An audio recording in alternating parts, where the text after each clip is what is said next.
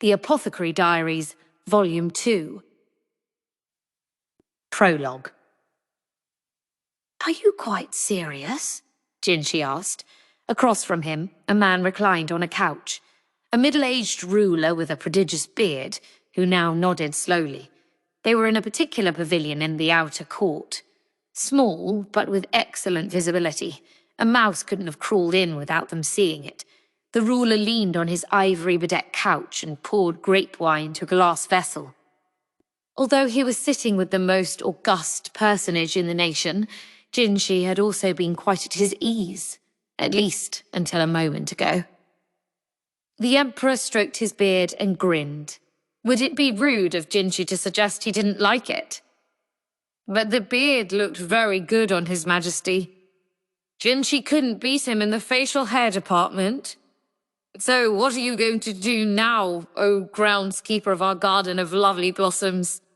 Unwilling to rise to His Majesty's bait, Jinshi held back a wry smile, instead offering one like that of a heavenly nymph, an expression that could have melted any heart he chose.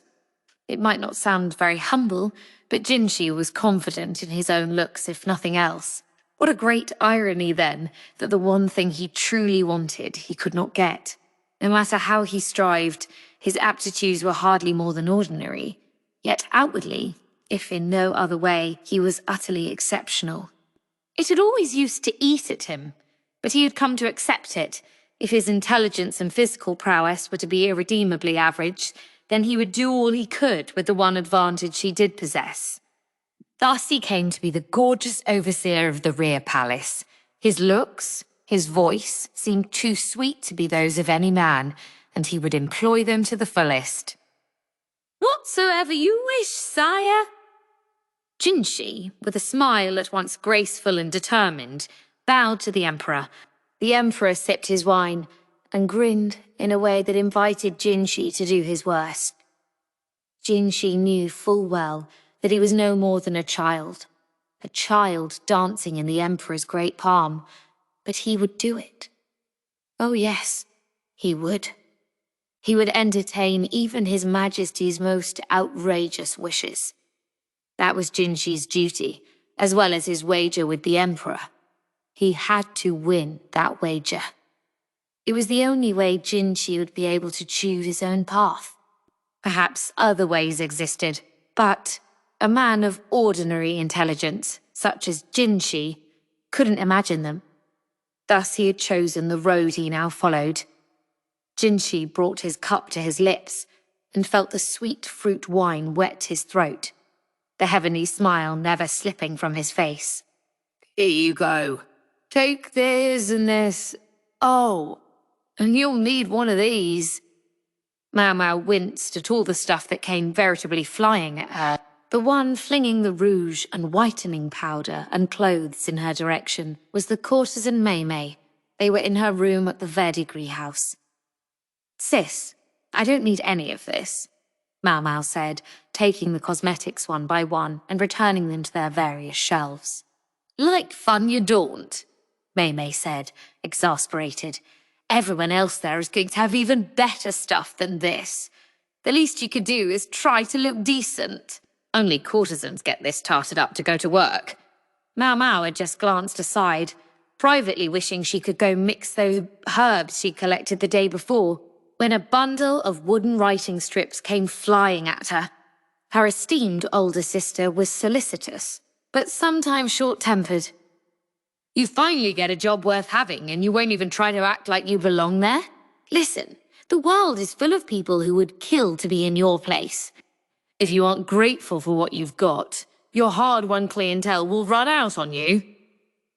"Oh, very well," Maomao said. Whether administered by the madam or Maomao, education in the Verdigris house could be a bit rough. But there was truth to what she said. Maomao picked up the writing strips a bit sullenly. The wood was dark where it had been written on, then erased over and over. Currently, it bore the words of a song, written in a delicate hand. Maomao was old enough to be thinking of retiring from courtesan's work, but her intelligence saw her popularity continue to flourish. She could write songs, play Gaoshun, and thereby entertain her clientele. She was one of those courtesans who sold not so much her body as her accomplishments. "You've got a plum job now. Save up all the money you can make." The wood strip-flinging woman of a moment ago was gone, replaced by Maomao's sweet, caring older sister. She stroked Maomao's cheek with a manicured hand, tucking some errant hair behind her ear. 10 months before, Maomao had been kidnapped and sold into service as a maid in the rear palace. Never in her wildest dreams had she imagined that after successfully making her way back to the pleasure district, she would once again go to work there. To those around her, it must have seemed a once-in-a-lifetime opportunity. Hence the stern look in Maymai's eyes. "Yes, sister," Maomao said obediently after a moment. Maymai smiled her graceful courtesan smile. "I hope you'll make more than just money. Make yourself a nice match with a fine man too, eh? There must be plenty of them just bursting with cash there. Oh, and I will be thrilled if you'd bring a few of them by to be my customers." The smile this time wasn't so gracious. There was a distinct element of cold calculation to it. Her chuckling older sister looked a bit like the old madam who ran the place, Maomao reflected. A girl had to look out for herself to survive in this line of work. Ultimately, Maomao found herself sent on her way with a large bundle packed to bursting with clothing and cosmetics.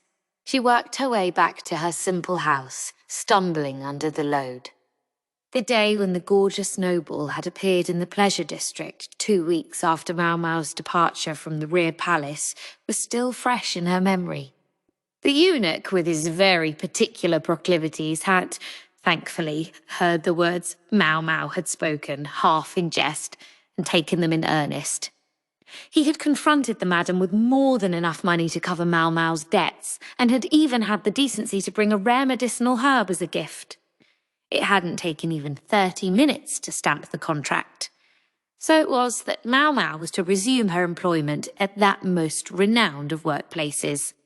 She was somewhat reluctant to leave her father again to go live in her place of employment, but the conditions imposed by her new contract were, as far as she could tell, much more lenient than before.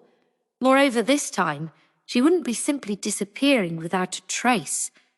Her father had told her with a gentle smile to do what she wished, but then his face had briefly darkened when he looked at her contract. What had that meant? "Looks like they were very generous," Maomao's father remarked, a large pot of medicinal herbs boiling nearby. Maomao finally put down the cloth-covered bundle and stretched her shoulders. Their ramshackle house was so draughty that it was cold even with the fireplace lit, and she and her father were each wearing several layers.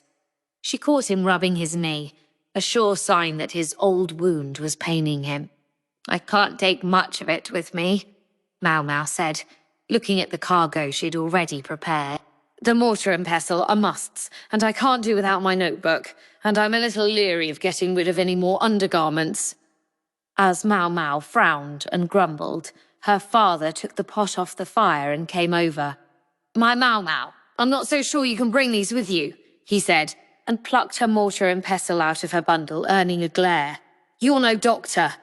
Try bringing these in, and they might figure you're planning to poison someone. Come now, don't look at me like that. You made this decision, and you can't take it back now." "Are we sure about that?" Maomao slumped down onto the dirt floor. Her father deduced at a glance what she was really trying to say. "All right now, finish your preparations, and then get yourself to bed. You can ask them to let you have your tools, just over time. It'd be rude not to be focused on your work, at least on the first day." "Yeah, fine." Maomao grudgingly returned the apothecary's implements to the shelf, then picked out a few of the most useful-looking parting gifts she'd received and put them in her bundle. She scowled at the whitening powder and the seashell full of blush, but eventually included the latter, which didn't take up too much room. Among the gifts was an excellent padded cotton jacket. Maybe they'd taken the opportunity to foist something on her that a customer had forgotten. It certainly didn't look like anything a courtesan would wear. Maomao watched her father stash the pot away and put some wood on the fire. Then he hobbled over to his bed, a simple reed mat, and lay down. His bedclothes consisted only of another mat and a poor outer robe. "When you're finished, I'll put out the light," he said, pulling the fish oil lamp close. Maomao packed the rest of her things, then went to tuck herself into her bed on the other side of the room. She was caught by a passing idea, though, and dragged her sleeping mat over toward her father's. "Well, now, it's been a while since you did that. I thought you weren't a child anymore." "No, but I am cold." Was it a little too obvious, the way Maomao averted her eyes? She'd been, she recalled, about 10 when she started sleeping by herself. It had been years. She stuffed the new cotton jacket between herself and her father and let her eyes drift shut. She rolled to one side and rounded her back, assuming a fetal position. It's going to be lonely round here again," her father said calmly. "Doesn't have to be. This time I can come home whenever I want." Maomao's tone was short, but she couldn't help noticing the warmth of her father's arm against her back. "Yes, of course. Do come back any time." A hand tousled her hair. "Father," she called him. "Dad, Pops." But his appearance was closer to that of an old woman, and everyone agreed that his manner was motherly. Maomao had no mother, not as such. But she had her father who cared for her, and the yammering old madam, and her endlessly lively older sisters, and I can come back and see them whenever I want. She could feel the warmth of her father's hand, withered like an old branch, still stroking her hair as her breathing fell into the steady, even rhythm of sleep.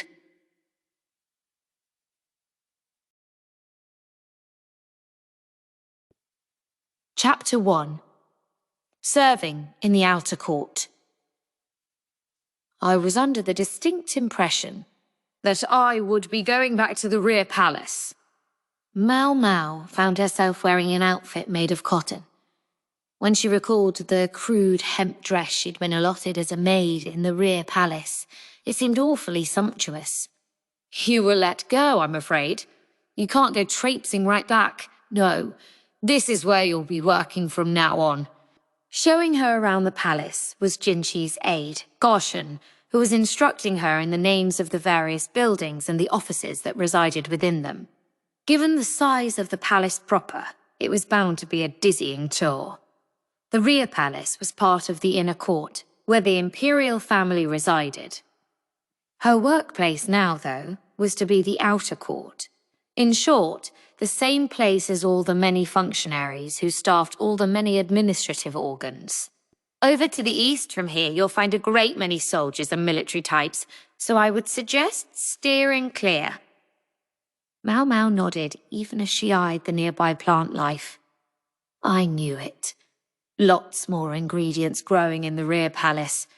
She suspected it was her father, Liu Ermen, who had planted the wide variety of useful herbs during his tenure there. It would explain the profusion of medicinal plants in an otherwise limited space. As they walked along, Gaoshun explaining this, that, and the other thing, Maomao felt a peculiar prickling along her neck. She shot a glance behind her to discover some of the women who served in the outer court looking at her. Or, more properly, glaring at her. Just as there are things among men that only other men understand, there are certain things for which only women have a shared sense. Men have a tendency to resolve their differences physically, whereas women often resort to emotional means. These women seem to be taking stock of the newcomer. Don't like this one bit, Maomao thought. She stuck out her tongue at the other women, then scuttled after Gaoshun toward the next building. It turned out Maomao's duties in the outer court would be much the same as those she had performed in the rear palace. Clean the rooms she was told to clean, and do odd jobs and little chores when and as she was instructed to do so. Jinqi, she gathered, had had bigger plans for her, but never got the chance to implement them. Maomao failed the test. How could you have failed? Ugh, why should I have passed?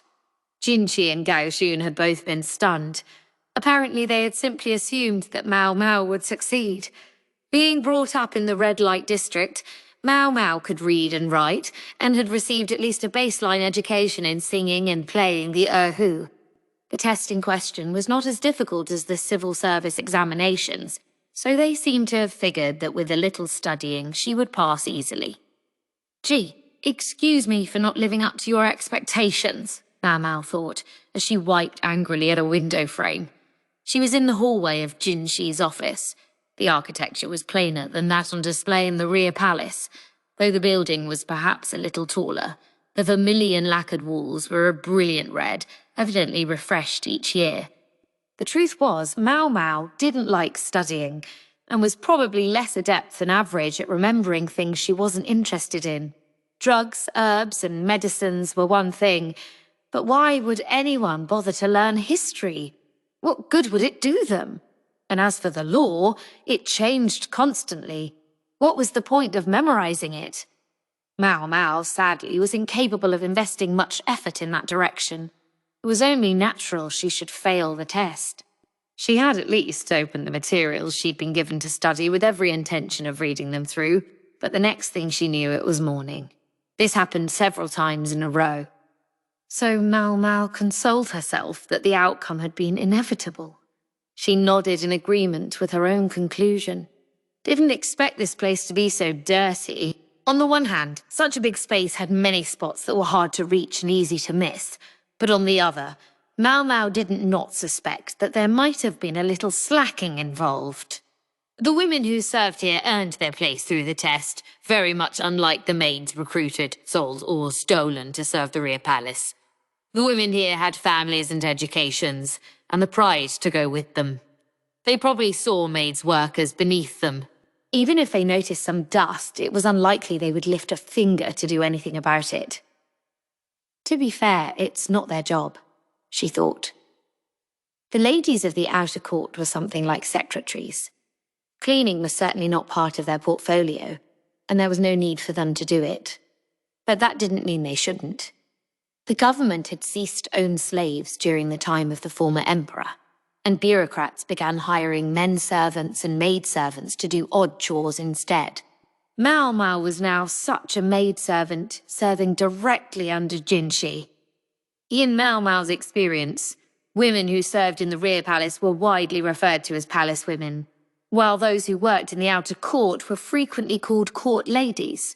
She might or might not have been exactly right about that, but it was a distinction Jinshi and others like him seemed to observe when they spoke.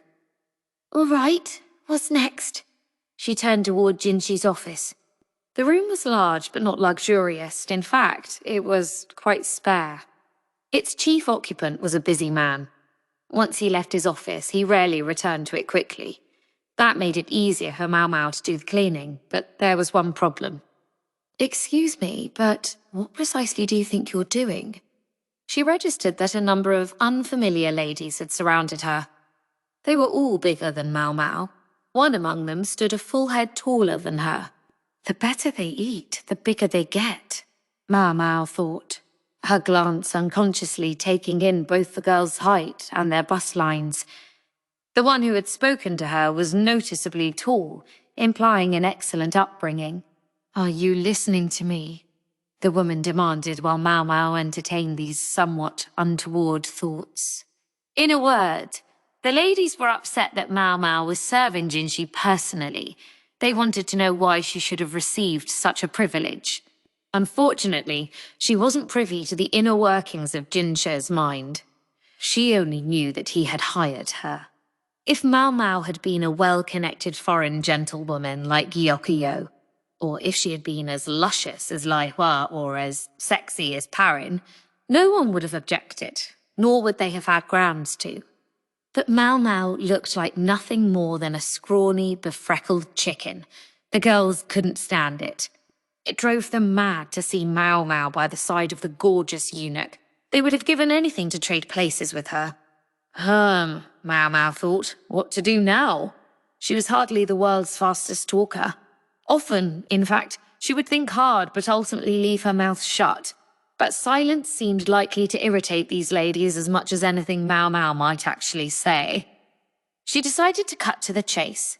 Do I understand correctly that what you're saying is that you're jealous of me? It was more than enough to anger the ladies. It was only after she had been slapped across the cheek that Maomao started to reflect that maybe she'd chosen the wrong words. There were 5 women around her, and Maomao hoped to avoid them killing her on the spot. But they herded her inexorably toward a dark corner of the hallway. She didn't have much to lose at this point, so Maomao decided to see if she could talk her way out of this. You can't possibly think I'm getting special treatment somehow. The ladies' faces distorted further. Maomao kept talking before she suffered another blow. That's absurd, and we all know it. What could a distasteful wench like myself have to do with one who could well be one of the heavenly nymphs incarnate? She cast her eyes on the ground as she spoke, but the slight twitching of the lady's cheeks didn't escape her notice. This might just work, she thought. Is this noble man you so desire a person of such poor taste? When fine abalone and boar's meat are laid before them, who would deliberately wish to gnaw on a discarded chicken bone instead? One would have to possess very specific proclivities. Those last words elicited another twitch from the women. I myself would not know, but do you believe that one of such beauty, with his ethereal smile, would possess such proclivities? I see. So his proclivities are... Nothing of the sort! That's ridiculous! Yes, ridiculous. A general hubbub ensued among the women. Maomao thought she'd escaped by the skin of her teeth, but one of the ladies was watching her skeptically. Yet none of that changes the fact that you were hired. Isn't that true? The comparatively calm woman said. She was the tallest of them, her face cool and composed. Now that Maomao thought about it, she realized this woman had remained detached throughout the preceding argument. Like the other women, she'd taken a half-step back, but she continued to watch Maomao closely. She seemed like the type who might follow a mob, just to see where it went, though not be a part of it herself. Well, if that's not enough to put them off, Maomao thought. And then she said, this is the reason. She held up her left arm and rolled down her sleeve. Then she began to unwrap the bandage that ran from her wrist to her elbow. One of the women cried, and they all looked at her, speechless. Cruel scars covered Maomao's skin. Those experiments with burns I did recently left some good, nasty ones too, Maomao thought. The aristocratic young women must have been disgusted. The heart of that most beautiful object of your affections is as celestial and pure as his smile. I can attest to it, for he has given even one such as me food and board. Maomao re-wrapped the bandage as she spoke. She was careful to accent her remarks with a demure glance at the ground and a gentle tremble of her body. Let's get out of here, one of the women said, thoroughly relieved of any interest in Maomao. They promptly left. The tall one glanced back at her, but was soon gone as well. There, finally over, Maomao thought to herself. She cracked the joints in her neck and picked up her dusting rag again.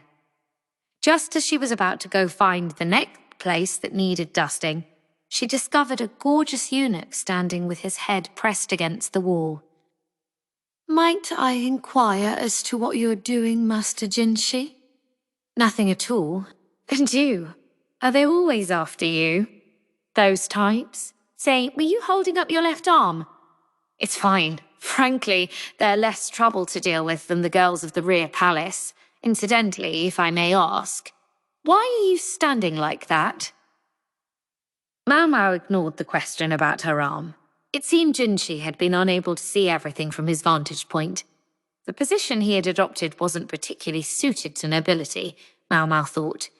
Judging by the way he was holding his head in his hands, Gaoshun, behind Jinshi, seemed to agree. If you don't mind, I'll be about my cleaning, sir. With Jinshi back again, it wouldn't be possible to clean the office. She would have to find somewhere else that needed dusting. Maomao went off with her rag and a pail. but from behind her she heard Jinchi mutter, "Proclivities. I don't think I said anything wrong," Maomao told herself. Even if Jinchi had witnessed the last moments of that confrontation, she saw no special reason for him to be upset. Instead, she focused on her cleaning. "Not much around here in winter, is there?" Sitting cross-legged in her room, Maomao folded her arms over her chest and grunted to herself. She'd stolen a moment here and there in between jobs during the afternoon to collect some herbs, but pickings was slim and she still didn't have nearly enough to properly work with. Left with scant choice, she simply cleaned them, patted away as much of the water as she could, and then hung them on the wall of her room to dry. She had been doing this ever since she came to the outer court, and Maomao's room had turned into quite a sight to see. Drying herbs hung everywhere. She had been assigned a relatively nice room for the quarters of a live-in maid, but there was no getting around the fact that it was still a little cramped. Really no bigger than her quarters in the rear palace. The difference was that at the Jade Pavilion she had been able to ask for permission to use the kitchen, and combined with the abundance of available resources, producing her concoctions had been a simple matter, all of which had taken the sting out of the size of her accommodations. What to do? What to do? Maomao regarded the Paulownia chest she'd placed carefully on top of her wicker trunk.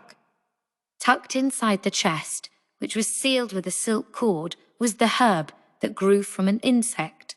It was called Dongchong Shi Cao, winter worm, summer weed, otherwise sometimes known as caterpillar fungus, and Jinchi had brought it with him along with the money when he came to the pleasure district.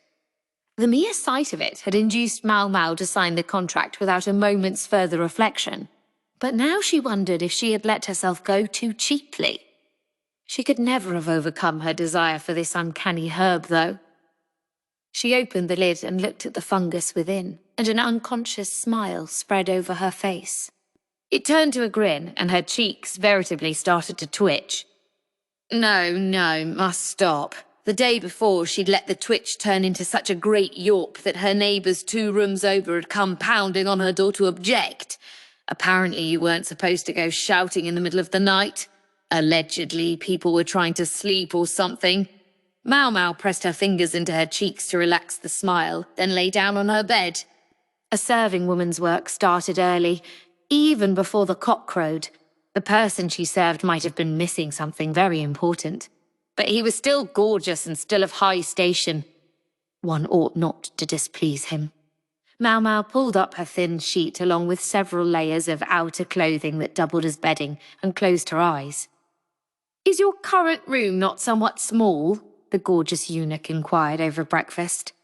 Maomao blinked, then replied, "I dare say it's more than generous for a serving girl like me."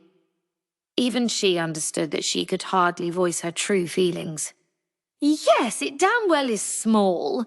If possible, I'd like to request a room with a generous fireplace, located next to a well." "You mean it?" This time she simply didn't say anything.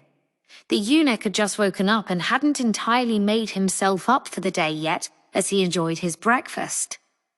His otherwise tousled hair was held back with a simple tie. It was a bit problematic, how lurid it looked. Gaoshun was in the room along with Maomao, as was a lady-in-waiting in the first flush of old age. They were the only ones allowed here, and Maomao could understand why. A woman might be driven mad with lust by what Maomao was currently seeing, and even a man might forget the boundaries of gender. This esteemed personage, she concluded, could be downright sinful. He's like a bug in heat. Some female insects produced exotic scents to attract mates. A single female could draw dozens or hundreds of males. Maomao herself had been known to take advantage of this characteristic to collect insects she needed as ingredients. From that perspective, Jinchi's constitution might be considered extremely interesting. If I could capture that subtle aroma and turn it into an incense, I bet it would sell. Such was the mindset with which Maomao regarded her potential love potion ingredient. That is to say, Jinchi. It was an unfortunate fact that when Maomao was focused on a particular thought, something not having to do with the situation at hand, her attention tended to wander from the present moment. It frequently prevented her from following conversations going on around her, a tendency that was compounded by her habit of nodding along whether or not she was actually listening. "If you wish, I shall have a new room prepared for you."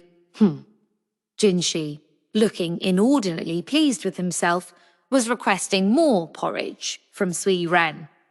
She was one of just a few ladies-in-waiting ever to have served Jinshi.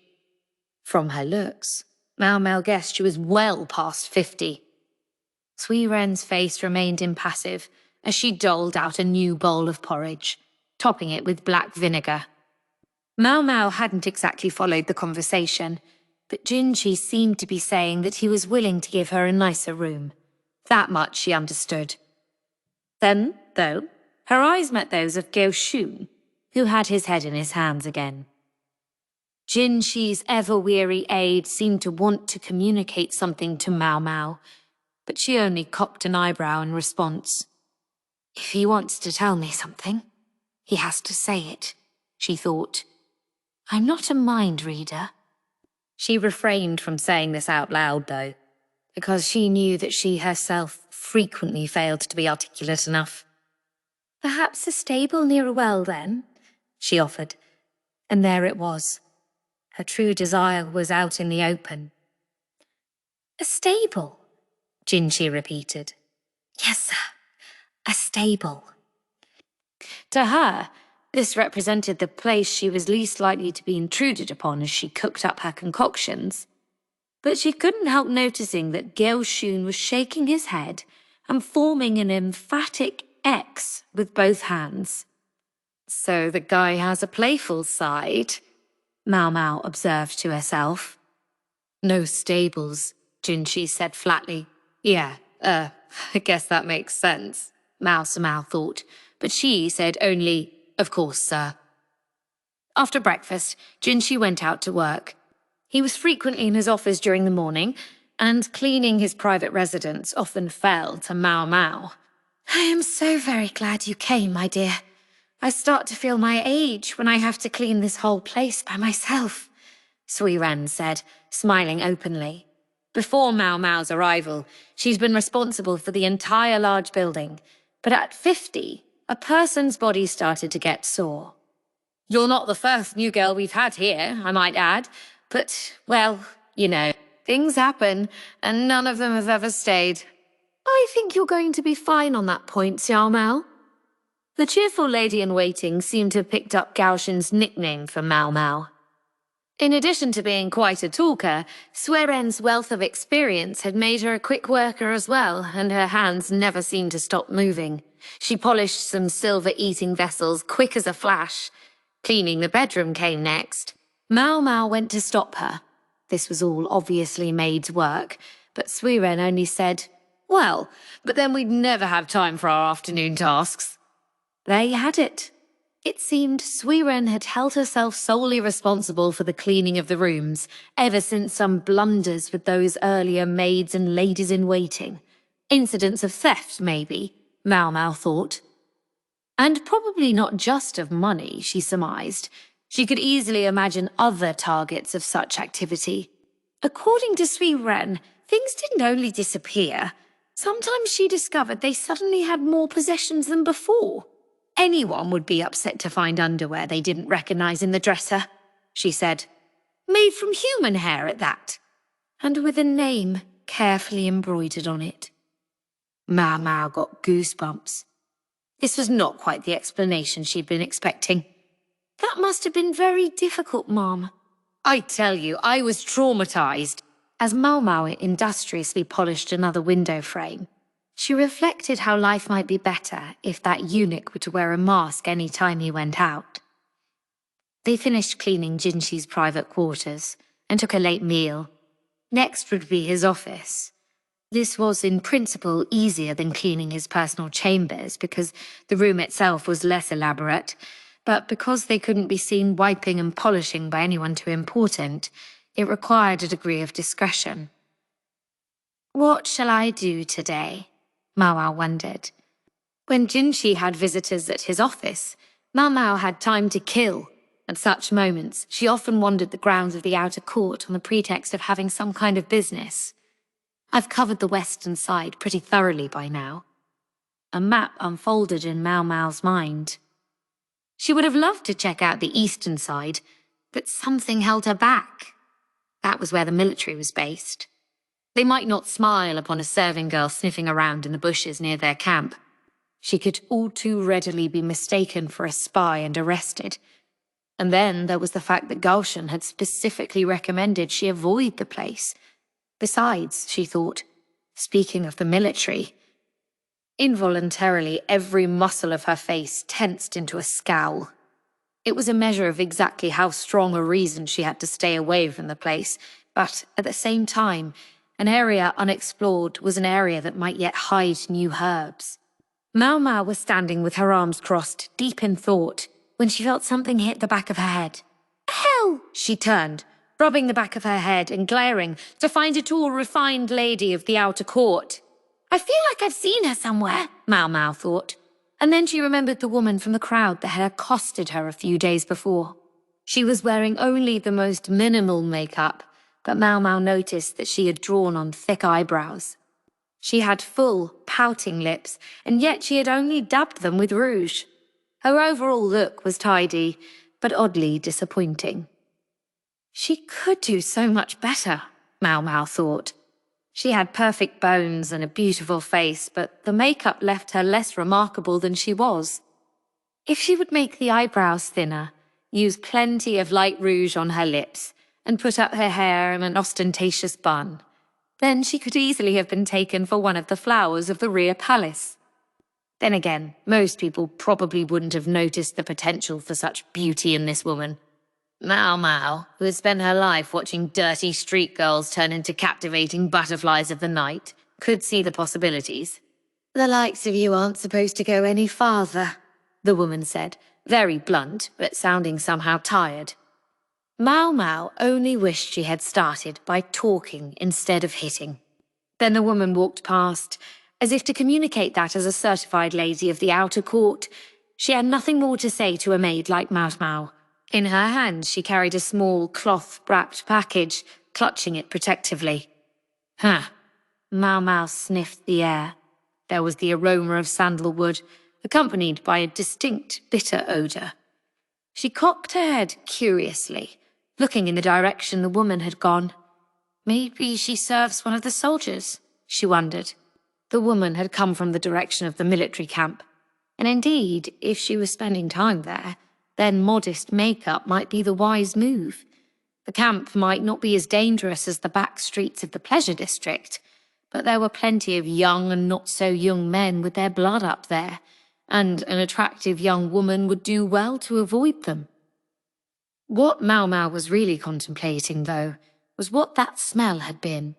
Her reverie was broken by the ringing of a bell. Guess I'll have to forget about it for today, she thought. She did an about face and headed back toward Jinshi's office, hoping the master of the place would be absent when she got there. Chapter 2. The Pipe. The gorgeous noble, that is, Jinshi, was busier than Maomao had realized. As a eunuch, she'd assumed the Imperial Palace represented his entire workload, but it seemed he had much business in the outer court as well. At the moment, Jinshi was making a face at some paperwork. He'd indicated that he was going to be stuck in his office the entire day, so Maomao had no option but to work around him as she cleaned. She was collecting scrap paper in one corner of the room. The paper was of excellent quality, but covered with awful suggestions. Ideas that were in the trash because they were hardly worth looking at. No matter how worthless the suggested statutes scrawled on them, however, the paper they were written on couldn't be reused. It had to be burned. Think of the tidy bit of pocket change it would bring if I could sell it, Maomao thought. It wasn't a very nice thought. Still, she reiterated to herself that this was her job. She knew she had to burn the stuff. There was a fire pit for trash in one corner of the large palace complex, surrounding Jinshi's office. over by the military training grounds and some storehouses. Ah, the military. Maomao thought. Honestly, she wasn't eager to get anywhere near them, but she had no choice. She was just getting to her feet, resigned that this was her duty, when she felt something settle across her shoulders. It's chilly out. Please, wear this. Gaoshun, showing his thoughtful side, had placed a cotton jacket on her back. There was a dusting of snow on the ground, and the wind could be heard to rattle the desiccated branches of the trees. The warm room, heated by several braziers, made it easy to forget. But they were still hardly a month into the new year. It was the coldest season of all. "Thank you very much," Maomao said. She really meant it. It seemed such a waste to have made Gaoshun a eunuch. That extra layer of insulation would make a lot of difference. As she ran her arms through the sleeves of unbleached cotton, she realized Jinshi was watching her intently, practically glaring at her, in fact. Did I do something wrong? Maomao tilted her head in curiosity, but then she realized it didn't seem to be her Jinshi was glaring at so much as it was Gaoshun. Gaoshun, noticing the gaze as well, flinched. "This is from Master Jinshi, I hasten to add. I'm only the messenger." For some reason, Gaoshun gesticulated broadly as he spoke. Suffice to say, he didn't sound wholly convincing. Is he being reprimanded for taking too much initiative? Maomao wondered, marveling that he should have to get permission for something so simple as giving a cotton jacket to a maid. It wasn't easy being Gaoshun either. "Is that so?" was all Maomao said. She bowed in Jinshi's direction, then hefted the basket of paper scraps and made for the fire pit. "I wish you'd planted some here too, Dad," Maomao thought to herself with a sigh. The outer court was many times larger than the rear palace, yet boasted far fewer herbs that might make worthwhile ingredients. She'd succeeded in finding little more than dandelions and mugwort. Then again, she'd discovered some red spider lilies as well. Maomao enjoyed eating red spider lily bulbs soaked in water.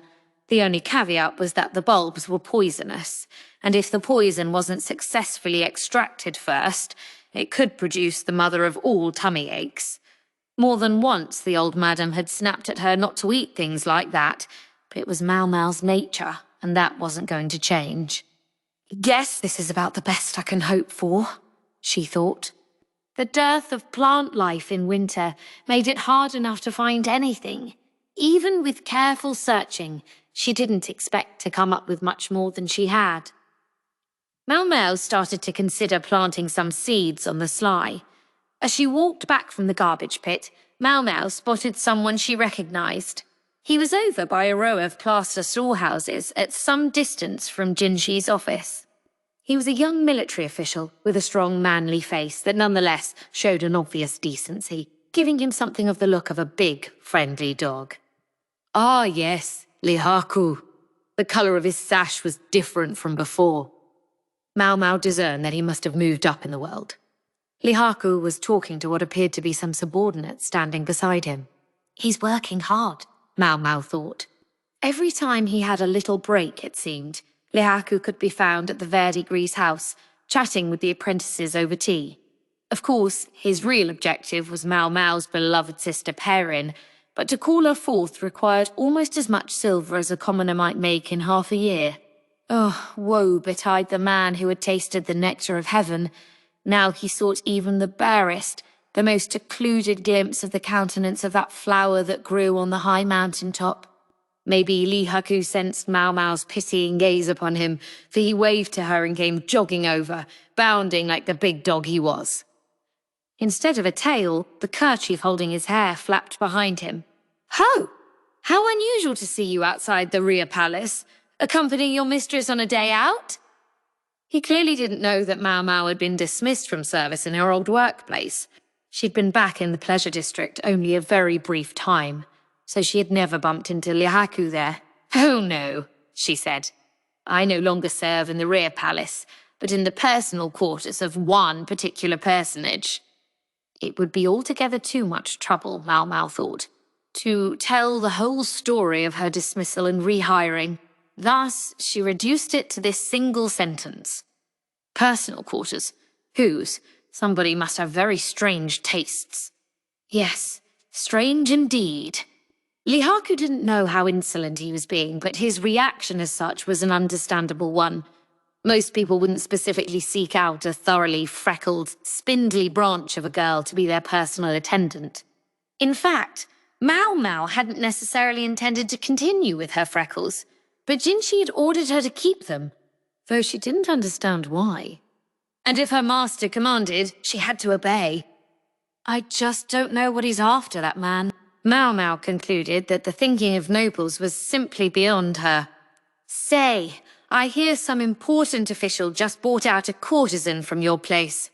So it seems. Guess I can't blame him for this one, Maomao thought. When the employment contract had been concluded, and Maomao was to go with Jinshi, her overexcited sisters had prettied her up in every way they knew how, finding the most special clothes for her, doing her hair, and covering her in a mountain of makeup, until she looked like anything but an ordinary maid, headed to an ordinary posting. She remembered her father, for some reason, watching her go as if watching a calf leave his barn. To enter the palace, looking like a tarted-up courtesan, was bad enough, but Jinshi's presence attracted yet more attention, and Maomao found a very uncomfortable number of eyes on them. She'd changed as soon as she could, but no doubt quite a few people had seen her before then. Still, she was struck that Lihaku could be speaking of her, to her, and have no idea. But, she supposed, what more could you expect from a dumb mutt? If I may say so, you seem to be in the middle of something. Do you really have time to be talking to me? Oh, ahem. Yeah. One of Lihaku's subordinates was coming over to check on him. He looked happy at first to see a woman there. A man living on a salary as poor as his was apt to be suffering from a drought of the fairer sex. But when he saw Maomao, his disappointment was palpable. She was used to this reaction. But it also showed some of what made the superior superior and the subordinate, There was a fire, Lihaku said, jerking his thumb in the direction of the storehouses. Not a big one. They're not that unusual this time of year. Still, he had to investigate the cause, which was what he was currently doing. Cause unknown, eh? Maomao thought. Now that she'd gotten a sniff of the story, she would have stuck her nose in even if someone had begged her not to. Maomao slipped between the two and headed toward the small building. Hey! Better keep your distance, Lihaku called. I understand, Maomao said, scrutinizing the building and everything around it. There was soot on one of the cracked plaster walls. It looked like they'd been lucky the fire hadn't spread to any of the other storehouses. If this was simply a small fire, then there were several unusual things about it. For one, why had Lihaku come to deal with it personally if it was so ordinary? Surely he could have ordered some lackey to do it. What was more, the building seemed substantially damaged. More like the effects of an explosion than a short-lived blaze. Maybe someone had even been injured. They must suspect arson, Maomao concluded. It would be one thing to burn down a random storehouse somewhere, but on the palace grounds themselves, that was something else. Maomao's country was largely peaceful, but this wasn't to say no one had any grievances against the government. Barbarian tribes occasionally conducted raids, and droughts and famines did sometimes occur. Relations with the other states were largely cordial, but there were no guarantees as to how long they would stay that way. And there must have been some inhabitants among the country's vassal states who were displeased with their status. Most of all, the former emperor's practice of annual hunts for women had left the farming villages with a serious shortage of potential brides. It had been only 5 years since his former majesty had departed this world, and there must have been many who still remembered his rule all too well. As for more recent events, slavery had been abolished upon the accession of the current emperor, no doubt depriving more than a few merchants of their source of income. "Hey, what do you think you're doing? I said stay back." Lihaku caught Maomao's shoulder, glowering. "Oh, I was just curious about something." Maomao peered into a broken window. Then she slipped neatly out of Lihaku's grip and scampered into the building. Scorched straws were everywhere. From the potatoes rolling around on the floor, she gathered that this warehouse had been used to store food. What a shame, she thought, that the potatoes had gone past the point of being well-cooked and were now hopelessly blackened. Looking for anything else that might have fallen on the ground, Maomao discovered some kind of stick. The moment she touched it, though, it turned to ash, leaving only the carefully worked tip. "Is this ivory?" she wondered. "It looks like a smoking pipe." She brushed off the decorative stummel and studied it. "Listen, you can't just wander around in here," Lihaku said, finally and understandably starting to sound angry. But once Maomao was invested in a problem, she couldn't let it go. She crossed her arms, trying to put the pieces together in her head. An explosion, a warehouse full of food, and a pipe on the ground. "Did you hear me?" "I heard you." Yes, she heard Lihaku. She just wasn't listening to him. Maomao was aware this was a bad habit of hers. She left the warehouse, heading toward the one directly opposite, where the goods that had been saved from the fire had been moved. "Does this storehouse have the same sort of things in it as the one that burned?" Maomao asked the lower-ranking soldier. "Yeah, I think so. All this stuff is farthest inside, apparently."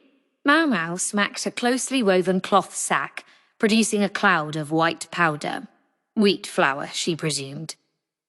Can I have this?" she asked, pointing to an unused wooden crate. It was well built, with close fittings, probably intended for storing fruit or the like.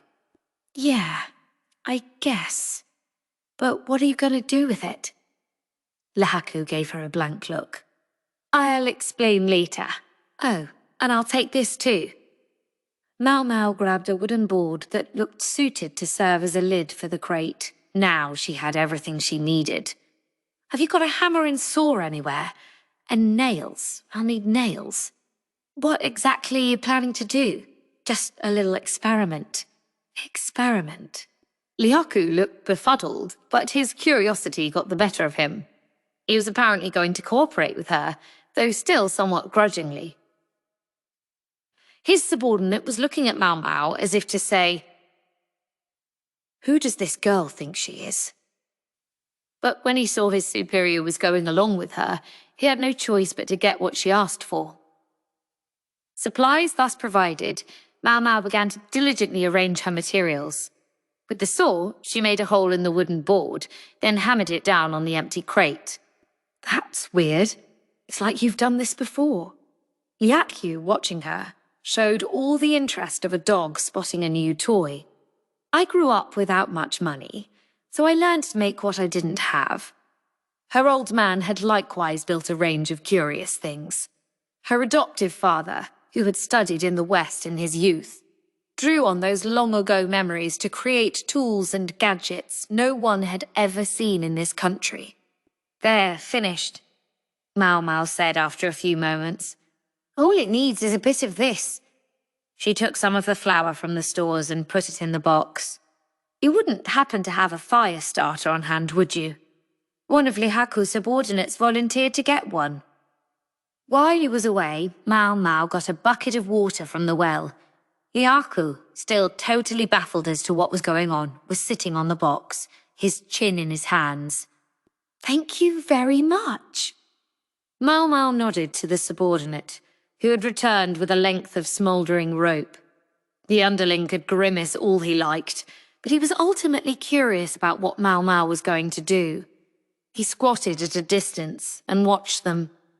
Maomao went and stood in front of the crate with her wick, but for some reason, Lihaku was standing right there beside her. She levelled her gaze at him. "Master Lihaku, this is dangerous. Might I ask you to keep a safe distance?" "Danger, ha! If a young lady like you can do it, surely a warrior like myself is at no real risk. He was obviously set on acting as proud and manly as he could, so Maomao gave up the argument. Some people just had to learn through experience. Very well, she said. But there is risk involved, so please take due caution. Be ready to run away immediately. Run away? From what? Maomao ignored Laku's incredulous look, tugging on the sleeve of the crouching underling and advising him to watch from behind the storehouse. When all was in readiness, Maomao pitched the burning rope into the crate. Then she covered her head and ran. Laku only watched her in perplexity. I told him! A second later, fire burst from the crate, burning hungrily. Ah! Laku dodged the pillar of flame by inches. Or most of him did, anyway. His hair managed to catch the edge of the conflagration. Put it out! He cried, panicking. Maomao picked up the bucket of water she had prepared and doused him with it. The fire went out, leaving only some smoke and the smell of singed hair. I told you to run! Maomao looked at Lihaku as if to ask whether he understood the danger now. As Lihaku stood with snot dripping from his nose, his subordinate quickly tossed an animal pelt on him. The man seemed to want to make some sort of comment, but he couldn't bring himself to do it. Perhaps you would be so kind as to request the watchman of the storehouse to refrain from smoking tobacco on duty. Maomao's assessment of the cause of the fire was really speculation, but she felt safe treating it as fact. Right, Lihaku replied, looking relieved. He was ghostly pale. However strong he might be, he would catch cold if he didn't warm up soon. He should have been hurrying back to his quarters to light a fire, but instead he was staring fixedly at Maomao. But what a world was that all about? She could practically see the question mark above his head. His subordinates looked likewise flummoxed. Here's your culprit.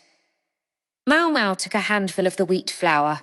A gust of wind came up and spirited the white powder away. Wheat flour and buckwheat flour are both highly flammable. They can combust if there's enough in the air. The flour had exploded. It was as simple as that. Anyone could understand it once they knew what had happened. Lihaku simply hadn't been aware of the possibility.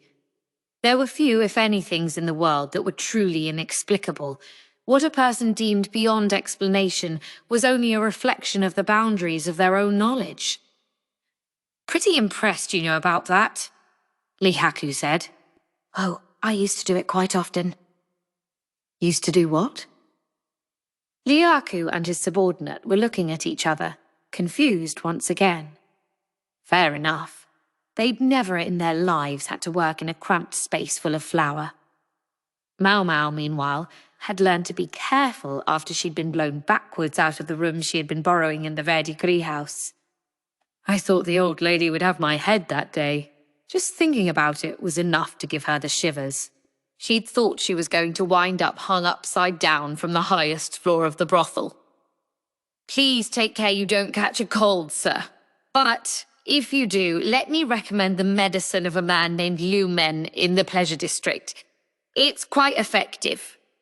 Mustn't forget promotion. Lihaku might buy her father's medicine on one of his visits to Pren. Maomao's old man was as terrible a salesman as he was brilliant a pharmacist, so if she didn't do at least this much, he might not make enough to feed himself. That took longer than I meant it to. Maomao picked up the basket of scrap paper and turned once more for the trash pit. It was just nearby. She would hustle the attendant and then get out of there. Oops, she thought. Looks like I unintentionally took a souvenir. She realized the item she'd picked up earlier was still at the collar of her robe. The pipe. This was the reason she'd said to warn the watchman about smoking. The stummel in her hand was a bit singed, but clearly of fine make. A rather finer piece than one would expect to be in the possession of a simple storehouse guard. Might be important to him, she thought.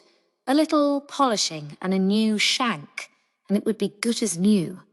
Word was that there had been injuries, but no deaths in the explosion. meaning the pipe's owner was probably recuperating somewhere.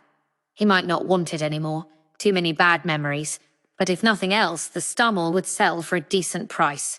For the time being, Maomao tucked the soot-stained ivory piece into the top of her robe. Going to have to work late tonight, she thought as she handed the waste to the trash pit attendant.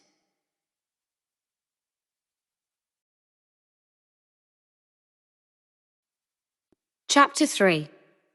Teaching at the Rear Palace. What in the world is going on in there?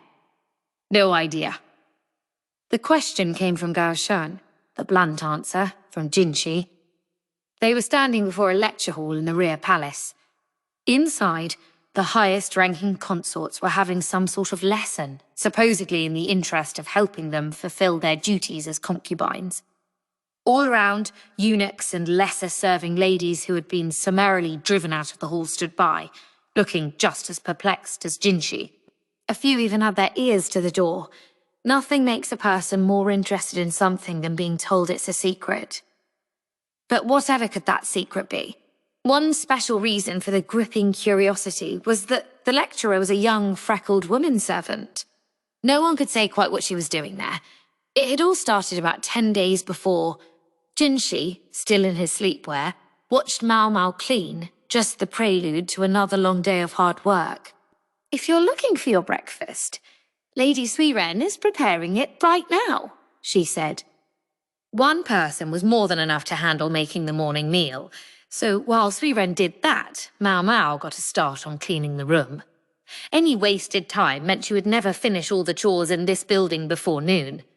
The old lady-in-waiting certainly took full advantage of her new assistant.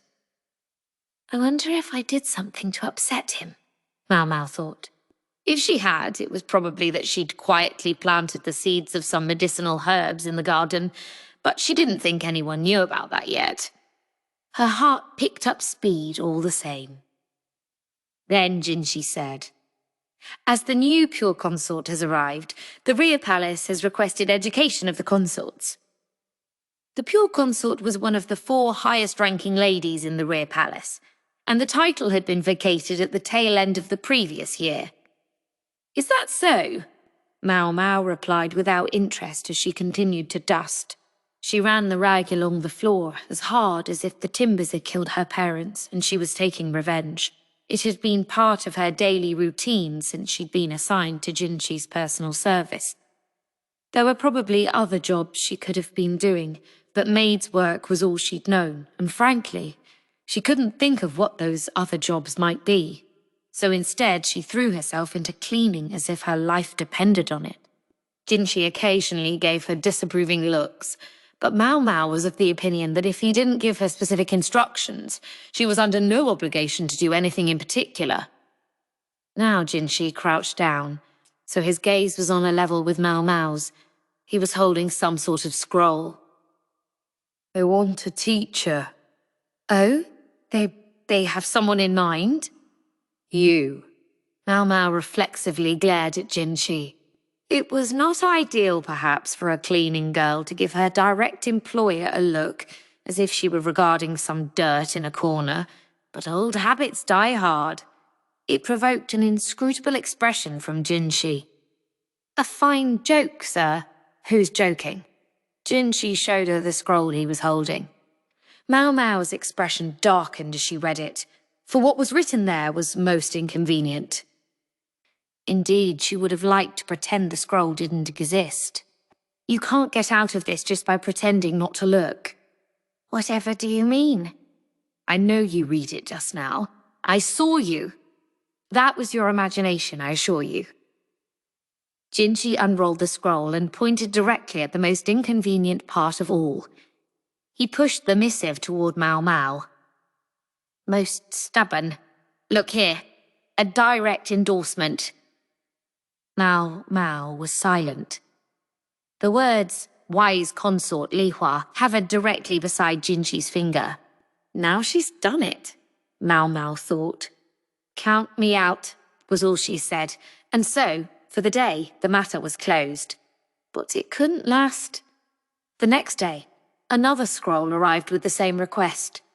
This time, The endorsement was provided by Consort Gaokuyo. With two of the great consorts having affixed their names to these letters, even Maomao couldn't ignore them anymore. She could easily picture the red-haired concubine laughing merrily to herself. This time, the request further stipulated that an appropriate honorarium would be provided. Maomao was resigned to it now, albeit with many a sigh and shudder, so she sent a letter home, a necessary first step in preparing for the job she had been asked to do. By home, though, she meant not to lure men, but to the courtesans who had been like parents to her. Several days later, the items she had requested arrived, along with an invoice from the madam. Maomao thought the old lady had seriously inflated the price, but nonetheless she discreetly added an extra 0 to the number before passing the bill to Jinshi.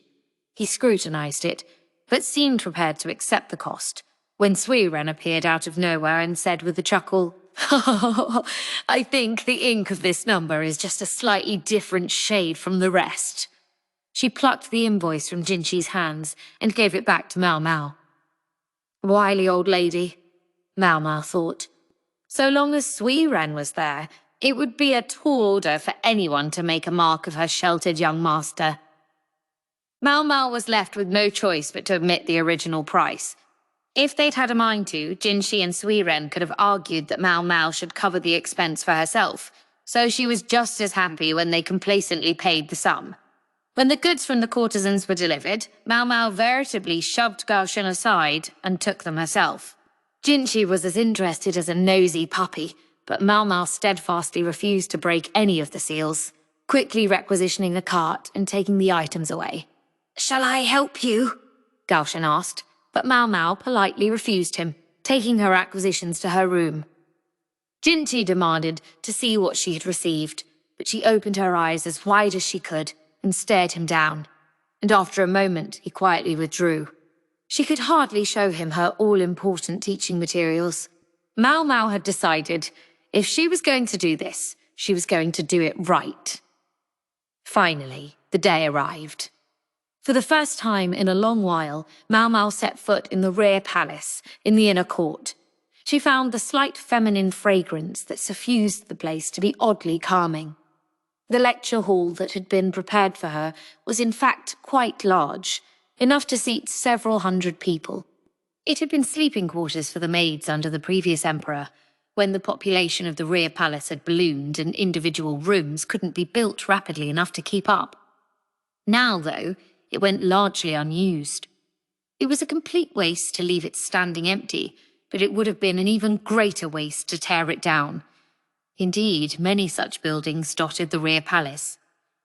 I don't need all this space, Maomao thought. She wasn't teaching anything particularly important, so why was such a crowd gathering?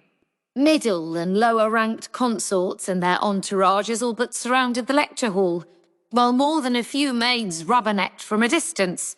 The subject of instruction on this occasion was of no small importance to the consorts and concubines.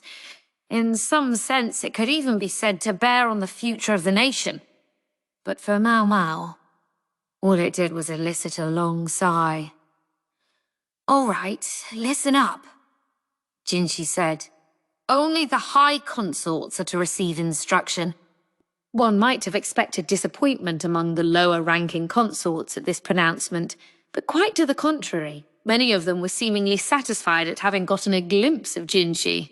At least half had apparently come only to see or even hear him. They clung to pillars and railings all around. It looked awfully overdramatic to Maomao, but more than a few such ladies were doing it. She sometimes wondered if this eunuch wasn't in fact some fell spirit who bewitched those around him. When the moment arrived, Maomao entered the lecture hall to find Jinshi trotting at her heels. She set her jaw and glared at him. "What?" he asked, but Maomao only pushed him back out of the room. His willowy figure belied how much work it took to shove him out the door. "But why?" he said. "Because what will transpire here is secret, confidential, and positively not for outsiders. I was asked to instruct our honoured consorts, and last I checked, Master Jinshi, you are not one of them." Then she shut and barred the door. She let out a long breath, then took an appraising look around the lecture hall. 9 people were present, the 4 high consorts, with 1 attendant each, and Maomao. There was an audible murmur from the other side of the door.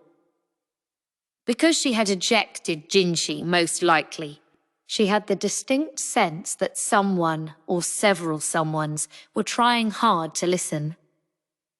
Maomao pushed her little cart to the centre of the hall, then slowly bowed her head. My cordial greetings to you, honoured ladies. I, Maomao, humbly present myself to you as your instructor. Consort Gyokuyo, looking as lovely as ever, gave a friendly little wave. Her attendant, her chief lady-in-waiting Hongyang, observed this dubiously. Consort Lihoa had finally gotten most of the meat back on her bones, and she was watching Maomao placidly. The same couldn't be said of the lady-in-waiting who attended her, whose face contorted when she saw Maomao. Maomao savoured the moment. As for Consort Li Shu, she exuded the same slight air of nervousness as always. No doubt she was trying to take extra care with the 3 other high consorts around. The lady-in-waiting attending her didn't look any more comfortable than her mistress, but the way she was obviously set on protecting the consort brought a smile to Maomao's heart. Finally, the last of the august ladies. A face Maomao hadn't seen before. The young woman who had replaced one of the former high consorts was about Maomao's age. She was Lakan, the new pure consort. She had her black hair tied up high on her head, and in place of a hair stick, she used the feather of a bird from the southern reaches. Her dress suggested she might be a princess from the southern lands, but her physiognomy was more that of a northerner. Her lady-in-waiting looked the same way, and Maomao concluded that the style of dress must have been a personal preference. Lakan was neither as alluring as Gyokuyo, nor as dazzling as Li Hua. Unlike Li Shu, she was of an appropriate age to share a bed with the emperor, but for the moment it didn't appear she would threaten the delicate balance of the rear palace. That costume, though, it made her by far the most conspicuous of the 4 high consorts. In particular, her makeup accented the corners of her eyes so emphatically that it was impossible to tell what they really looked like. Maomao could hardly picture how the consort must appear without cosmetics. Not that it matters to me. With her little introduction complete, Maomao pulled a stack of textbooks from among her supplies and began passing them out, 1 to each consort. Each had her own reaction as she took her copy. Widening eyes, an amused chuckle, a furious flush of the cheeks, a furrowed brow. About what I expected, Maomao thought.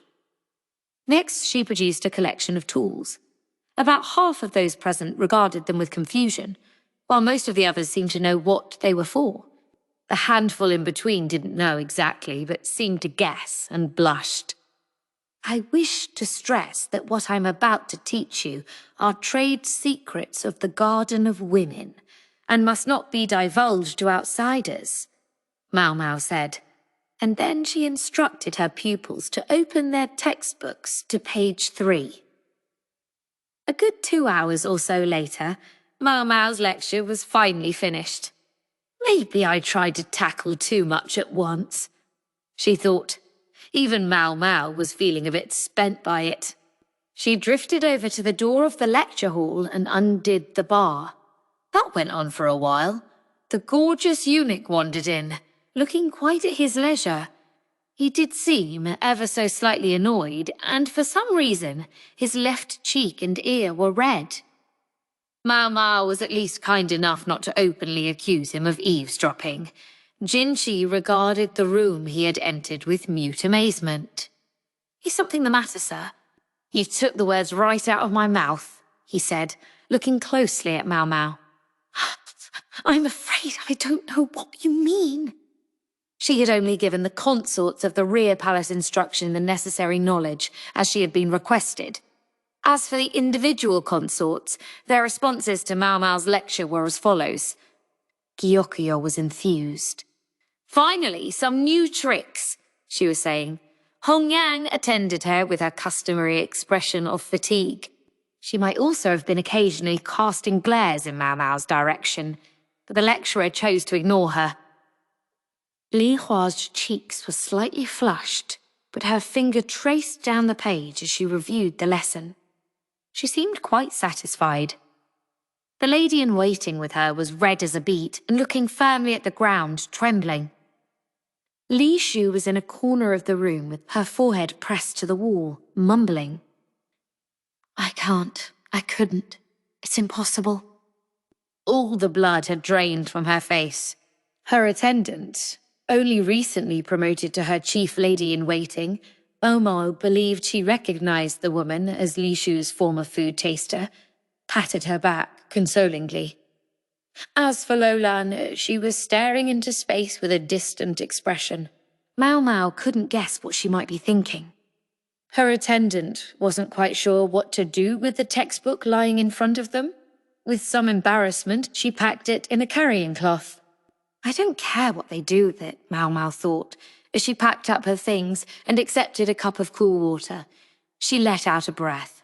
She was tired, but the thought of the envelope full of money she would receive took the edge off her fatigue. Each of the consorts was allowed to keep the instructional materials she'd received. Some clutched their books lovingly, while others touched them only with evident trepidation.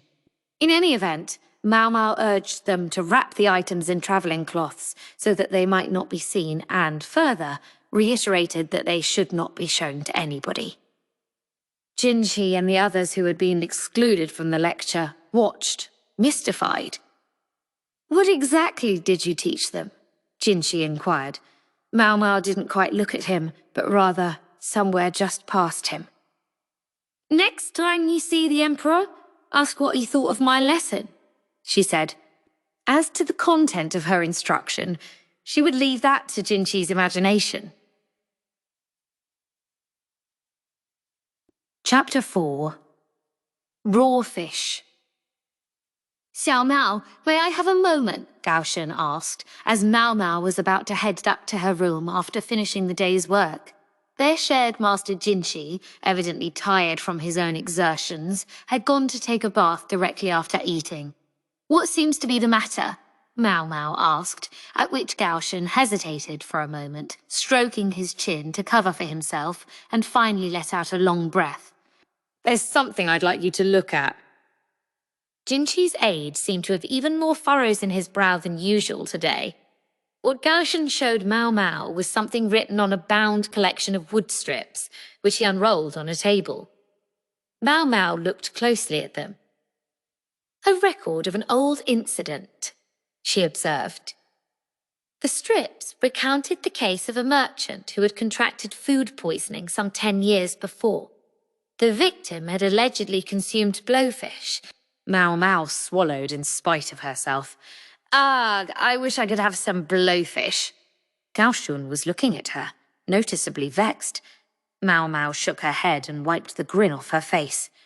Next time we have a chance, I'll take you to eat something of the sort, Gaoshun said, though he added pointedly that blowfish liver would not be served. Maomao was a bit put out by that. Real gourmands know how to enjoy that unique tingle. But nonetheless, there was nothing like the prospect of a good meal to get her invested in a project. She started studying the materials closely. Why are we looking at this, if I may ask? Long ago, my work happened to involve me in the matter of this case.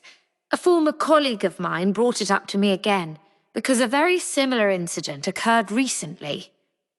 Was this former colleague, Maomao wondered, someone from before Gaoshun had become a eunuch?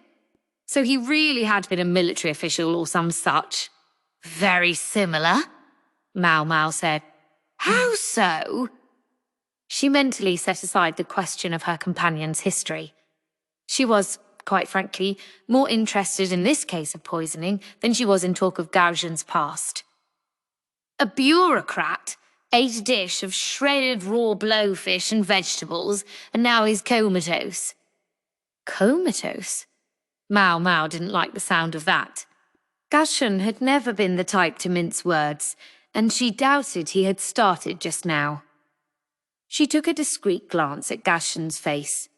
He had the same wrinkle in his brow, the same somewhat wrung-out expression as usual, but he also seemed to be studying Maomao in much the way she was studying him. "My apologies, Master Gaoshun, but might I ask for further details?" Despite her directness, Gaoshun didn't flinch, but only nodded slowly, his hands still resting in his sleeves. "Yes, of course. I'm quite happy to tell you, Cao Mao. I'm confident you know where you stand." She wasn't sure that was a compliment. The meaning was clear enough. Keep your mouth shut. "Besides," he went on, "could I really leave the story off there?" What a tease. He knew perfectly well that Maomao's curiosity would be fired by now. "Please, by all means, continue," Maomao said, frowning at how amused Gaoshun seemed by his own sudden importance to her. Gaoshun pointed at the strips of wood and said, "In the current case, the dish included blowfish skin and meat, almost raw, just given a quick scalding. The victim consumed the dish and fell into a coma." "Meat?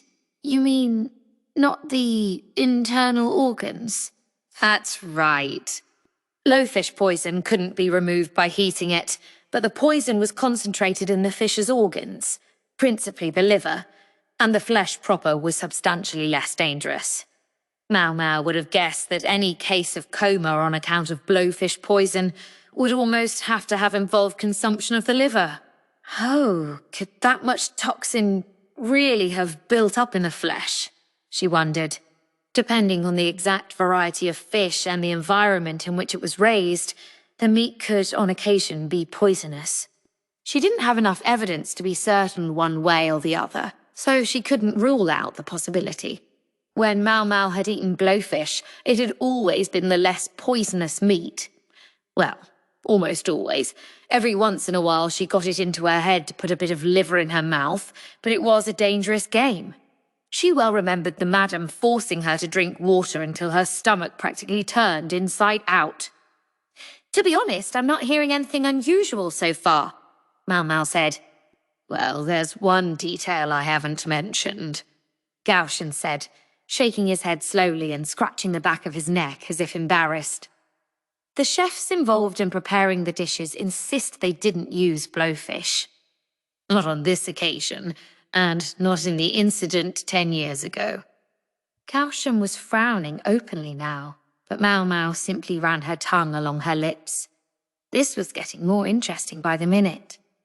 There were several points of similarity between the two cases.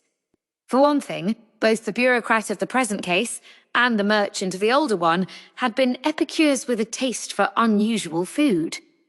On these occasions, they'd been consuming dishes of shredded raw fish and vegetables, in which the meat had been gently scalded by dipping it briefly into boiling water. But they had each been accustomed to eating fish completely raw as well. The fresh taste of raw fish could be wonderful, but the uncooked meat all too often hosted parasites. Most people didn't much like it, and in some areas eating raw fish was outright forbidden. Adventurous eaters like the victims in question would have been accustomed to consuming blowfish. And although they would all deny it publicly, some such people on occasion deliberately had a little bit of toxin left in their fish in order to enjoy the tingling sensation it produced. And people would judge them for it. Philistines, Maomao thought. She was of the opinion that people ought to be more or less tolerant of the preferences of others, at least when it came to food. Neither of the chefs who had prepared the tainted food would admit to any wrongdoing. Both were adamant that they hadn't used blowfish in the preparation of their dishes. And yet, the men who had eaten said dishes had nonetheless succumbed to food poisoning. Blowfish innards and skin had been discovered in the kitchen waste and submitted as evidence, but the fact that the internal organs were complete and accounted for was understood to show that no part of them had in fact been consumed. They actually took this investigation really seriously, Maomao thought, finding herself oddly impressed. She knew there were far too many officials in the world who were happy to settle for pinning the crime on someone via circumstantial or, if necessary, doctored evidence. Both chefs asserted that they had used blowfish in their cooking the day before the respective incidents, but not the day of. With the season as cold as it was now, it wasn't surprising that the trash might not be taken out for several days at a time, unlike, say, in summer, when it might have been disposed of more regularly. The dish in question had been prepared with a different fish, the remains of which were also discovered in the trash. So this obviously isn't a setup by some official, Maomao mused. But that doesn't necessarily mean the cooks are telling the truth. Unfortunately, there were no eyewitnesses to the meals in question. Afraid of angering his wife with his outright culinary choices, the administrator frequently took his meals alone. The cook had brought in the dish, but the official's servant only saw him eat at a distance and couldn't identify exactly what fish had been used in the meal. Moreover, the victim had succumbed only after he was well finished eating, the best part of half an hour after the meal was over. A servant bringing tea discovered the man twitching and barely breathing, his lips blue. The symptoms are certainly in line with blowfish poisoning, Maomao thought. The information Gaoshun had given her, though, simply wasn't enough. She decided to give up trying to think the problem through for a while, until she could get more details from the eunuch. She was just mumbling to herself. What in the world could have happened? When an irreproachably handsome visage appeared beside her. Maomao felt the muscles of her face tauten reflexively. If you'll excuse me, perhaps you could not pull faces at yours truly. It wounds me. Jinxi's hair was still wet. Suirei was trying to wipe it with a towel, exclaiming, "Oh, goodness," as it dripped everywhere. Maomao forced herself to resume a normal expression. It seemed she had been all but vibrating with distress. You were certainly hanging on every word Gaoshun said, Jinxi remarked. He didn't sound amused. I was only as engaged as anyone when a speaker has something interesting to say. Jinxi looked scandalized. Now, just a moment. When I talk, you never... He couldn't even bring himself to finish the sentence, but for the moment, Maomao didn't care. It's gotten late, she said. If you won't be needing me, sir, I'll be going back. She nodded politely to Suirei, still mopping at Jinxi's hair, and pattered out of the room. Jinxi seemed to be trying to say something else, but Suirei snapped. Don't move! And Maomao heard nothing more from him. She was somewhat exasperated with herself, acting so helplessly fascinated by the matter of a person's death. She wondered what her father would think of her as she headed back to her room. The next day, Gaoshun brought her a cookbook. These are copies of recipes the chef commonly prepared. The servants testified that most of the meals served to their master came from this collection. This is the recipe the chef claims to have been following. He set the notebook on the table and opened it to a page with instructions for raw fish lightly scalded and then shredded. Maomao looked at it, stroking her chin. The recipe called for the fish to be accompanied with minced vegetables and lightly vinegared. A few scrawled notes indicated modifications to the vinegar, but overall there was nothing unusual. Several different vinegar dressings were listed, presumably to account for the season and available ingredients. Exactly which fish and vegetables were to be used weren't specified in detail. Maomao continued, stroking her chin. This doesn't answer the crucial question of what was actually used, she said. I'm afraid that's true. Jinxi was watching Maomao with curiosity from a short distance away, although he didn't appear to be enjoying himself. He had longan fruit with him that he cracked open and ate listlessly. The dark, dry seeds emerged with each crack. Longan were like lychee, but smaller, and were normally a summer fruit. When dried, the fruit was much valued in traditional medicine. You haven't figured it out yet, Jinxi said, settling his elbows restlessly on the table and looking across at Maomao. He clearly wanted to be part of the discussion. Gaoshun frowned but didn't go so far as to reprimand him. Somebody ought to give him a piece of their mind, Maomao thought, coolly regarding Jinshi as he leaned uncouthly on the table. At that moment, somebody plucked the longan from Jinshi's hand. "Boys who can't comport themselves like gentlemen will go without snaps," Suirei said, chuckling openly from her place just behind Jinshi. Despite her laughter, Maomao felt the charge in the air. She couldn't shake the sense that she could see storm clouds rising up behind Suirei. Would it be strange to describe the lady-in-waiting as having the aura of a seasoned warrior? Yes, yes. Jinshi's eyebrows drooped, but he took his elbows off the table and resumed proper posture. Very good. Suirei nodded, placing the fruit back in his hand. Here Maomao had assumed Suirei was just a doting old lady, but apparently she could be a stickler for propriety. But they were getting off track. It was time to bring things back to the subject at hand. "This incident occurred just recently, didn't it?" Maomao said. "About a week ago," Gaoshun replied. "During the cold season. This dish typically used cucumber, but this time of year they would have had to find something else. May I guess that it was prepared with daikon and carrots?" There were only so many vegetables that would be available in winter. To each ingredient there was a season, a window in which it could be best enjoyed. The chef said he used seaweed," Gaoshun said. "Huh," said Maomao, her mouth opening in an expression of surprise. "Did you say seaweed?" "Yes, seaweed," Gaoshun replied. Seaweed was a common ingredient in traditional medicine as well. And yes, it would make some sense appearing in this particular dish. But a gourmand like that wouldn't want just any seaweed. He would want something different. Special. Maomao felt the corners of her mouth turn up. She suspected her front teeth were showing. Jinshi and the others looked at her with their own mouths agape. Maomao, still grinning, turned to Gaoshun. Perhaps I could inspect the kitchen of the house in question. If that's possible, she wasn't sure he would go along with the idea, but it couldn't hurt to try. Gaoshun acted swiftly, and the very next day, Maomao had everything she needed to get into the kitchen where the trouble had started. She was given to understand that obtaining permission had been a simple matter, as the official inquest was already complete. The estate was situated in the northwest of the capital.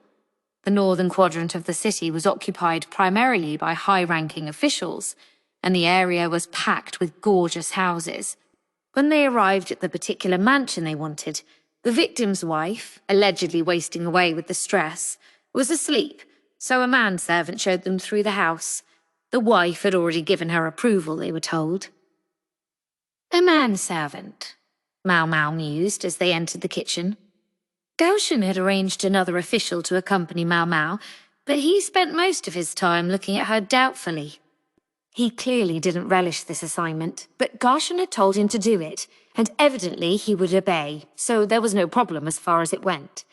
Maomao wasn't there to make friends with him, so it was all the same to her. The man was with the military, but young. His body lacked the bulk of a long-serving soldier, but his movements were brusque and efficient. Under his furrowed brow was a face that was manly despite its remaining traces of youth. He looked oddly familiar, Maomao thought. She was just about to trot into the kitchen when a man came running up to her in high dudgeon. "What do you think you're doing? You can't just wander around this house. Get out of here! Who let this riffraff in?" He caught the manservant by the collar. Maomao was fixing him with a glare when the young man accompanying her stepped forward. "The mistress of the household gave us her blessing, and this is official business." Maomao applauded the calm but firm tone he took with the overheated newcomer. "Is this true?" The man relaxed his grip on the servant's neck. Through a coughing fit, the manservant managed to confirm that it was. "Now, may we proceed, or is there some reason we shouldn't?"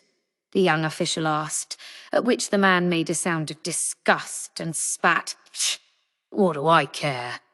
The manservant later explained to them apologetically that the younger brother of the comatose official was overseeing his estate in lieu of the man's indisposed wife. He was the one who had accosted them. So that's what's going on, Maomao thought. But recognizing that it would be improper to insert herself into someone else's family affairs, she left it at that. Instead, she looked around the kitchen. As she'd feared, the chef had already washed and cleaned his tools. However, aside from the fish, which had been disposed of lest it start to rot, the majority of the ingredients still remained. She began to explore the room, and there, on a shelf near the back wall, she found it, sitting right out in the open. Maomao's discovery, salted and stored in a small pot, brought a grin to her face. "What is this?" she asked the servant. He squinted into the pot, his face suggesting he wasn't sure. So Maomao took a bit of it and dropped it into a jug of water. "Do you recognize it now?" "Oh, this is that thing the master liked." The servant informed them that the master had eaten it all the time. It couldn't possibly be poisoned. The servant's mistress evidently trusted him, and he didn't appear to be lying. "You heard the man. Hurry up and go home," the younger brother snapped. He'd been watching Maomao at work for some time now. In particular, he seemed to be fixated on the jar she was investigating. "Yes, of course," Maomao said, putting the jar back where she'd found it, and grabbing a handful of the contents as she did so, secreting it in her sleeve. "Our apologies for disturbing you." She left the kitchen, but she could feel the man's eyes boring into her from behind. "Why did you just run away like that?" "You hardly even objected," the young military man said to Maomao as they rode home in their carriage. She was surprised he was willing to initiate the conversation. "Oh, I hardly think I ran away." Maomao produced the bit of salted seaweed from her sleeve and placed it delicately in a handkerchief. It had left her sleeve disgustingly salty, but the young man would probably get upset if she tried to shake it out right there. "This is strange," she said instead. "It's a little too early in the year to harvest this particular kind of seaweed, but I don't think a salt-cured piece from last year would have lasted this long. No, this ingredient was well outside its season. That leads me to think it wasn't harvested around here," Maomao went on. "That maybe it was obtained from the south somewhere, through trade, for example. You wouldn't happen to know where such a thing might come from, would you?" The young man's eyes widened. He seemed to understand what she was asking of him. That just left Maomao's own task to attend to. The next day, at her request, Gaoshun arranged a kitchen for her to use. It was in one of the bureaucratic offices of the outer court and included accommodations for someone to stay overnight. Maomao had prepared everything the night before. Now, she started to cook. Well, cook might be a strong word. She was only steeping the seaweed in some water to get the salt off. It was a simple enough process, but things being what they were, she'd figured it would be better not to use the kitchen in Jinchi's building, hence why she'd asked for a different one. 2 plates sat in front of her, bearing her preparation. She'd divided her pilfered seaweed into 2 portions and soaked them in water. By now they were a rich, deep green. Also before her were Gaoshun and the official who had consulted him about this case, along with the young soldier from the day before, and, for some reason, Jinchi. Maomao thought Suirei was likely to rake him over the coals again for being a rubberneck. "I discovered you were right," the soldier said. "The seaweed had been imported from the south. I tried asking the manservant we met about it. He says that, indeed, that seaweed was never eaten in winter. I inquired with the other servants as well, but the answers were all about the same." The stranger in the room, the man who had consulted Gaoshun about the incident, shook his head. "I already spoke to the cook about it. He says it's the same kind of seaweed he always uses. He swears it can't be poisonous." In fact, Maomao agreed, it was the same kind of seaweed. But there was a difference. "One of them may yet be poisonous," she said. With a pair of chopsticks, she picked up one of the pieces of seaweed from its plate. Tell me, do people in the south normally eat this kind of seaweed? Or could it be that a gourmand official imported dried samples from the plant's native land, thinking there might be money to be made? And what would be the problem if he had? Jinshi asked. Today he had none of the loose, almost informal quality he'd sometimes demonstrated recently. Perhaps it was because there were other people present. Gaoshun looked as serene as ever, but the other two officials seemed somewhat uncomfortable in the presence of the radiant eunuch.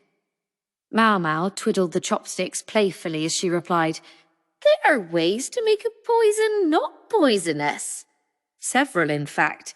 Eels, for instance, were normally poisonous, but if one drained their blood and heated them enough, they became edible. To take another example, this particular kind of seaweed, Maomao recalled, had to be cured with quicklime. One of the two pieces before them was treated with quicklime. The other was not." At the moment, Maomao was holding in her chopsticks the piece she had been steeping in a quicklime solution overnight.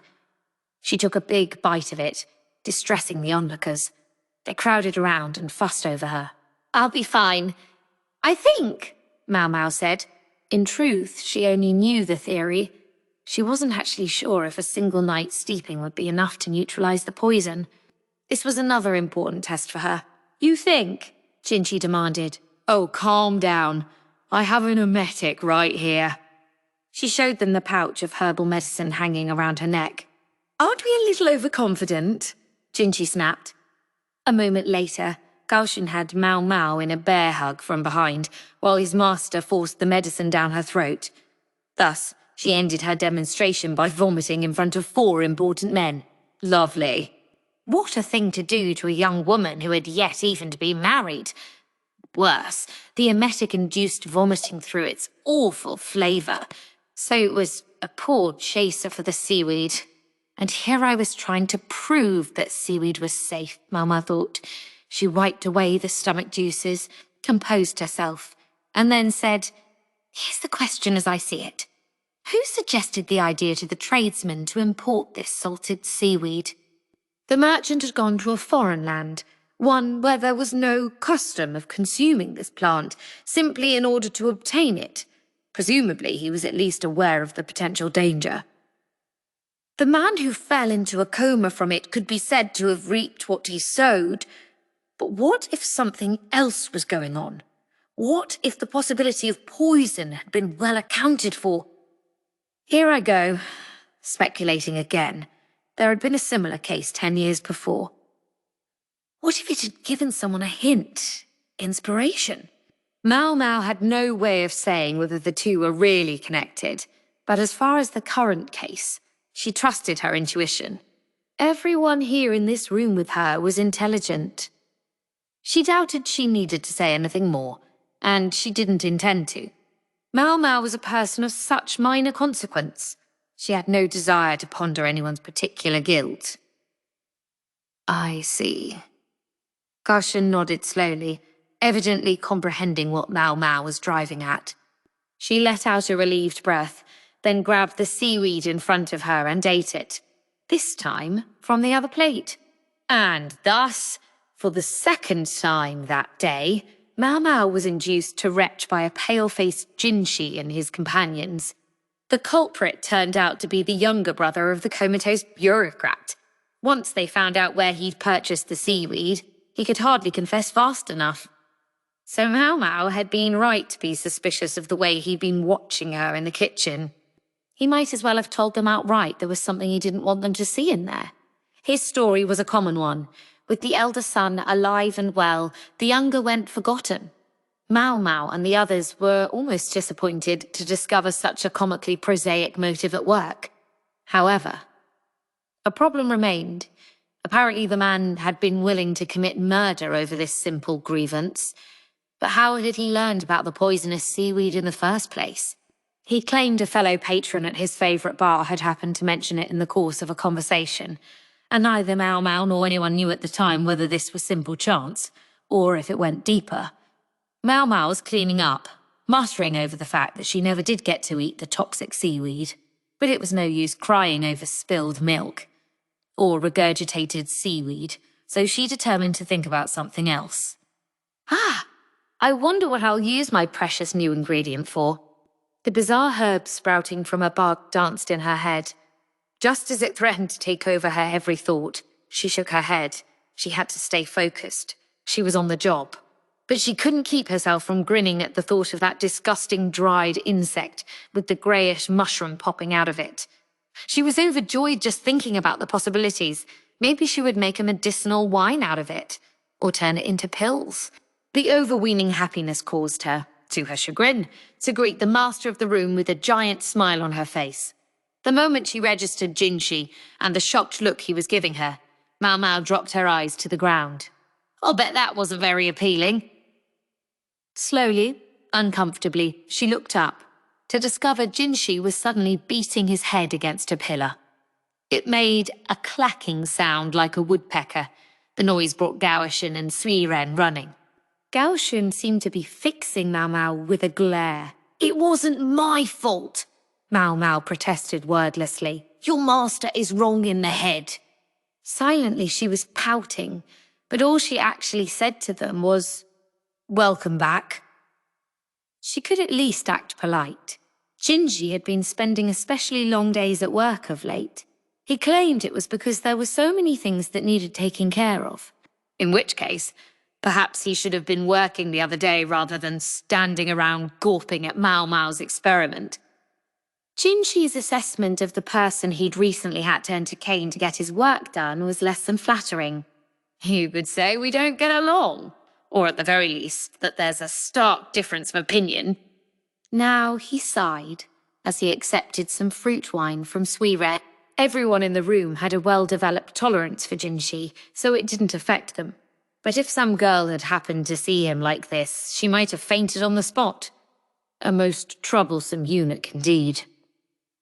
So there was someone out there who could successfully have a different opinion from Jinshi. That was impressive in its own right.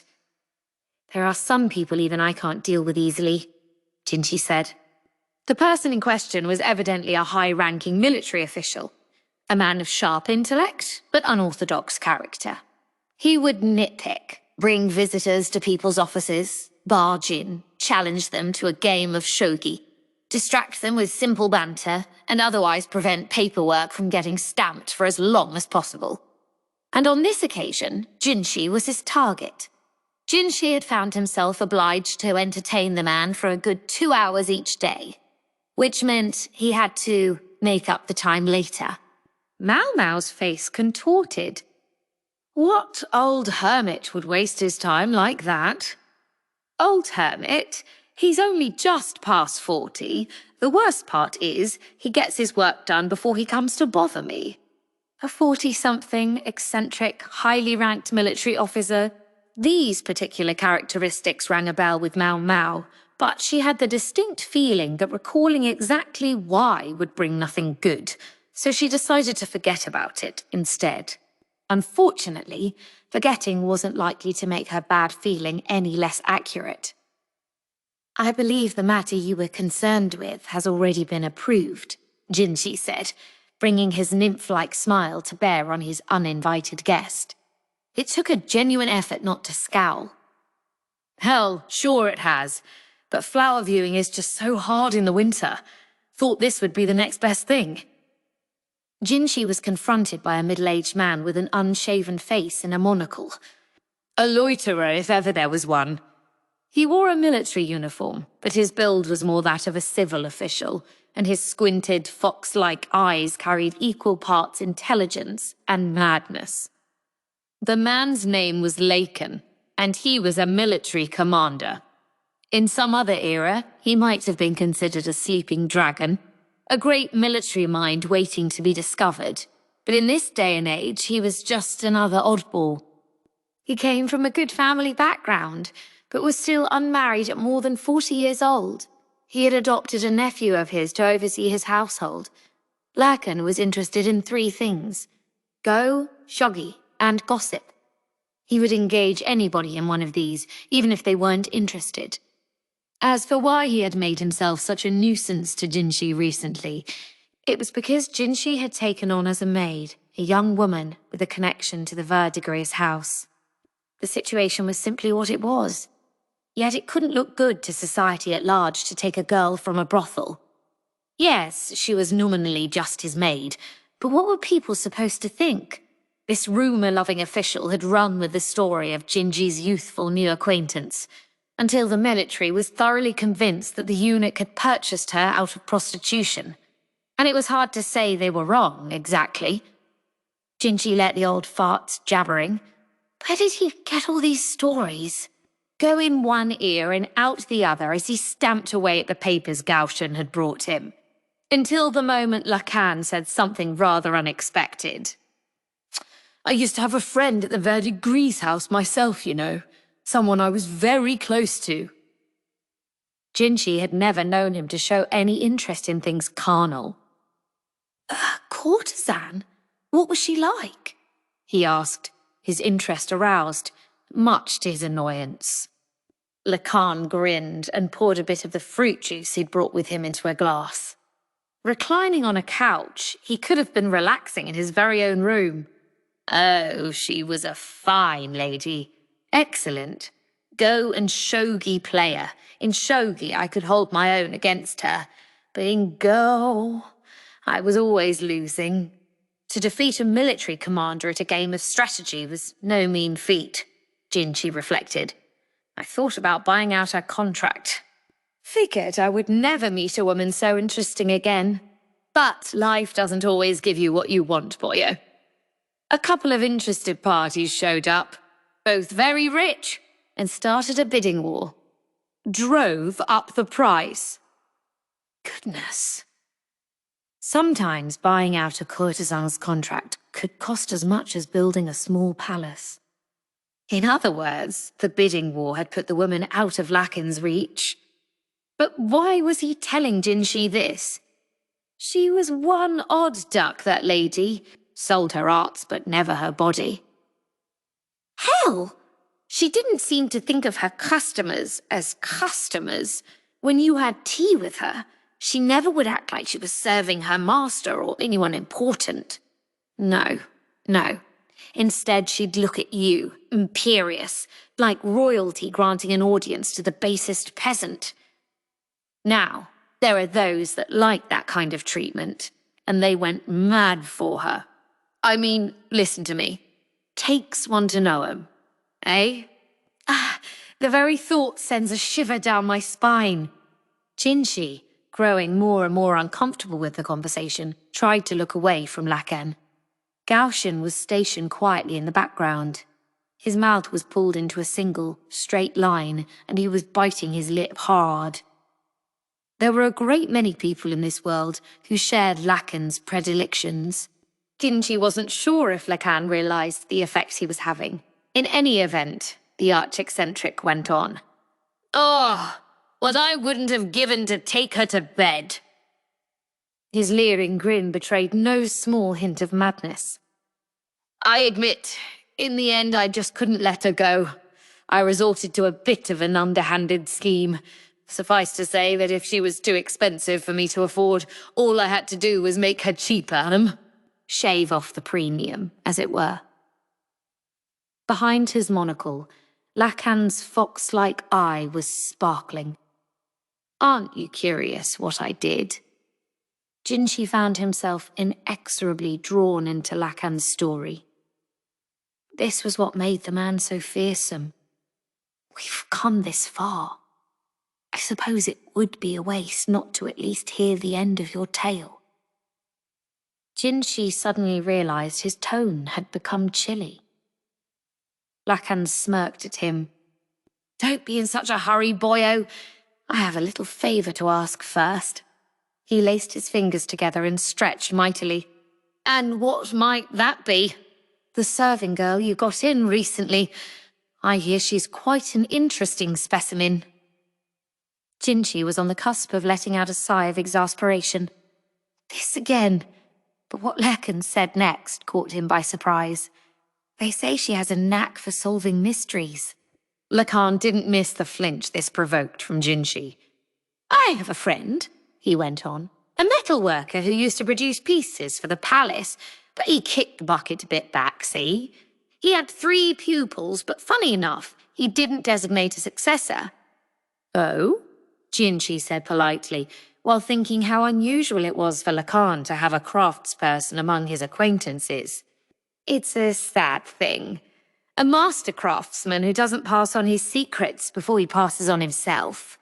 I keep thinking he must have left some hint, something to make sure his art didn't die out, but I'm not finding it. What are you getting at? Jinshi asked curtly. Lakan removed his monocle and said, Oh, it's nothing. Nothing to speak of. Just wondered if there might be some way to find out what secrets that old man took with him to his grave. Such as by having a particularly clever young maid look into the matter. Jinshi didn't say anything. Our dead friend was a funny guy. Left a will. Very portentous stuff. Makes a man think there must be more to it. Jinshi still didn't say anything. He closed his eyes and let out a breath. It was all he could do to muster. I'm not making any promises. Tell me about the will.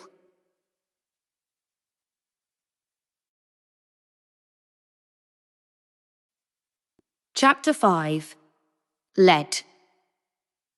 Around evening, Jinshi came to her with an extraordinary story.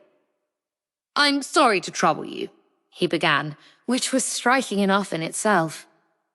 Normally, he didn't seem to care how much trouble he was causing Maomao at any given time. The preface, though, had the effect of piquing Maomao's interest. At issue, it seemed, was a dispute having to do with an acquaintance of Jinshi's. Something that was almost, though not quite, a family squabble. A craftsman had died without conveying his most important secrets to his disciples, who also happened to be his sons. Among those secrets was a technique never divulged to any outsiders. So all we have to do is figure out this metalworker's most secret art. Yes, Maomao said. Gee, when you put it that way, it sounds so simple. I must say, though, you seem uncommonly eager. Do I? Maomao asked, averting her eyes. Here's what Jinshi had told her. The metalworker had 3 disciples, all of whom were his blood sons, and all of whom were respectable craftsmen in their own right. Their father had held a special commission from the palace, and with him gone, there was talk that one of his boys might succeed him. The father had left a will providing an inheritance for each of his children. His eldest son received a small workshop, the second eldest a piece of furniture his father had decorated, and the third a goldfish bowl. The will also contained one cryptic suggestion. Would that you boys would sit down and share tea together like you used to. What a very intriguing final testament, Maomao commented. She had no idea whether it was intended literally or if there was something else at work. It is, and evidently it's just as opaque to the young men as it is to us. Maomao nodded thoughtfully. I must say, the division of the inheritance doesn't seem very fair. The family's main house was still occupied by the boy's mother, so it wasn't included in the will.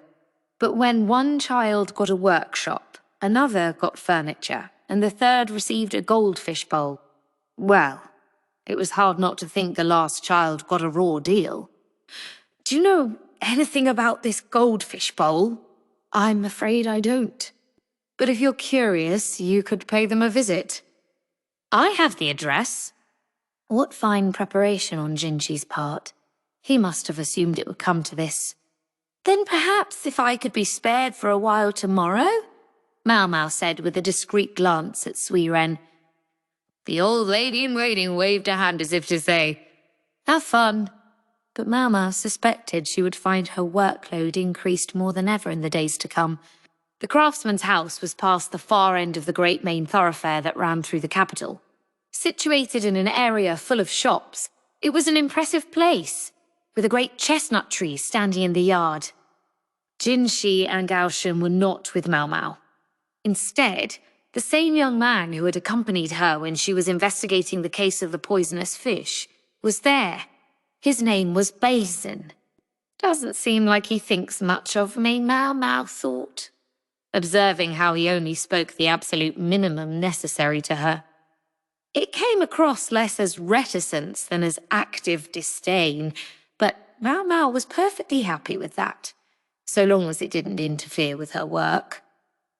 It wasn't their job to make friends with each other. I've spoken to the family and they're willing to accommodate us, Balsam said. Outwardly, however, I'm the one who's here to ask the questions. You're my attendant. Very well. Better, even, Maomao thought. This was ideal. They arrived at the house, Maomao pattering obediently behind Balsam, and when they knocked on the door, a member of the family appeared, a grim-looking man of some 20 years old or so. I heard you were coming, the man said, ushering Maomao and Balsam into the house politely despite his dark demeanour. Within, the home gave much the same impression as it did from outside, tidy and well-maintained. Small arrangements of flowers were placed here and there. In a recess in one wall was an unusual object, what appeared to be a chunk of rock ornamented with metal that seemed to shine with a faint bluish hue. Maomao studied the object intently. Oh, that thing, the sullen man said, coming over to her. Father bought that when he was getting some materials. He always did have a soft spot for strange things. For the first time, a hint of joy entered the man's face. They left the main house and proceeded down a covered walkway. Near a building Maomao took to be a small workshop, they found two more men. One was tall, one was a bit round, and both looked as morose as the first. Here they are, dear elder brothers, their host said. From his respectful tone, Maomao guessed that their guide was the youngest brother. He at least had the decency to act polite. His two siblings looked downright hostile. When Maomao and Balsam approached, they quickly concluded a muttered conversation and showed the visitors into the workshop. The interior of the workshop was pleasant, tools all neatly in their places. The men told Maomao and Balsam that the real workshop was in the main house. They hadn't used this place in quite some time. Now it was a repository of old tools where the craftsmen sometimes took tea. What an odd arrangement, Balsam said, looking around the room. Maomao silently agreed. Smack in the middle of the space was a chest of drawers. It looked like it could only be in the way sitting there, but closer inspection revealed delicate decorations. The overall shape was not quite like anything Maomao had ever seen either, making it seem rather at the forefront of furnishing fashion. It almost made the chest look good, sitting there in the middle of everything. Tables were set up around it, the whole arrangement surprisingly unified. The corners of the chest were nicely rounded, with worked metal adornments on them. The topmost of the 3 rows of drawers had keyholes, as did the centre drawer, each one accented with a different metal. The plump brother came over to Maomao, who was studying the chest intently, and said in a quiet voice, "You're welcome to look, but keep your hands off." She dipped her head in acknowledgement and took a step back. She recalled that the dead craftsman's will had included a bequest of furniture to the second oldest son. Was this the piece in question? Presumably that would make her interlocutor the second son himself. Her supposition was soon bolstered. The youngest son came over holding something clear and round. "Do you really think you can make heads or tails of these odds and ends our father left us?" The tall man, most likely the eldest son, asked Balsam. Balsam took a peek at Maomao, who nodded and jerked her head in the direction of the 3 brothers. She couldn't be sure whether he took her meaning, but he looked at the young men and replied as calmly as anything, "I'm afraid I won't be able to say until I've heard a little more." Then he sat down in a chair. Maomao stood behind him, taking the opportunity for a fresh look around the room. The architecture really is strange, she thought. For one thing, the window was in an unusual place. It was uncommonly tall. Perhaps it was supposed to be in the Western style, which would allow more than ample sunlight into the room. There was just one problem. The giant chestnut tree outside blocked all the light. Only what could filter past its leaves made it into the room, except on one particular spot. She could tell as much by the faded colour of the shelf hanging from the wall, although there was a square space still in the original colour betraying that something must have sat there for a very long time, until just recently. While Maomao scanned the room, the lanky elder brother entertained Basin. "We've already told you everything there is to know," he said. "Our father departed this world never having told us his deepest secret. And then he left me with this workshop." "And me with these drawers," second son said, slapping the chest demonstratively. "And me, I only have this." The youngest son held out the clear, round thing. Now they could see that it was made of thin glass, with a flat bottom. Gingy had said the youngest son had received a goldfish bowl, but Maomao hadn't pictured something made of glass. She'd imagined something primarily of wood, or at least ceramic. Now she could see that at least each of the sons had received something of some value. Yet even so, there seemed an unmistakable disparity, a chilling distance, between the bequests of the first two sons and that of the third. What's going on here? Maomao looked from one man to the next.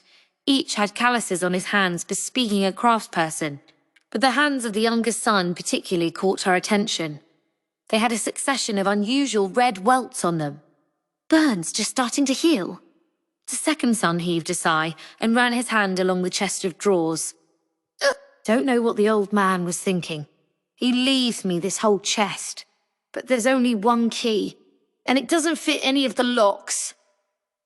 Maomao followed the man's gaze to several metal fasteners on the bottom of the chest. Evidently it was secured to the floor. The key appeared to go to the centermost drawer, but the man insisted it wouldn't fit. The remaining 3 drawers all opened with the same key, one they evidently didn't have. "Look at this," the second son said irritably, indicating the fastenings. "I can't take this thing anywhere. So what am I supposed to do with it stuck in my brother's workshop?" The oldest brother nodded as if to say he felt the same way. Only the youngest sibling looked unsure. "But father said to have tea like we used to, didn't he?" The other two looked at him like they'd had this conversation before. "Easy for you to say. You're the lucky one. Your bequest is like money in your pocket." "Yeah, just your luck. Pawn that thing off and it'll keep you eating fancy for a good long time." The 2 older brothers sounded like they were trying to chase off a mangy dog. Maomao considered things. She gave Basin a gentle tap to urge him to ask another question. He frowned, but did what he was supposed to do. "If I may," he said, turning toward the brothers, "could you tell me again about your father's last message to you?" "Just like the kids said," one of the older brothers replied. "Yeah, have a tea party, just like we used to, whatever the hell that's supposed to mean." Maybe it was an exhortation for the 3 of them to get along. It would be very fatherly advice to leave behind. But Maomao had no way to be sure what he meant. Nor did she think they were going to get anywhere simply contemplating the 3 bequests. She was just pondering what to do when the young men's mother appeared with a tray. She set cups of tea for each of them on the long table in the centre of the room. "Here you are," was all she said before leaving again. 3 cups were lined up on one side of the long table, with 2 more across from them, leaving the space in front of the chest of drawers open. The 2 cups were presumably for Maomao and Basin. The brothers sat, but not wherever was closest. They each moved to a particular spot, suggesting they had occupied those seats for some long time. Maomao thought. Light streamed in through the tall window, stretching out toward the chest. The seat in front of it was vacant. Considering the time of day, the sun would have been too bright for anyone to sit there for tea. Just a little farther, and the sunlight would brush the chest, but there was no sign of fading on the wood. Evidently, the sun never reached that far. Signs of fading? Maomao stood up from her seat and looked at the window. With the big tree outside, the light wouldn't actually fall into the room for very long. She stood in front of the window and peered at the chest of drawers. The position of the lock nagged at her, Not the keyholes on the 3 uppermost drawers, but the middle row, where only one drawer was locked. She advanced toward the chest with curiosity, drawing perplexed looks from the siblings. Bessin pressed a hand to his forehead and looked down. The gesture was distinctly familiar. Maomao realized with a start that he looked much like Gaoshun. Bessin sighed and looked at Maomao with undisguised displeasure. "You found a clue?" "That drawer with the keyhole won't open, is that right?" "It used to, but Father fiddled around with it enough that now it won't," the second son responded. "And there's only one key. This is it. And our old man told us, I guess you know by now, how he loved to say things that don't make sense. He said that if we break the lock, whatever's inside will break too, so we can't just go smashing it." Maomao positioned herself in front of the chest and examined the keyhole. She had the impression that something was packed inside. Maybe there's a reason the chest is stuck to the floor too, she thought, turning over what she knew in her mind.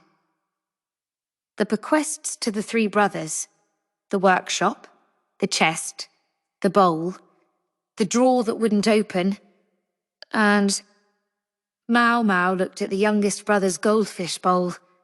"Pardon my asking, but did that bowl used to sit on that shelf there?" she said. Yes, it did." The younger brother walked over to the window, still holding his bowl. He folded a handkerchief and placed it on the faded spot, then set the bowl on top of it. "We used to keep a goldfish here, but the cold would kill it, so in the winter we only put it here at noon, when it was warmest. We haven't had a goldfish in years, though. This bowl has been nothing but a decoration." He smiled, a bit sadly. Maomao gave the arrangement a calculating look, then left the workshop. Hey, where are you going?" Basin demanded. "Just to get some water," Maomao said. She returned shortly thereafter and poured the water into the goldfish bowl. "I presume it once had water in it, like this." That's right. And the design on the side was always pointed toward us, like this." "Thought so," Maomao said to herself, looking again at the bowl. Light entered through the window and struck the goldfish bowl. From there, it was focused on a single point, the chest of drawers, specifically the centre lock, which glittered in the beam of sunlight. "May I further presume this is the exact time of day at which you customarily took tea?" "Hey, what's going on here?" the second oldest brother said, stepping between the bowl and the chest. "Stay back!" Maomao shouted, more vehemently than she'd meant to. It was effective, though. The big man suddenly seemed to become smaller. "Pardon me," Maomao said. "If the beam gets in your eyes, you might go blind. And I need this space to be clear, so please, keep your distance. Otherwise the lock won't open." She watched them both closely, lock and light, and waited. No one knew exactly how long it took. No one was counting. The light reflected from the goldfish bowl moved bit by bit, working its way around the lock. At length, the light disappeared, blocked by the chestnut tree, Maomao supposed. Now, she inspected the lock critically. The metal was warm to the touch, and she detected a strange odour. "What's the meaning of this?" someone asked, but Maomao replied only, "By any chance did the deceased suffer from anemia and stomach aches?" "Yes, he did. And perhaps you observed vomiting and fits of lethargy." The way the 3 brothers looked at each other in response to this question convinced Maomao she was on the mark. Then she remembered the strange objet d'art, the crystal. "I'm not very knowledgeable about metalwork, but was soldering done here as well?" "Yes." "All right, please open the drawer with the key." "I told you it doesn't fit," the second son grumbled, but he nonetheless slid the key into the lock. It fit as naturally as anything. The man, startled, turned the key and was rewarded with a clicking sound. What happened?" the eldest son said, while his brothers looked on in amazement. Even Basin appeared suitably impressed. "Nothing special," Maomao said. "We simply followed your father's last request. You all had tea together, just as you used to." Then she removed the drawer from the chest and set it on the table where everyone could see it. It contained a key-shaped mould, which was giving off a dull glow. Strikingly, it contained metal that was still warm. Maomao tapped a metal with her finger, checking the hardness. "May I remove this?" she asked. Yeah, sure." With the brother's consent, she took the key out of the mould, feeling the last of the radiant warmth against her hand. When she tried it in the chest, it fit neatly in the locks in all 3 drawers. She opened each of them in turn, provoking more perplexed looks and expressions of surprise. What's this stuff?" The first 2 of the drawers, all of which varied in size, contained metal and something that looked like crystal. In the largest drawer was a bluish gem like the one that had decorated the entryway of the house. "I'm afraid I don't know. I've only done as we were told." Maomao shook her head and placed the 3 lumps on the table. There was nothing more for her to say. "Damn it. Be friendly to each other," he says. "Like hell. Father just couldn't resist pulling one last prank on us," the elder son exclaimed. "He must have been laughing all the way to his grave," said the second. The third man, though, the youngest, was silent as he looked at the 3 lumps. Then he studied the drawers from the chest. Maomao saw his hands again, with their half-healed burns. His older brothers had no marks on their fingers. Apprentice C, apprentice do, perhaps, she wondered. She remembered the words. They'd been spoken by someone who had visited her father, someone who'd had the unmistakable air of a craftsman about him. She also remembered taking the advice to heart, trying to mix the herbs her father had brought by imitating what she thought she'd seen him do, and ultimately poisoning herself. In the future, her father insisted, she should ask him first. Maomao suspected this youngest child was the only one who saw what the old craftsman had been after. Soldering involved mixing several different types of metal together so that they would melt at a lower temperature than normal. Maomao knew of one such possible combination: lead and tin. Why in the world did she know this? Because lead was poisonous, of course. She'd once seen a metal worker who had poisoned himself melting lead. Then there was the face-whitening powder that had been popular in the Imperial Palace. Her father had told her that it was lead-based. What if 2 of the 3 lumps of metal were lead and tin, and by mixing them with the 3rd lump, a new metal entirely could be created? The goldfish bowl had focused the light, true enough, but not for very long. The metal's melting point was evidently very low. And finally, perhaps most importantly, the old craftsman had made the drawers different sizes. It seemed quite deliberately. Maomao was sure she didn't have to say anything further. But there was one thing she wanted to add. She walked over and addressed the youngest brother. "At an establishment called the Verdigris House in the Pleasure District, there's an apothecary named Luomen, a healer of substantial accomplishment. If you ever feel unwell, please let me recommend that you visit him." Yes, thank you," the young man said, surprised by the unsolicited advice. Maomao bowed her head slowly. The youngest brother politely said farewell, while the other 2 continued to bicker. Maomao left them all behind. She noticed the look on Balsam's face. He seemed no more pleased now than ever. She realized perhaps she'd overstepped herself and took up walking behind him. Whatever happened after this had nothing to do with Maomao. Whether the clever 3rd son chose to show generosity or else to keep the hard one secret to himself was all the same to her. Chapter 6. Makeup. Maomao was preparing for the evening meal when Jinshi said, "Do you know much about makeup?" The question came completely out of the blue. What in the world is he asking about that for? Maomao thought, making no effort to hide her confusion. For the first time in a while, she found herself looking at him, as if she was studying a caterpillar. Not that she had really meant to. Jinshi had just come back from work. Suirei was helping him change clothes. And this was what he wanted to know? It was true that growing up in the pleasure district, one learned the basics of doing makeup by osmosis, and sometimes Maomao concocted cosmetics as well as medicine. She couldn't deny she had a fair amount of knowledge about the subject. Do you wish to give some to someone as a gift? You misunderstand.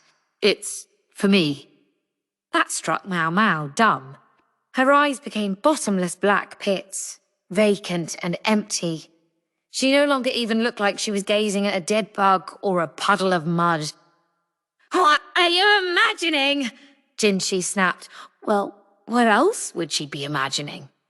Jinshi and makeup. He was the one who brought it up. He doesn't need any damn makeup, Maomao thought. He already had the beauty of some denizen of the heavenly realm. A touch of crimson around the eyes, a dab of rouge on the lips, and a flower mark upon his brow would be enough to bring the nation to its knees. History was full of pointless wars, and more than a few of them had been caused by a beautiful woman too close to the seat of power. And this man, he had the potential to transcend gender entirely. Do you want to destroy this country? Maomao asked flatly. What in the world gave you that idea? Jinshi exclaimed, pulling his outer jacket on and sitting in a chair. Maomao served him congee from a clay pot. It was made with good, salty abalone, and the bite she took to test it for poison was delicious. She knew that when Jinshi was finished, Suirei would split the leftovers with her, so she wished he would hurry up and eat before it all went cold. How do you make that stuff you use? Jinshi asked, indicating her nose. Oh, my freckles, Maomao thought. And then it came to her. His beauty was already so overwhelming that he needed nothing to enhance it, but perhaps something to blunt it. I dissolve dry clay in oil, sir. If I want the product to be especially dark, I mix in charcoal or red lip pigment. And can you do that on short notice? Maomao produced a clamshell from the folds of her robe. Inside was tight-packed clay. This is all I have on me right now, but give me a night's time and I can easily make more. Jinshi took the clamshell, scooped up some of the contents with his finger, and rubbed it on the back of his hand. It was a bit too dark, Maomao thought, for his almost porcelain skin. She would have to thin the mixture out. Will you yourself be using it, sir? Jinshi chuckled softly. It wasn't a real answer, but Maomao figured she could take it as a yes. If you know of any medicine that can change a man's face, I would love to hear about it, he said lightly. He was joking, but Maomao replied, Such things exist, but you would never be able to change back. Lakan, for instance, would do the job in a hurry. I suppose so, Jinshi said with a strained smile. He wouldn't want that. And neither would anyone else around here. Maomao could easily picture herself torn to pieces and fed to the beasts if she dared to do such a thing. There are certain techniques, sir, which might achieve the same effect, she said. If you please, then.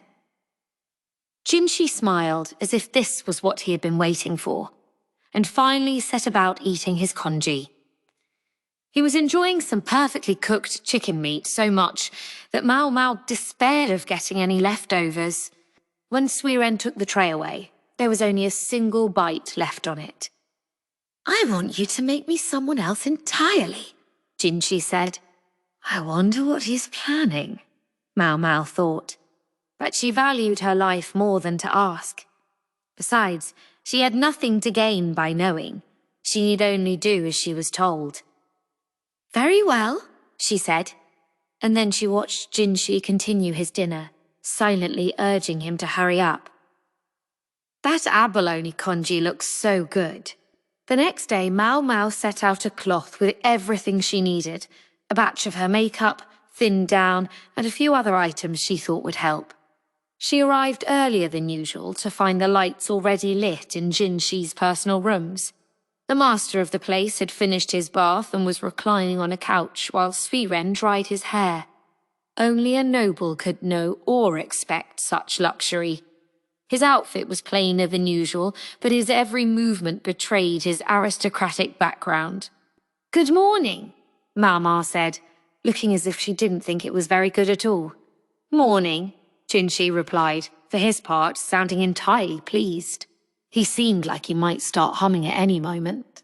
"Something the matter? It seems early for such stormy looks." "Not at all, sir. I was merely contemplating the fact that you'll spend yet another day being perfectly beautiful." "What's this? Some new way to snipe at me?" Perhaps it sounded like it, but it was only the truth. Jinshi's hair caught the light as it fell. The way it glittered, Maomao thought, it could have been turned into quite a fine textile. "Don't feel like doing your job today," he said. "I do, sir." "But are you quite certain you wish to become someone else entirely?" "Yes, I said so last night." "Then, if you'll pardon me..." Maomao strode up beside Jinshi, grabbed the sleeves of his outfit and shoved them against her face. "Goodness gracious," Suirei said.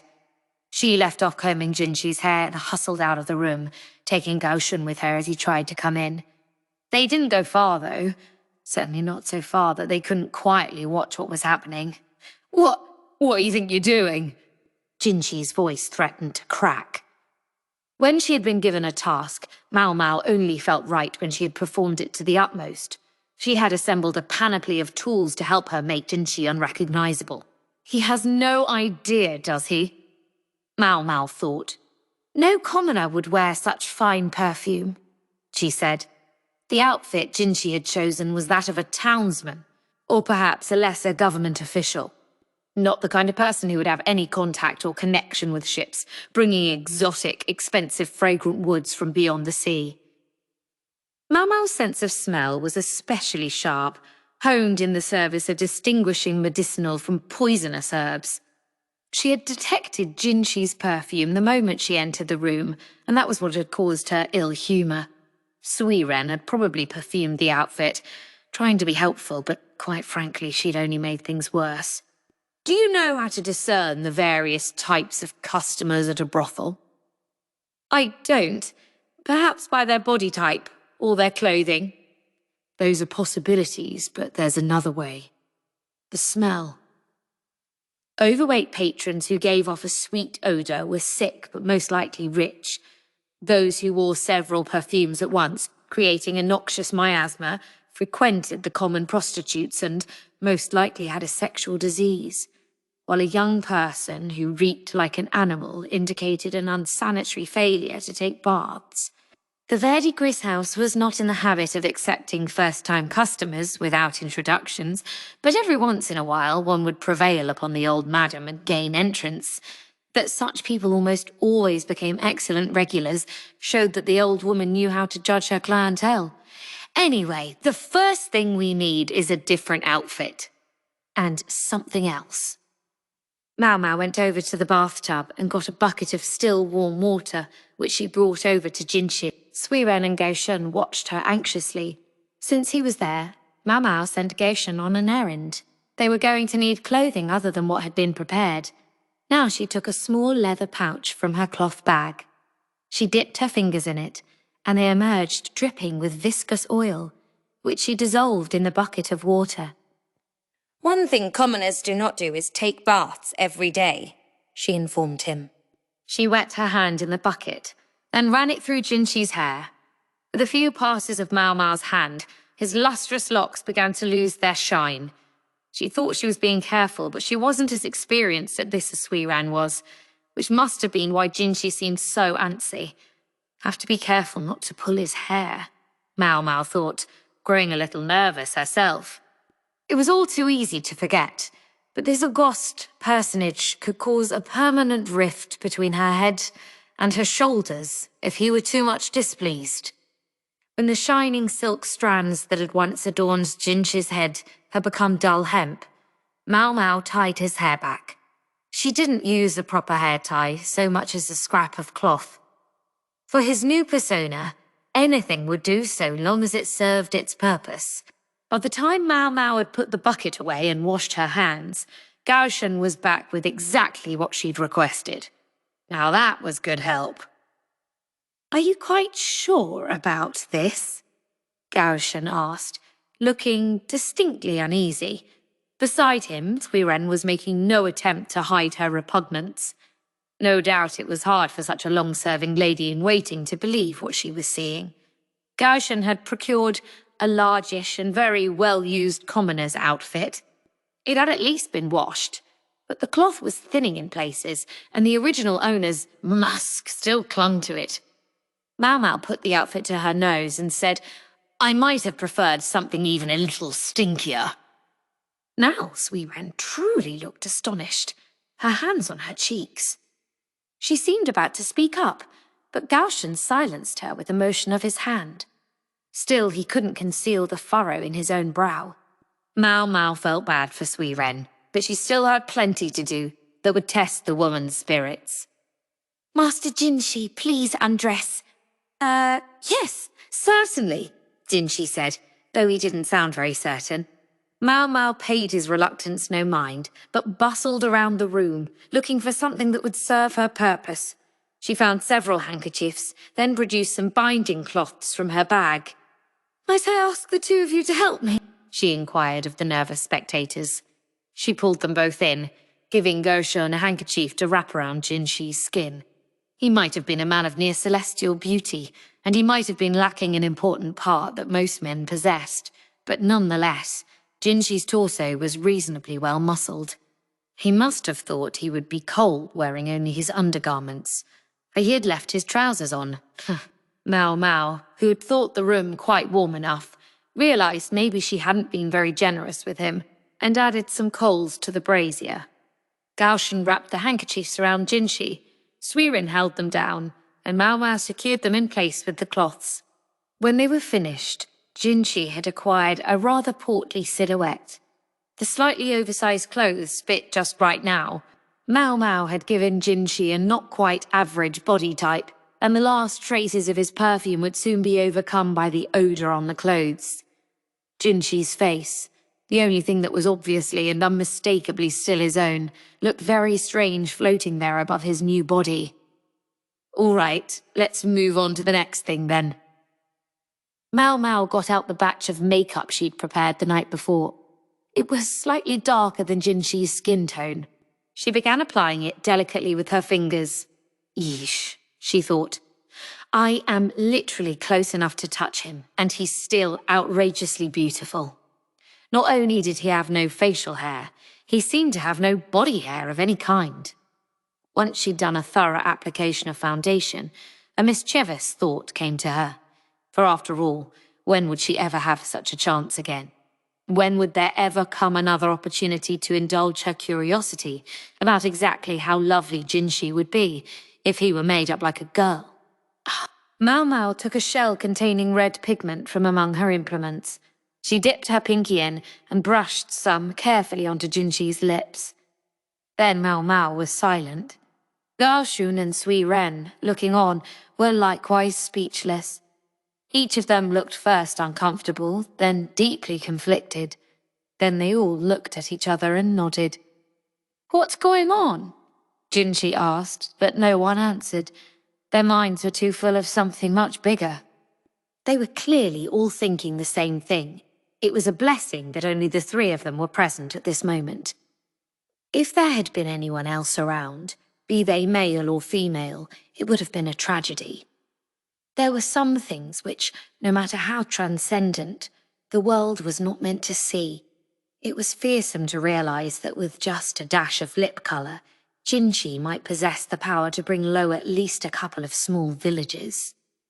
"It's nothing, sir," Maomao said, taking the handkerchief Suirei offered her and rubbing it along Jinshi's lips hard enough to make sure she got everything off. "Ow, that's uncomfortable. What in the world was that about?" "As I said, sir, it's nothing." "Nothing at all, I assure you," Suirei added. "Not a thing, sir," Gaoshun said. Jinshi was sceptical about this sudden show of concord between the three of them. but he asked no further questions. Maomao put the momentary distraction out of her mind and got back to work. The next step called for slightly darker colouring. She smeared some of the pigment on his face, creating bags under his eyes. While she was at it, she went ahead and tried a mole on each cheek. His gracefully arching eyebrows she thickened bit by bit, working carefully on one side and then the other. There were ways to alter the contours of the face, but at close proximity it would be obvious that it was makeup, so Maomao decided to forego that step. On a woman, a bit of makeup might go unquestioned, but on a man's face it would arouse suspicion. Instead, she stuffed cotton into Jinshi's cheeks to change his profile. Gaoshun and Suirei looked on, surprised she would go that far, but she wasn't done yet. She daubed the remaining pigment here and there to complete the effect. For example, a bit of the stuff under his nails made him look positively filthy. Can't have his hands looking too pretty, she thought. Jinshi's hands, like his torso, were noticeably masculine. Maomao had always taken him for someone who had never lifted anything heavier than a pair of chopsticks or a writing brush, but his palms had detectable calluses on them. He implied he had been trained with a sword, or perhaps a fighting staff, although she'd never seen him practicing. They weren't skills a eunuch would normally need. She couldn't muster the curiosity, though, to wonder about something so trivial as why Jinshi might have been trained in the fighting arts. Instead, she continued to systematically dirty his hands, turning them into those of an ordinary townsperson. "You quite finished?" Jinshi asked when Maomao started packing up her cosmetics and tools, wiping some sweat from her brow. The gorgeous eunuch had vanished, replaced by an ungainly urban dweller who looked none too healthy. His face retained its appealing symmetry, but his protruding belly, the spots on his hands, and the dark bags under his eyes bespoke a less than sanitary lifestyle. The fact that he still looked like someone who could have got himself cast as a ladies' man in some stage play showed how much trouble his natural beauty was apt to cause. "Gracious, is that really my young master?" Suirei said. "Don't call me that." Suirei had seen the entire process from start to finish, and even she was surprised by the transformation. Now, Jinshi could have moved unrecognized almost anywhere in the palace. Unrecognized by his looks, at least. Maomao removed a bamboo cylinder from her pouch. She pulled the stopper, poured some of the contents into a cup, and handed it to Jinshi. He eyed it dubiously and frowned. The characteristic nose-prickling odour, Maomao suspected. It was a combination of a number of different stimulants, and honestly speaking, the flavour could hardly be called appetizing. "What exactly is this?" "A special draught of my own devising. Drink slowly so it gets on your lips, and then swallow. It should cause swelling of the lips and throat, thereby changing your voice. Oh, you may want to take the cotton out of your mouth first." Jinshi could look and even smell different, but certain people would know him instantly if they heard that honeyed voice. If Maomao was going to do something, she was going to do it right. "It's quite bitter," Maomao added, "but don't worry, it isn't poisonous." A collective stunned silence greeted her. Maomao ignored it and resumed industriously cleaning up her workspace. She'd gotten permission to take the rest of the day off. For the first time in a while, she would be able to go back to the pleasure quarter, and above all, to do a little of the mixing and concocting she loved so much. The thought made her unusually cheery, but her parade was swiftly reined on. "Xiaomao, you said you'd be going home today, yes?"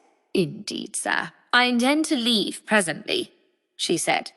Gaoshun greeted this with a smile, as if to say that that was perfect. It was an unusual expression from the reticent aide. "In that case, you'll be going the same way as Master Jinshi," he said. "Ugh!" Maomao thought immediately. Her saving grace was that she didn't give voice to her disgust, but it was probably written all over her face. Gaoshun snuck a glance at Jinshi, who looked just as shocked as Maomao. His mouth hung slightly agape. "You went to all the trouble of changing your appearance, sir. It would undermine the effect if you travelled with the same attendant you always do." "Goodness, I hadn't thought of that," Suirei said with an exaggerated nod that suggested the two of them had very much thought of it, ahead of time. "Do you see what I mean, Master?" Gaoshun said.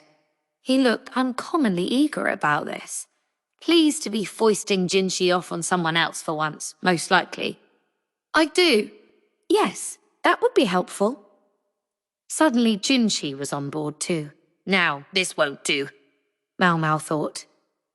"I'm exceedingly sorry," she said, "but I'm afraid that even in my company, Master Jinshi would have quite the same problem." It was true that with his new, less remarkable appearance, it would be suiting for Jinshi to have a plain attendant, such as Maomao, but it was already well known in some quarters that she was his personal maid.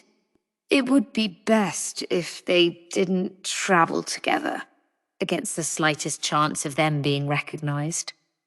But that crafty old lady in waiting," Suirei, she greeted and dismissed this idea with a smile. She came over holding a lacquered box, from which she produced a pair of eyebrow tweezers and an ornamental hair stick. "Then I believe a disguise of your own is called for, Maomao," she said, and her smiling eyes contained a sharp edge that prevented Maomao from objecting further. That nagging premonition, though, got worse and worse.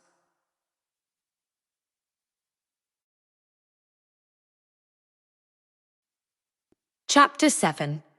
A Jaunt Around Town. They would take a carriage from Jinshi's rooms to the gate of the outer court. Maomao's dramatic and successful transformation of her master was a double-edged sword. A man who looked like Jinshi now did bumbling around the palace was going to attract suspicion. Even the lowliest of maids and manservants were supplied with halfway decent clothing here. It might have seemed obvious to simply put on more refined clothing for the journey out, but considering Jinshi's stomach was artificially stuffed, a change of clothes later would have been tricky. This was a source of irritation to Maomao, who wanted everything to be perfect, and was rather incensed at Jinshi's failure to understand his own beauty. They disembarked the carriage in a quiet spot, and almost immediately, Maomao began lobbing critiques at Jinshi. "Master Jinshi, your posture is much too good. Slouch a little." At the moment, Jinshi stood as straight as if there were a string attaching his head to the heavens. "Well, speak for yourself," he grumbled. "A little heavy on the formalities, aren't we? And don't use my name, it defeats the point." His tone was rough, just like the man he now ostensibly was.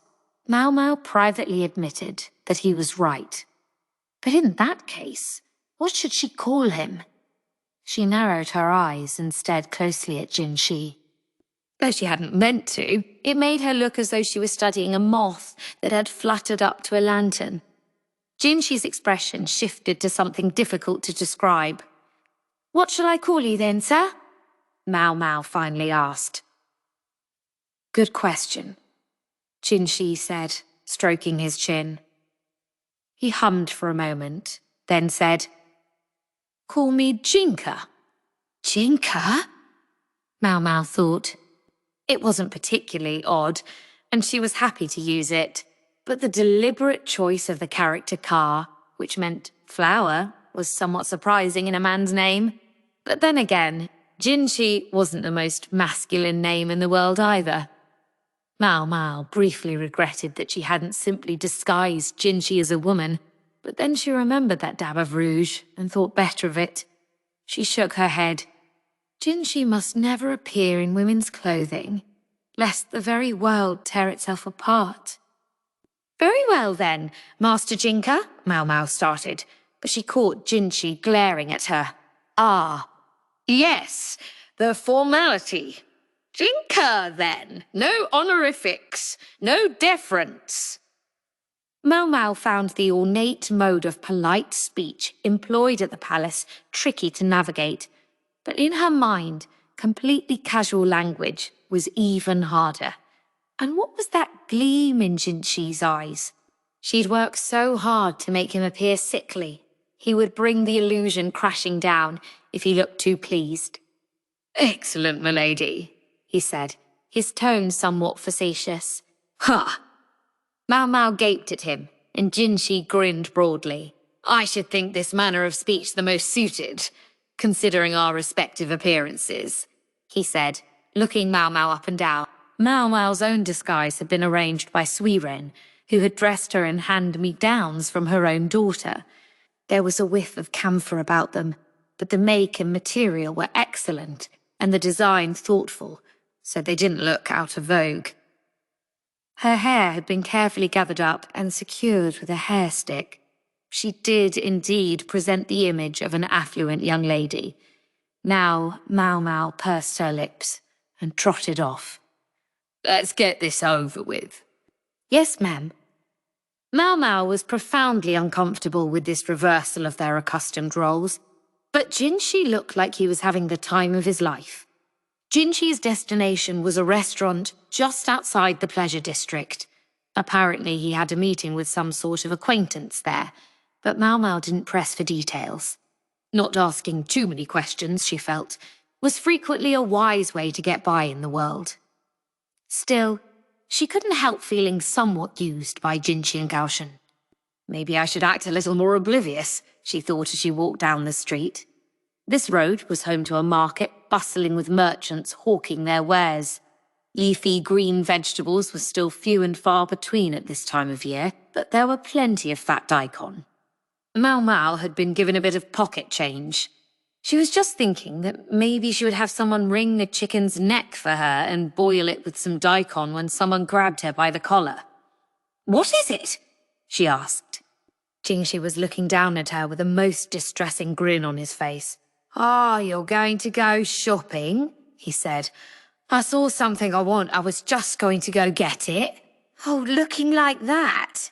She took his point. A woman who was well off enough to have an attendant with her would never dirty her hands purchasing her own produce, let alone having a chicken slaughtered. Maomao gazed longingly at the vegetables. "But I wanted to make it for my old man," she thought. Pops was both a doctor and an apothecary par excellence, but he had one glaring flaw: a total inability to weigh profit and loss. Thus, though apothecary's work should have kept him eating luxury foods for the rest of his life, he instead lived in a shack that looked like it could fall down in a stiff breeze. Of course, if he ever seemed like he was really going to starve for want of food, the old madam would probably have funneled it into him. Maomao resumed walking, pouting now. Jinji was still trying to pretend to be her manservant, but he had a long stride, and before she knew it, he was in front of her. Maomao had to pick up her pace to keep up with him. She thought. He's got a long way to go. Jinshi's eyes were still sparkling. He at least managed not to gawk, but he was obviously enjoying where he was and what he was doing. To a pampered aristocrat like him, a common market must have been a novel sight. Maomao overtook Jinshi and glared at him. He seemed to realize he'd been careless and looked chastened for a moment, but then he set off walking again as if nothing had happened. At least he stayed behind Maomao this time. Maomao said nothing out loud, but she thought to herself, "When I get home, I've got to see how the field is doing."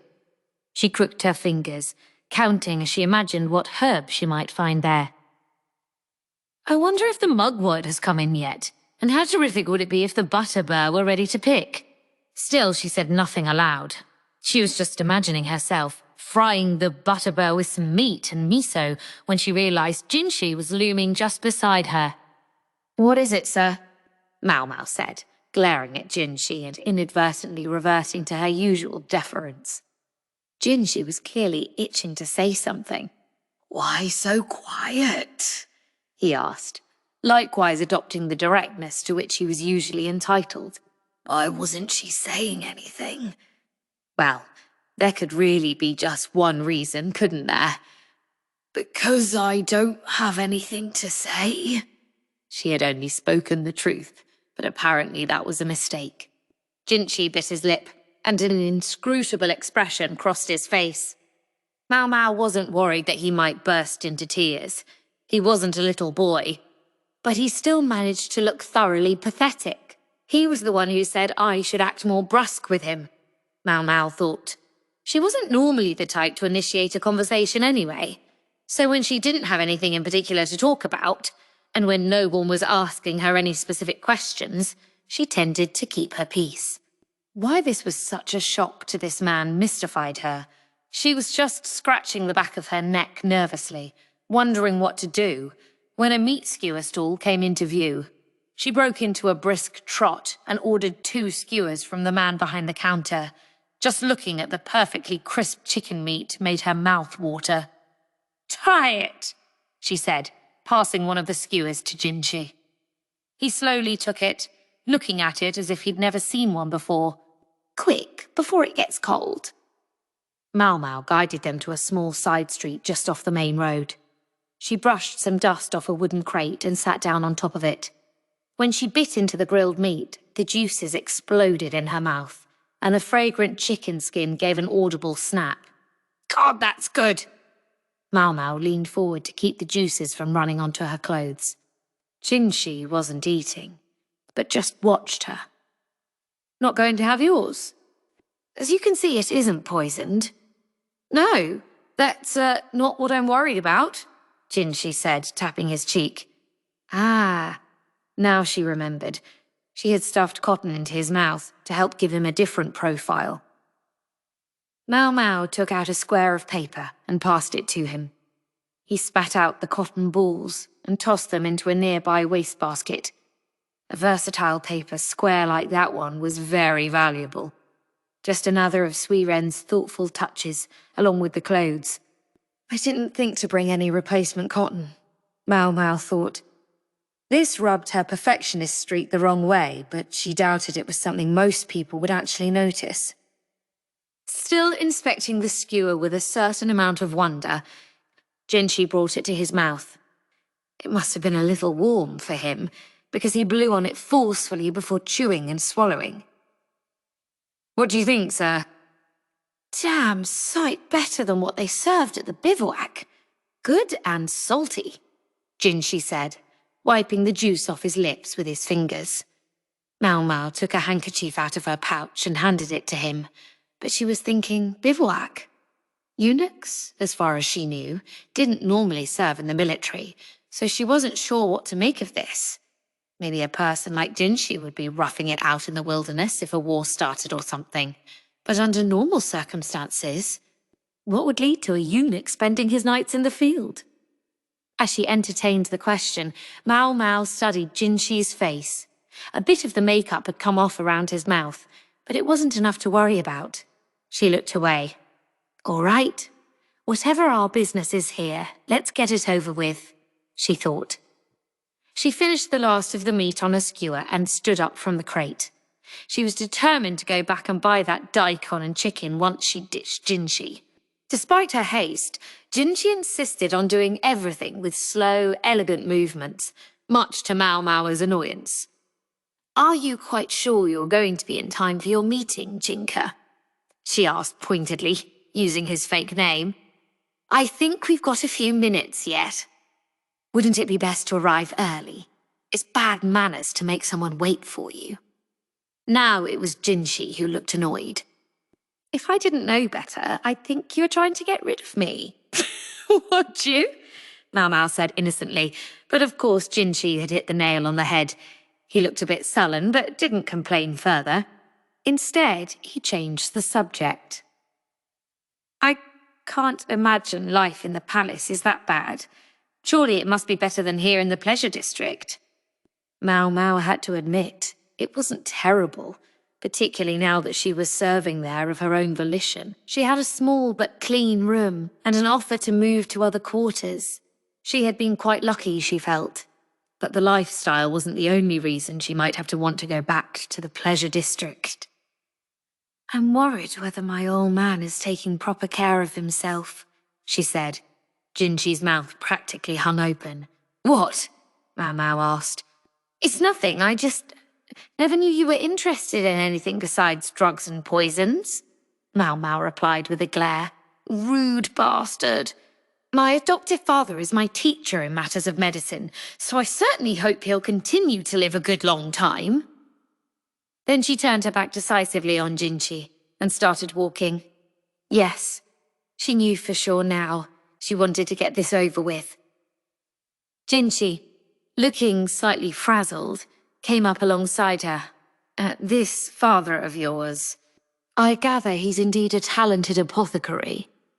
After a moment, Maomao answered hesitantly, "He is." She didn't think it was fair of Jinchi, leveraging talk of her father like this.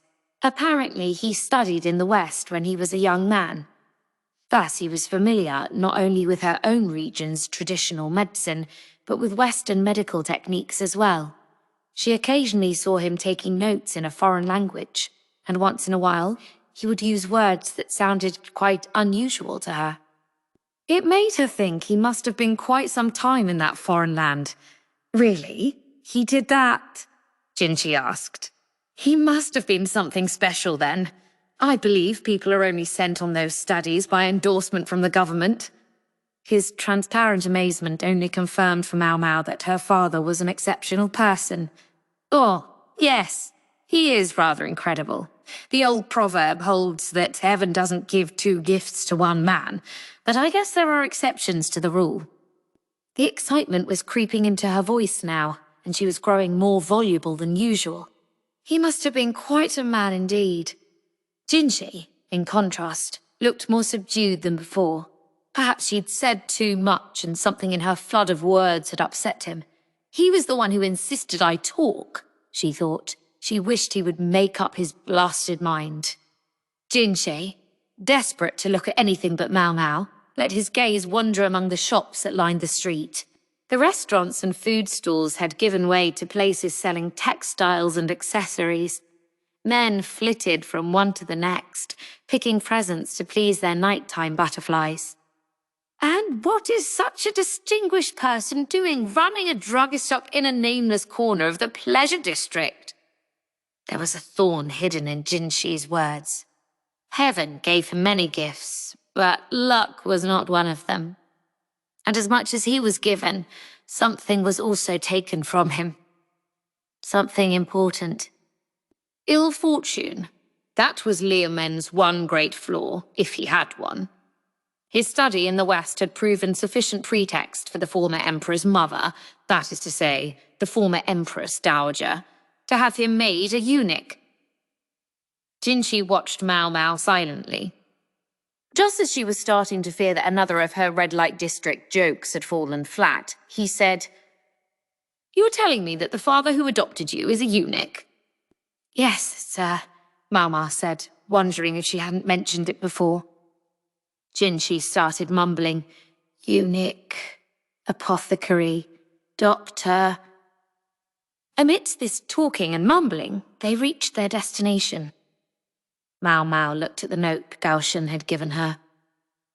"I believe that's it, sir," she said, pointing to a place just at the border of the pleasure district. The upper floor was an inn and the lower a restaurant, a fairly standard arrangement. "Yes, I think you're right." "But we still have a few minutes," Jinchi said, looking around. "Ah, now I get it," Maomao thought, narrowing her eyes. She understood why Jinchi had gone to all the trouble of disguising himself and marching around the town market. Yes, she saw it all now. Maomao let out a long breath. "I fear that traipsing around too much will cause your makeup to come off. Besides, the person you're meeting might be inside already. Better to go have a look than to risk making them wait, isn't it?" Jinchi finally seemed to take the hint. "I shall part ways with you here then, sir." "What, here?" "Yes. You took the trouble of disguising yourself. It would spoil everything if I walked in with you."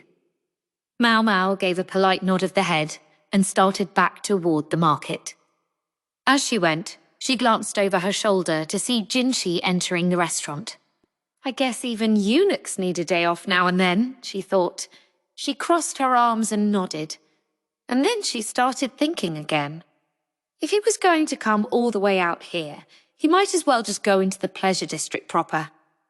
For she knew what kind of restaurant it was that Jinchi had just gone into. They served the waitresses along with the food. "Well, I hope he has a good night," she thought, a touch caustically, staring at the restaurant with a freezing look in her eye. Chapter 8. The Plum Poison. Maomao awoke to the twittering of sparrows. She sat up in her meagre bed, the characteristic odour of brewing medicine prickling her nose. "Good morning," said a calm, grandmotherly voice. It belonged to her father. "That's right. I'm back home," she thought. This was her first trip back since she had begun working in the outer court. Typically, maids in her position had no vacations to speak of.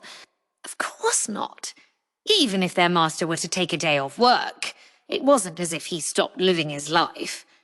Most such people had more than just one or two servants, leaving a little leeway for one of them to take time off. But matters were different with Jinshi. He had so few attendants. I can't believe she made it this long by herself. Maomao could only tip her proverbial hat to Jinshi's attendant Suirei, whose indulgence was the only reason she had been able to take this break. Although Maomao paid for it, the rest of the time, Suirei worked her relentlessly. Maomao got out of bed and sat in a crude chair. Her father brought her some warm condi in a chipped bowl. She sipped at it. It needed salt, but her father had at least given it a good, hearty flavour by mixing in some fragrant herbs. Maomao added a few drops of vinegar and stirred. "Make sure you wash your face," her father said. "Yeah, once I eat." Maomao continued stirring the porridge with her spoon, while her father prepared the ingredients for the medicine he was mixing up. "What do you plan to do today?" he asked. Maomao looked at him, almost a bit confused. "Nothing special," she said. "In that case, perhaps you could go to the Verdigris house for me." There was a beat before Maomao said, "Sure." "All right." She added another liberal dash of vinegar to her congee. Her father's apothecary was situated inside the Verdigris house, but when he asked her to go there, he had something else in mind. When Maomao arrived, she greeted the manservant outside with a familiar hello and went in. Through the elegant atrium of the entry hall she passed, then proceeded down a covered walkway to one side. The central courtyard was as fine as that in any aristocrat's mansion, and at night it was lit with burning lanterns. It was kept in good enough order to impress those who occasionally came by for tea during the day. Maomao didn't stop in the courtyard, though, but continued to a lonely little outbuilding. This was no place for customers. Once within, the reek of illness filled her nostrils. Morning. A woman slept inside, her hair dishevelled. She looked like a particularly unpleasant skeleton. "I brought your medicine," Maomao continued. The woman, though, didn't speak. One might almost suspect she had long ago forgotten how. She used to chase Maomao out, seemingly from sheer hatred, but in the past few years she'd lost the energy to do even that. Maomao went to where the woman lay indolently on her back and helped her swallow the powder she'd brought. It was what her father used in place of quicksilver or arsenic. "Less poisonous," he said, "and more effective, but at the moment it wasn't even serving to help sedate the woman. Yet they had no other way to treat her except to give her this powder." The noseless woman was nearly 40 now, but once she had been celebrated as a butterfly, feted as a flower. The Verdigris house was a prestigious enough establishment to pick and choose its customers now, but it hadn't always been so. In the years after Maomao's birth, there had been a time when the place had little more than a mud-spattered sign to its name. It was during that time that this woman had been a courtesan taking customers, and to her misfortune, she'd contracted syphilis, known in Maomao's language as the plum poison. If this medicine had been available to her in the early stages of her illness, perhaps she might have been cured. But by now the state of her body barely bore looking at. The illness had ravaged not only her appearance, but her mind as well, leaving her memory in tatters. Time was a cruel thing. When Luomin had first seen the woman, her illness had been in a dormant phase. If she'd only told him about it then, instead of holding back, things might not have taken such a brutal turn. But then, not everyone was willing to immediately trust a eunuch who showed up seemingly out of nowhere, a pariah from the rear palace. The simple reality of a courtesan's life was that she took customers, or she didn't eat. When the lesions began again several years later, the tumours spread with startling speed. So the woman was confined to this room where customers wouldn't see her. Yes, she was being swept under the rug, but this was still, by one standard, remarkably compassionate treatment. A courtesan who could no longer work was typically chased out of the establishment.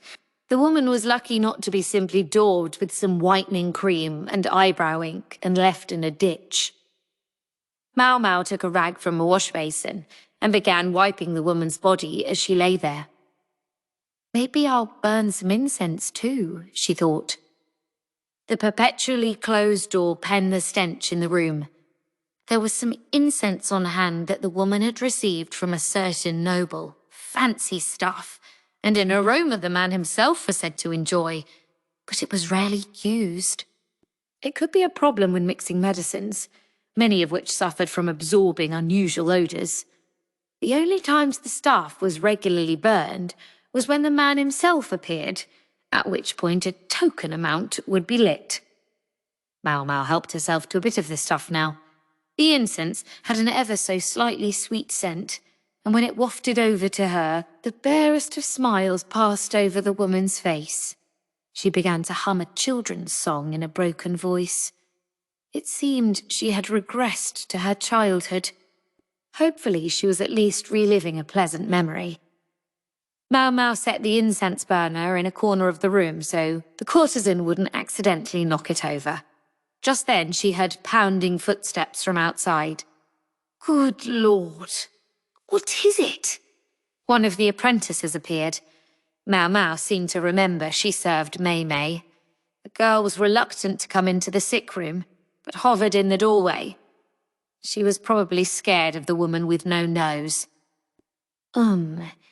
Sis said to bring you a message, the girl told Maomao. She said if I found you here, to tell you you'd have to stay here for a while. She said there's a weird guy with a monocle out there. Maomao said. She understood who the girl meant. The weird man with glasses was a long-standing customer of the Verdigris house, but he was not someone with whom Maomao wished to cross paths. As long as she stayed in this room, however, she would be safe. The madam would never do something so stupid as to show a customer something she had worked so hard to hide. Okay, Maomao said now. I've got it. You can go back. Then she let out a breath. The woman with no nose stopped her song and pulled out a set of marbles made with coloured pebbles. She began lining them up one next to the other, as if trying to organise the tattered bits of her memories. Fool woman, Maomao thought. She went over to a corner of the room and crouched down. It was Maomao who came shortly thereafter to let Maomao know that the coast was clear. Unlike her apprentice, the courtesan entered the room without hesitation, as though she knew it well. Thanks for taking care of her today. Maomao set out a round pillow. Maomao sat and smiled down at the sick woman. The patient didn't react. She had fallen asleep at some point. Maomao, Maomao said. They talked about you-know-what again. Maomao did indeed know what. The very thought was enough to give her goosebumps. Persistent old bastard, isn't he? I'm amazed you can stand him, sis. He's a good customer, if you can accept him as he is. And give him what he pays, the old lady's not about to object. Yeah, and I'm sure that's why she's so keen for me to become a courtesan. The customer in question was the reason the madam had been so intent on bringing Maomao into her employ these past years. If Maomao hadn't been hired by Jinshi, there was a distinct chance she would have been sold off to this customer by now. I don't even want to think about it, she said, her face contorting. Maomao exhaled pointedly when she saw this expression. From an outside perspective, it might look like an excellent opportunity. You've got to be kidding. Don't make that face at me. Courtesans had a somewhat different idea from most people of what constituted a good match. Do you know how few of us get to end up with someone we truly desire? I know, because for the madam, personal attraction weighs nothing, but silver is very, very heavy. That's the cost of a ticket on the boat to heaven, Maomao said with a jovial laugh. She ran her fingers through the sick woman's hair, then whispered to Maomao. I think the old ladies have a mind to sell one of us off one of these days. We're getting to be about that age. Maomao wasn't quite 30 yet, but for a courtesan, it was entirely natural to start thinking about retirement at that age. Sell high, as it were, or rather sell before your looks started to go. Maomao silently studied Mei's profile. Her face, still beautiful, appeared awash in a bevy of emotions, but Maomao didn't want to think about them too hard. Those were feelings she still didn't understand. If there was such a thing as love, Maomao thought she had left it in the womb of the woman who bore her when she came out into the world. What if you started up a place of your own? Huh! The last thing I want is to be a competitor to that old hag. Mei must have enough money to free herself, Maomao thought. If she chose not to leave the courtesan's life, it must have been because she wasn't ready. Just a little longer, Mei said with a smile. I won't be in this line of work forever. Jinshi pressed his chop to some paperwork, his face long. The outing the day before must have tired him. He sighed. Never had he imagined that the establishment at which the meeting took place would be a virtual extension of the pleasure district. He hadn't gone there for that.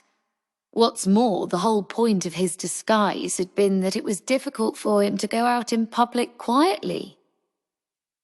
Yet he had ended up accompanied by Maomao, practically to the very doorstep of his meeting. Something else he hadn't envisioned. The idea had come instead from the aide, quietly organizing the papers beside him. This man had served him for many years, but perhaps it made him too willing to take matters into his own hands. No doubt he thought that what he had done was for Jinshi's benefit, but Jinshi could have raised a number of objections. Gaoshun!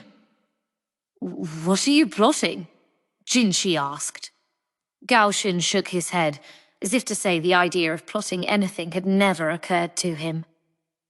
Allow me to answer a question with a question, sir. How was your little jaunt into town? Ah, yes. Jinshi wasn't quite sure what to say about it. He took a sip of tea in hopes of stalling. He was sure now Gaoshun thought he was helping, howsoever that was. Jinshi searched his mind for some way to change the subject.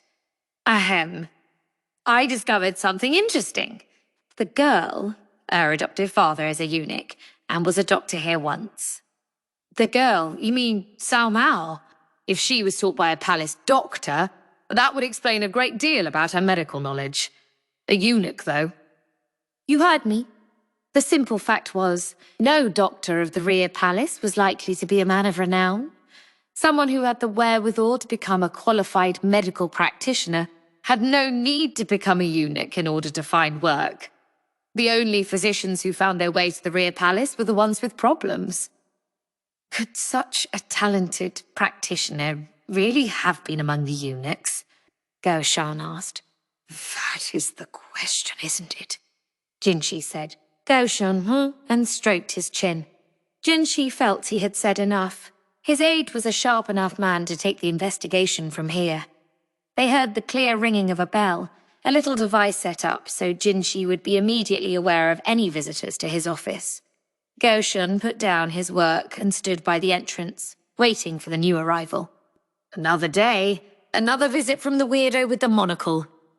He didn't have any particular business. He simply lounged around on a couch, sipping juice. Thanks for taking care of that little thing the other day. Ooh, it did turn out to be quite a story, didn't it? Lakan stroked his chin and squinted at Jinshi, making his already narrow eyes even narrower. It seems the youngest of those brothers was the most capable after all. Jinshi said, as he flipped through some papers. He suspected the commander had known all along. After the incident with their father's inheritance, the three men had appeared to reconcile with each other, but it was no more than that. An appearance. The youngest brother had suddenly revealed a heretofore undisclosed ability, and there was even talk that he could soon be doing work for the palace. Jinshi had seen some of his products, and the delicacy of the workmanship impressed even him. He didn't know exactly what had happened, but he strongly suspected the apothecary's daughter did, and wasn't saying anything about it. I think if we got that young man to handle the furnishings for the ritual, it would redound to the glory of our ruler. Yes, of course. Jinshi hated the way Lakan could make virtually anything sound important. A man of Jinshi's stature would normally hardly even hear of ritual preparations. Then there's the last work the father left behind. Just simple metal fittings, but so fine they could be fit for ritual use themselves. I find I keep wondering, Master Strategist, why it is you feel you must speak with me about these craftsmen. Why not? It's a waste to leave buried talent buried. Lakan could be obnoxious, but when he was right, he was right. Even if there was an ulterior motive for whatever he happened to be saying. If nothing else, Lakan was an excellent judge of talent. It wouldn't be an exaggeration to say it was that ability that had seen him rise to the position he now occupied. He might look as if he was slacking off at the moment, but in fact his work was being done, and industriously at that, by the various people he had discovered and employed. Jinshi could almost be jealous of him. What does it matter whether he's the elder brother or the younger? The cream should rise to the top. He made it sound so simple. That penchant for simplicity made him useful in his way, but he took careful handling.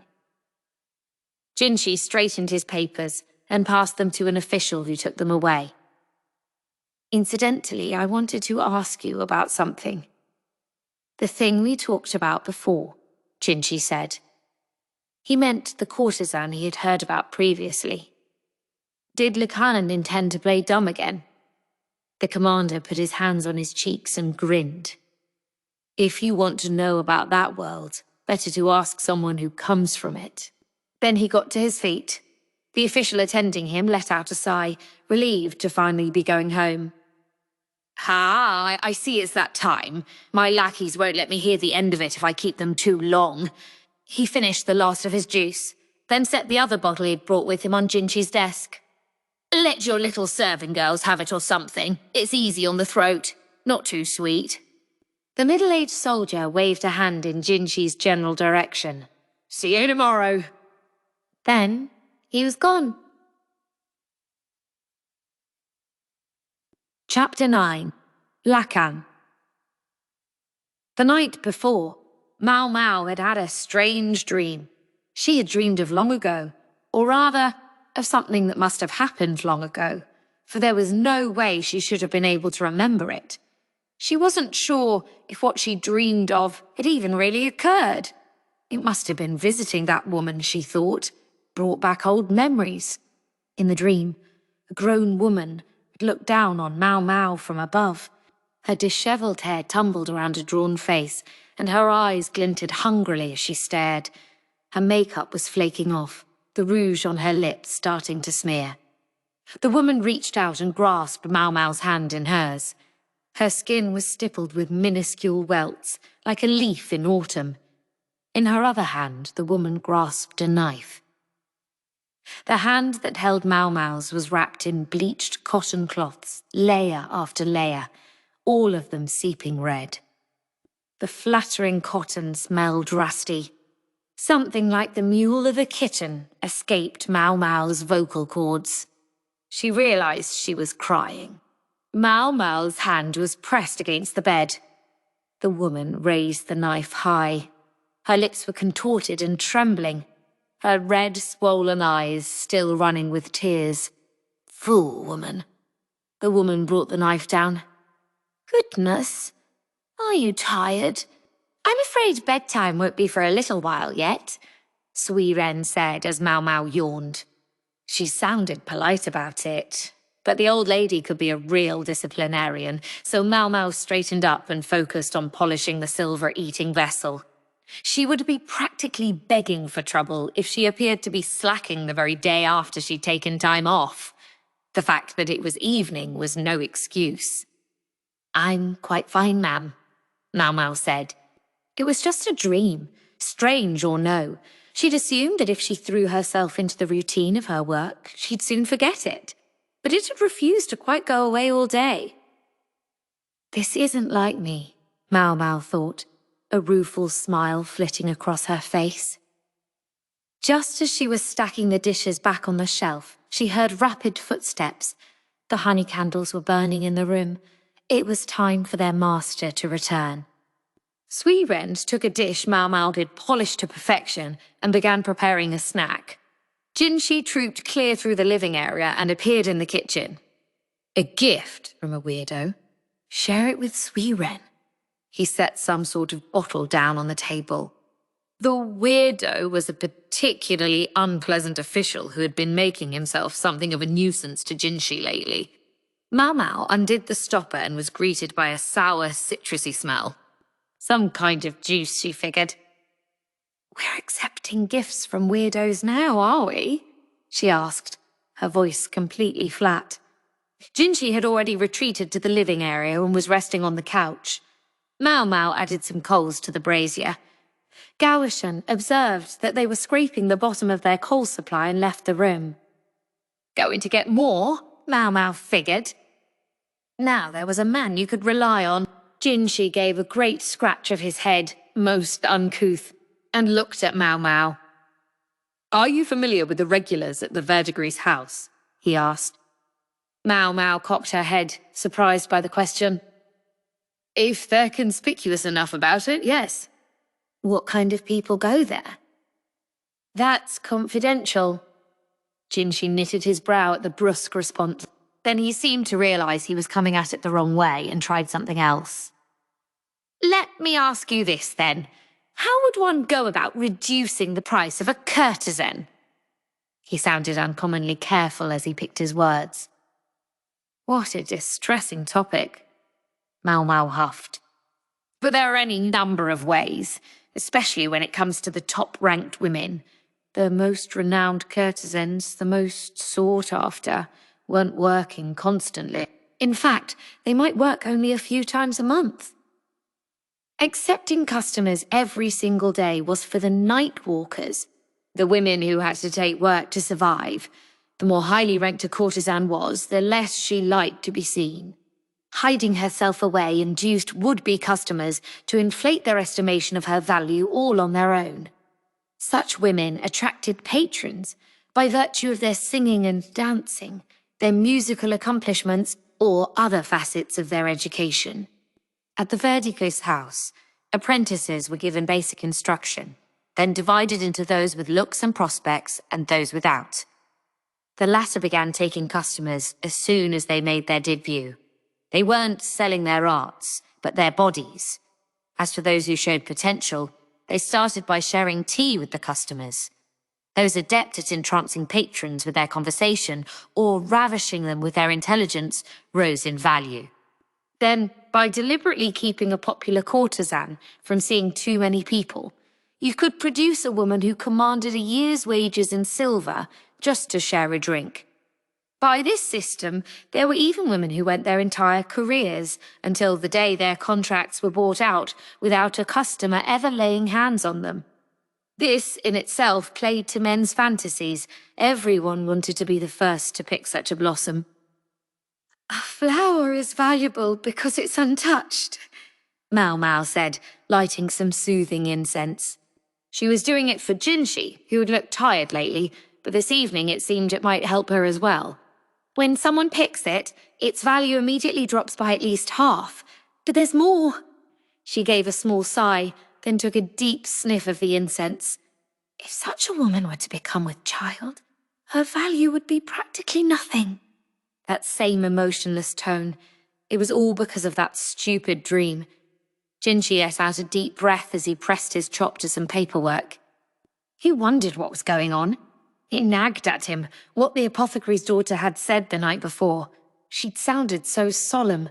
And then, conveniently, the man most likely to know the answer to Jinshi's private question appeared. "Hello, hello." The grinning fox knocked on the door and entered without waiting to be invited in. He'd come just as he had promised he would yesterday. He'd even made a subordinate haul along a couch with a nice soft cushion. Jinshi tried to resist pulling a face as he wondered how long the man would be here today. "Shall we pick up where we left off yesterday?"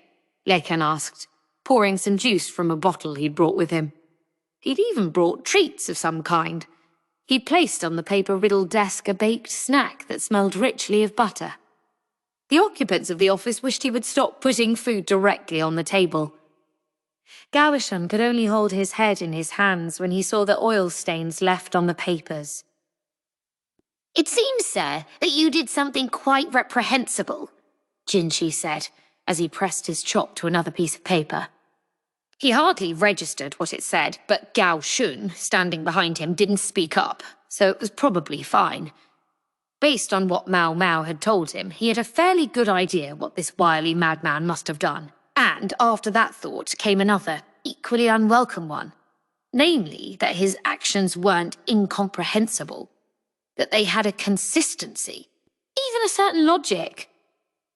Jinshi thought he understood why Lakan had started with the talk of buying out a contract at the Verdigris house, why he had spoken of his old friend. But Jinshi didn't want to admit the implications. To do so would only invite yet more trouble. Reprehensible. How rude. And the last thing I want to hear from a thieving little magpie. Lakan's eye narrowed behind his monocle, and then he laughed. "I had finally brought the old lady around, do you know that?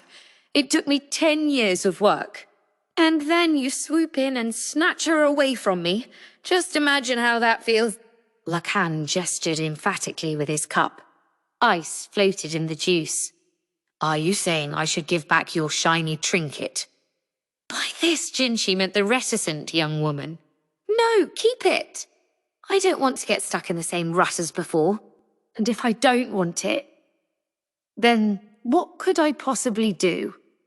I could count on one hand the number of people who could go against your will, my lord." Lakan was resolute about never saying quite what he really meant. It drove Jinshi to distraction. Lakan knew who and what Jinshi was. Otherwise, he never would have said what he did. But the logic was there, in his words. Lakan took off his monocle, wiped it with a handkerchief, then replaced it, in front of the other eye. So it was just an affectation. Jinshi had always known Lakan was a strange one. I do wonder what my, little girl will think. The way he emphasized the words little girl. Ah, so it must be true.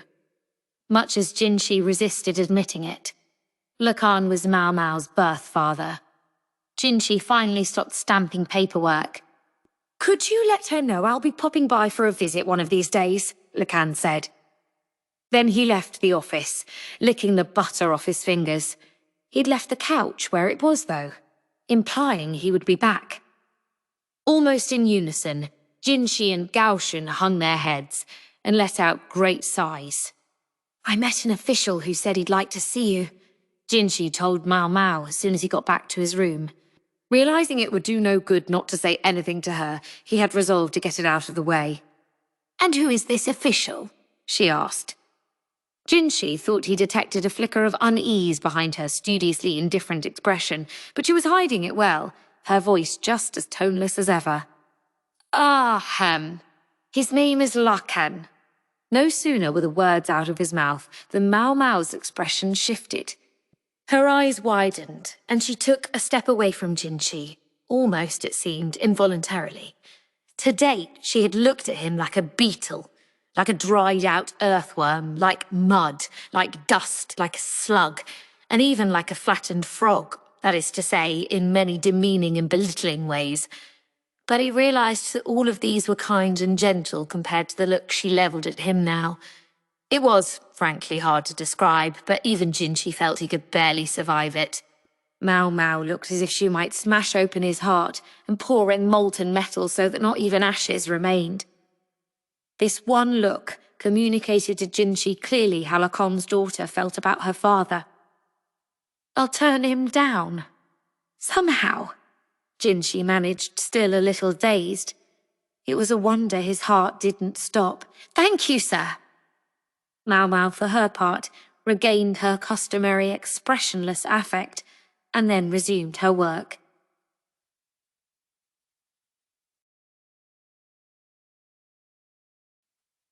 Chapter 10. Suirei. So he knows. She'd had a feeling about the person Jinshi had been talking about the other day. He was, after all, part of the reason Maomao diligently avoided going anywhere near the military encampment. She heaved a sigh. The way her breath fogged in the air was proof enough that the cold was still present and accounted for, the footfalls of spring still far off. There was nobody else in the room. Jinshi and Gaoshun had gone out first thing in the morning. In the 2 months Maomao had been serving him, she'd begun to get to know Jinshi's routine. One particular task seemed to come up about every 2 weeks. The day before, he would take a long, slow bath and burn incense before he went out. Maomao took advantage of those days to give the floor a thorough polishing, and that's what she was doing today, wiping a cloth industriously across the ground. Her hands were going numb with the cold, but with Suirei watching her, mild but implacable, Maomao couldn't even think of slacking off. When Maomao had dusted about half the building, Suirei finally seemed satisfied and suggested they stop for tea. They pulled 2 chairs up to a round table in the kitchen and sat with warm cups of tea in their hands. The leaves were leftovers, not new, but were of such high quality that the brew still smelled wonderful. Maomao savoured the sweet aroma as she ate a sesame ball. "Wish we could have something more savoury," Maomao thought, but it would sound churlish to say so aloud. She suspected Suirei had prepared the snack, assuming that a young woman would enjoy a sweet treat. So Maomao felt compelled to look appreciative. But then she noticed that Suirei herself was munching away noisily on some grilled rice crackers. Maomao said nothing for a moment. "Ah, that salty tang is like an addiction," Suirei said. She and Jinshi were certainly of a piece, Maomao thought. She reached out toward the dish of crackers, but Suirei snatched up the last one before she could get to it. Now Maomao was sure she was doing this on purpose. Very disagreeable, this attendant. Maomao always ended up the listener when she took a snack with other women, and so it proved at tea with Suirei. Unlike the ladies of the Pleasure District or the Rear Palace, Suirei didn't favour idle gossip, but was given to discoursing on the master of the house. "The meal tonight is vegetarian, so make sure you're not snitching any meat or fish on the sly," Suirei said. "Yes, ma'am." Maomao knew better than to ask why they were eating as though they were undergoing some kind of ritual purification, but Suirei implied just enough with her tone that Maomao could guess. Can eunuchs perform ritual offices? She wondered. Purification was typically performed by those who would be participating in religious rituals. Those of aristocratic or noble birth could expect to preside at such functions from time to time. There were a number of things about Jinshi that Maomao didn't understand. For one, why a man of birth such as his should have become a eunuch at all. Then again, when she considered the time of his life at which it had happened, it made a certain kind of sense.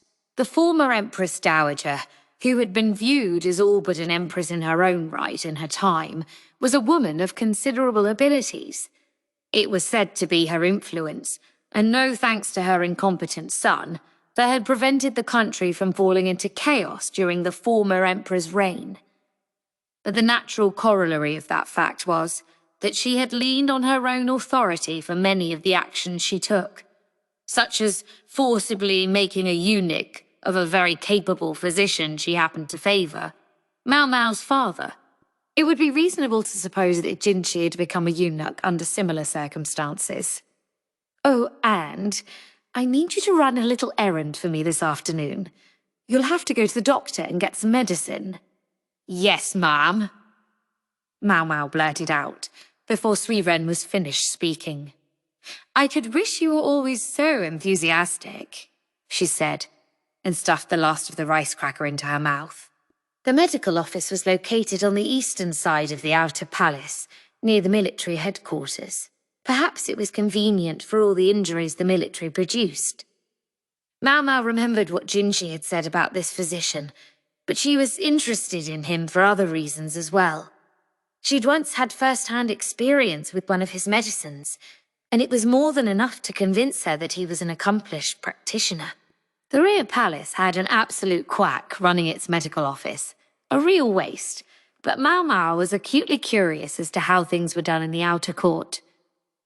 "I've come to pick up some medicine," she said, presenting the tag Suirei had given her. The doctor, a man with high cheekbones, looked at it, then asked Maomao to sit down and disappeared into a back room. Maomao sat, then took a deep breath in. A profusion of acrid smells and bitter flavors filled her nose and mouth. Over at the desk where the doctor had been until her arrival, Maomao could see a mortar and pestle with some half-crushed herbs in it. With a supreme effort of will, she managed to control her urge to turn the place upside down. She would have given anything to have a good, close look through the cabinet full of medicines in the next room. "No," she implored herself. "Got to stay strong." She could feel her body edging its way toward the other room in spite of herself. "May I ask what you're doing?" a woman's cold voice said. Maomao snapped to reality, discovering behind her a very exasperated-looking court lady. Maomao remembered her. It was the tall woman. Maomao realized she must look profoundly suspicious slinking toward the other room as she was, and promptly returned to her chair. "Just waiting for some medicine," she said innocently. The other woman looked like she wanted to say something to that, but at that moment, the doctor re-emerged with the prescription. "Oh, Suirei, when did you get here?" he said lightly. The woman he called Suirei frowned, as if she didn't appreciate his tone. "I've come to restock the medicine they keep on hand at the guardhouse," she said. She must have been referring to someplace in the military camp. Now that Maomao thought about it, she realized the last time she'd run into Suirei, it had also been in the vicinity of the military area. At the time, she'd felt strangely as if Suirei had it out for her, and the attitude she saw from the woman now only confirmed her suspicions. Suirei was looking at Maomao as if she wished the young serving woman were anywhere else. If nothing else, Maomao now understood why Suirei had smelled of medicinal herbs when they'd met.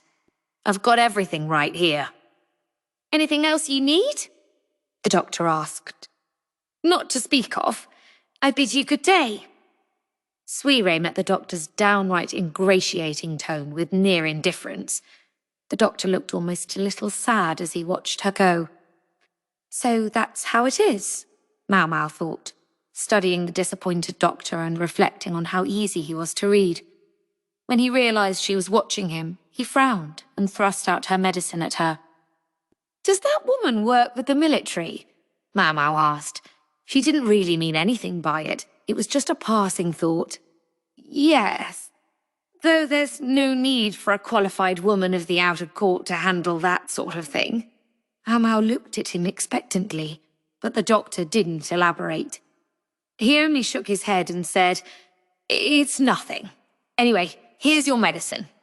He shoved the packet at her, then gave a dismissive wave of his hand. "Go on, get out." Phew.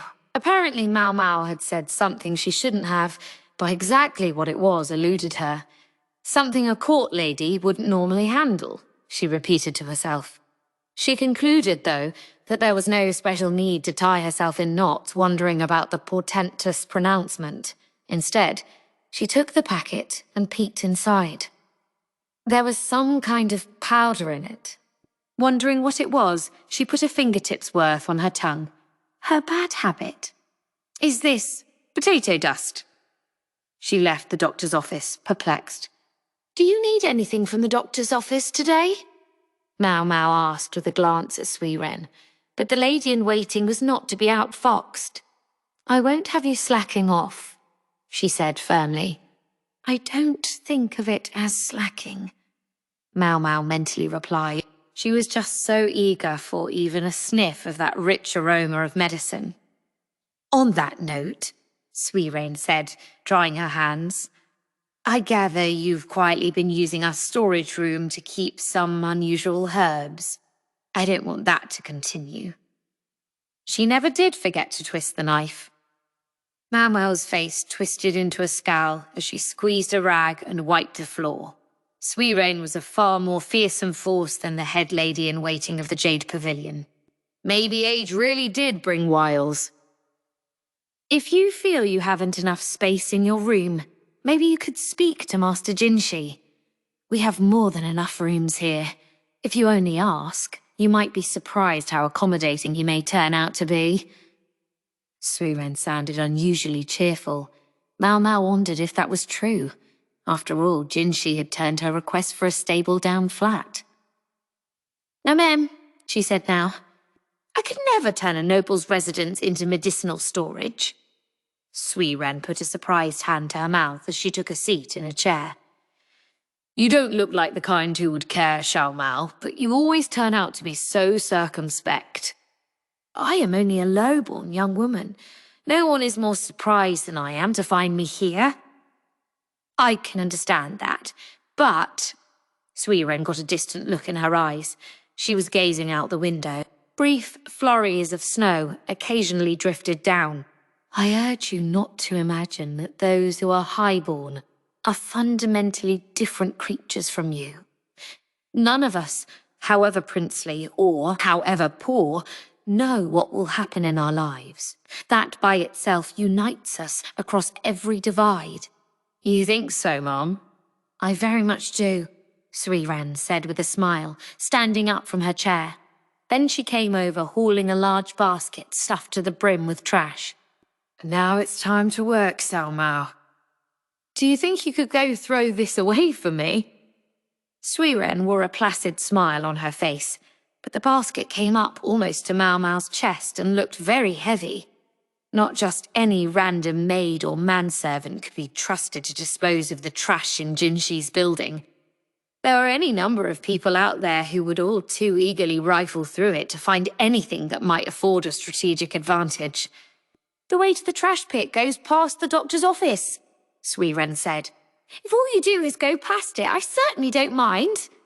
"That's not a favour, that's torture," Maomao thought with a frown, but nonetheless she hefted the basket onto her back, wobbling under the weight. Maomao studied the stark indentations the straps of the basket had left on her shoulders, wondering just how much had been in there. Well, at least no one would be able to root through this particular noble's garbage now. It had all turned to ash.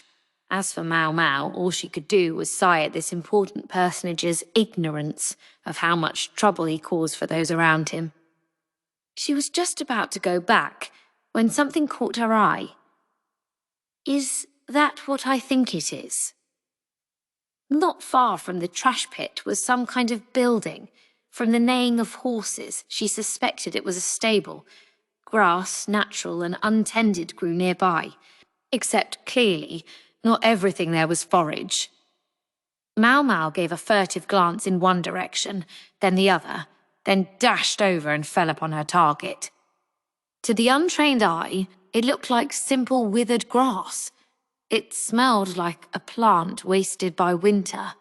Pull it out of the ground and it showed long roots, along with a small but unmistakable tuber-like growth.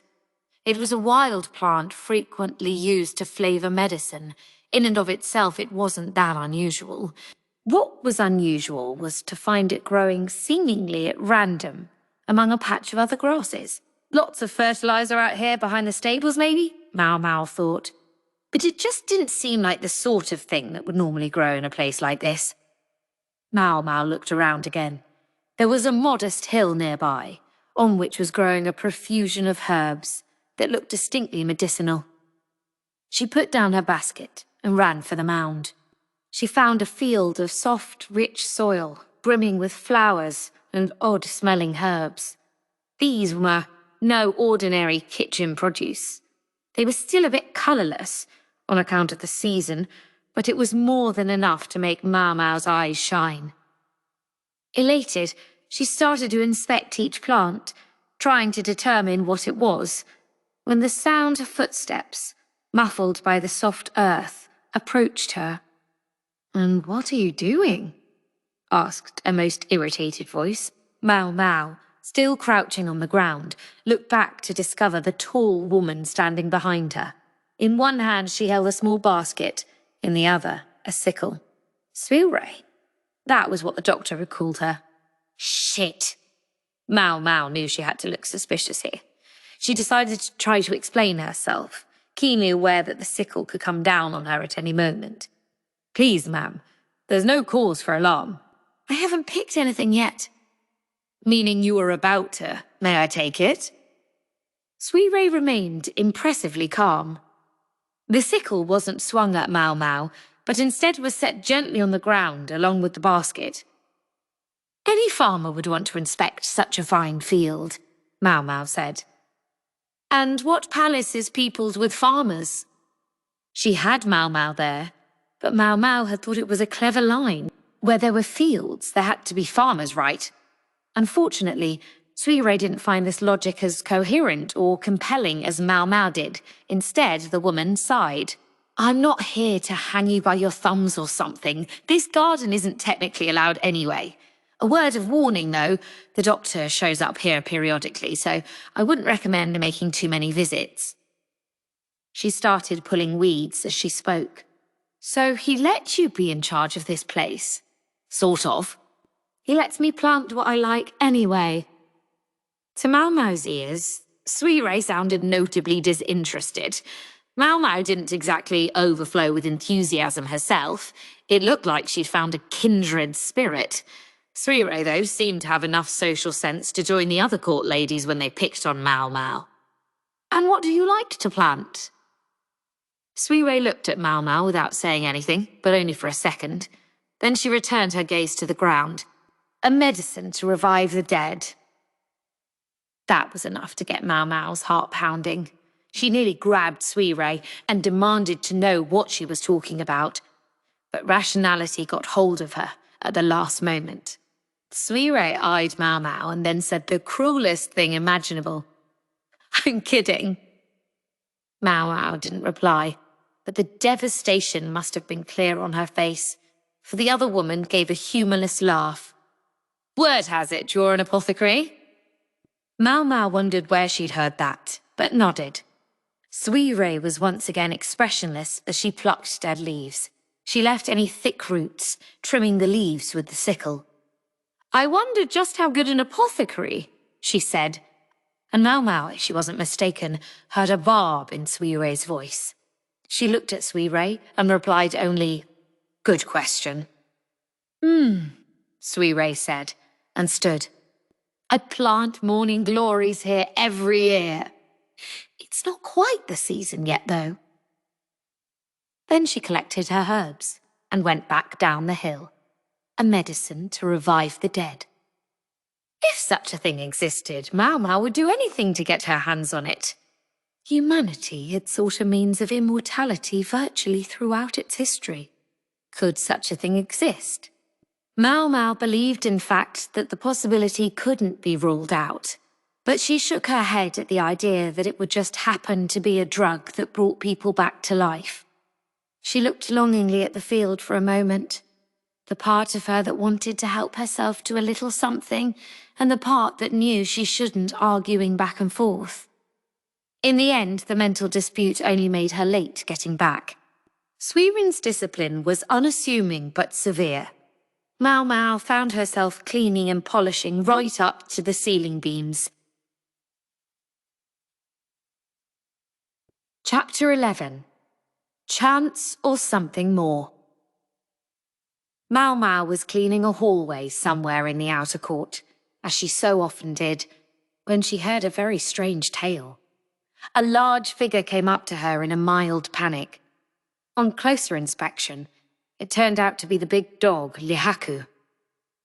"What's going on?" Maomao asked, setting down her cloth.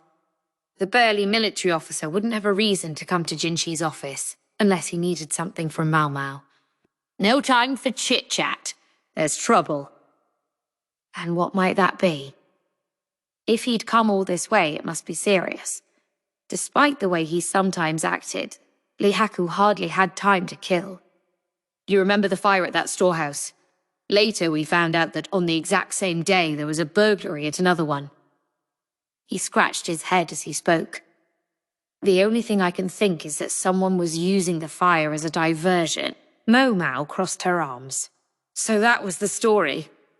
What was stolen, if I may ask? At that, Lihaku fell into an uncomfortable silence. He tapped her on the shoulder and gestured, apparently wanting to go somewhere they wouldn't be overheard. Maomao let him lead her out of the gallery and toward the garden. Lihaku squatted in the shade of some trees, tapped his finger against the side of his nose conspiratorially, and said, "Some ritual implements disappeared." Ritual implements? A very strange thing to steal, Maomao thought. Yeah, several seem to have vanished, but I'm afraid we don't know exactly what. Lihaku gave a helpless shake of his head. You don't know what was in there? Was the keeper of the storehouse that careless? No, it's not like that. There's no one in charge of the place right now. An important official who'd been closely involved with it died last year, and that turned everything on its head. A matter of new superiors shuffling things around, perhaps. Perhaps you could ask whoever oversaw it before him, then. There's a wrinkle in that, too.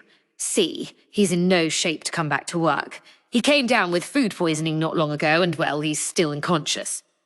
Lihaku heaved a sigh, as if to emphasize what dire straits he was in. But the words food poisoning set Maomao's memory working. Hadn't there been a case of that just after the fire? In fact, almost simultaneously with it. That wouldn't happen to be the Clark Gormand, would it? She asked. Lihaku's eyes went wide. How do you know about that? It's a long story. The fire, the theft, and the indisposition of the Clark. Could they all be one giant coincidence? On some level, it was always possible, but it seemed deeply unlikely. Something else Lihaku had said got her attention too. You mentioned an important official who passed away last year. What kind of person was he? Lihaku put a finger to his forehead and grunted. I remember he was some old fart who always had to stick up his... always stood on principle. What was his name? Blast. It's on the tip of my tongue. I know he was real big into sweets. Perhaps you're thinking of Master Konen, Mama said, remembering the person Jinshi had told her about the year before. A straight-laced, sweet-toothed official who had died from an overdose of salt. Yes, that was it. Wait, you know about him too? It's a long story. Lihaku's surprise was understandable. Maomao was by no means enough of an optimist to assume all these coincidences could be, well, mere coincidence. Each looked like an accident in isolation. But there were no guarantees that what appeared to be an accident was, in fact, accidental, as the case of the blowfish had proven. Was it possible that all of these incidents were deliberate, aimed at some larger goal? Maomao looked at Lihaku. I'm sorry, Master Lihaku, but what does this have to do with me? Right. That's what I came here to talk to you about. He rifled through a bag and pulled out something that turned out to be the ivory pipe Maomao had discovered in the burned storehouse. She'd delivered it to him not long ago, after cleaning it up and rebuilding it. He'd said he would see that it made its way back to the storehouse watchman, but he still had it. It's not my fault, Lihaku said now. The watchman told me to keep it. Said he didn't want it anymore. The guard had been dismissed after blame for the storehouse fire had fallen on him. Maomao had taken the pipe to be a potentially expensive purchase, but evidently it had been a gift. Someone was very generous, she thought. He said one of the ladies of the outer court gave it to him. Doesn't that strike you as strange? Why would one of them give something like this to a random watchman? It might make sense, depending on the person. When courtesans received a gift from a particularly despised customer, they would promptly sell it for cash, or otherwise give it to someone else. But Maomao could think of another possibility too. Maybe she knew that he would want to put such a rich gift to use right away. Not everyone would have that impulse, but many would. And if that was the mystery woman's objective, she must have guessed the course of events. The fire would break out. People would come running. Security would be lighter elsewhere. The perfect time for sneaking. Lihaku, anticipating what Maomao was about to ask, said, "Unfortunately, he said he couldn't see the face of the woman who gave him the pipe. It was too dark." A woman walking around in the dark? That was strange too. Even the palace wasn't a place where a woman should be walking alone at night. The storehouse watchman had found the woman doing just that and had been so kind as to accompany her out, for her safety. She'd thanked him by giving him the pipe. It had been cold, and the woman's face was hidden by a tall collar. He did say that she seemed unusually tall for a lady, though, and that she smelled faintly of medicine.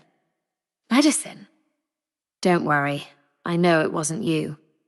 He said tall, but I just wondered. Sound like anyone you know? Although he might look like a lummox, Liaka could be pretty sharp. Can't exactly claim I've got no idea, Maomao thought. Maybe she should simply tell him exactly what she suspected. But then her father's mantra ran through her mind. Don't draw conclusions based on assumptions. Maomao thought the matter over and decided on a compromise.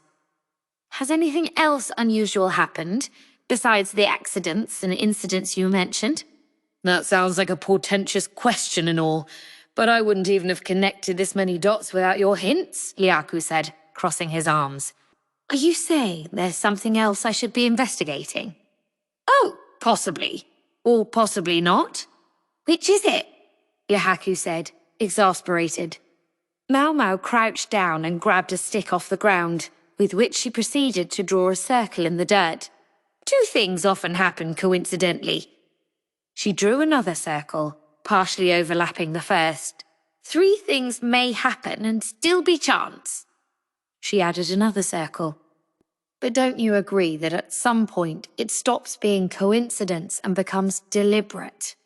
She filled in the segment at the center of her three overlapping circles.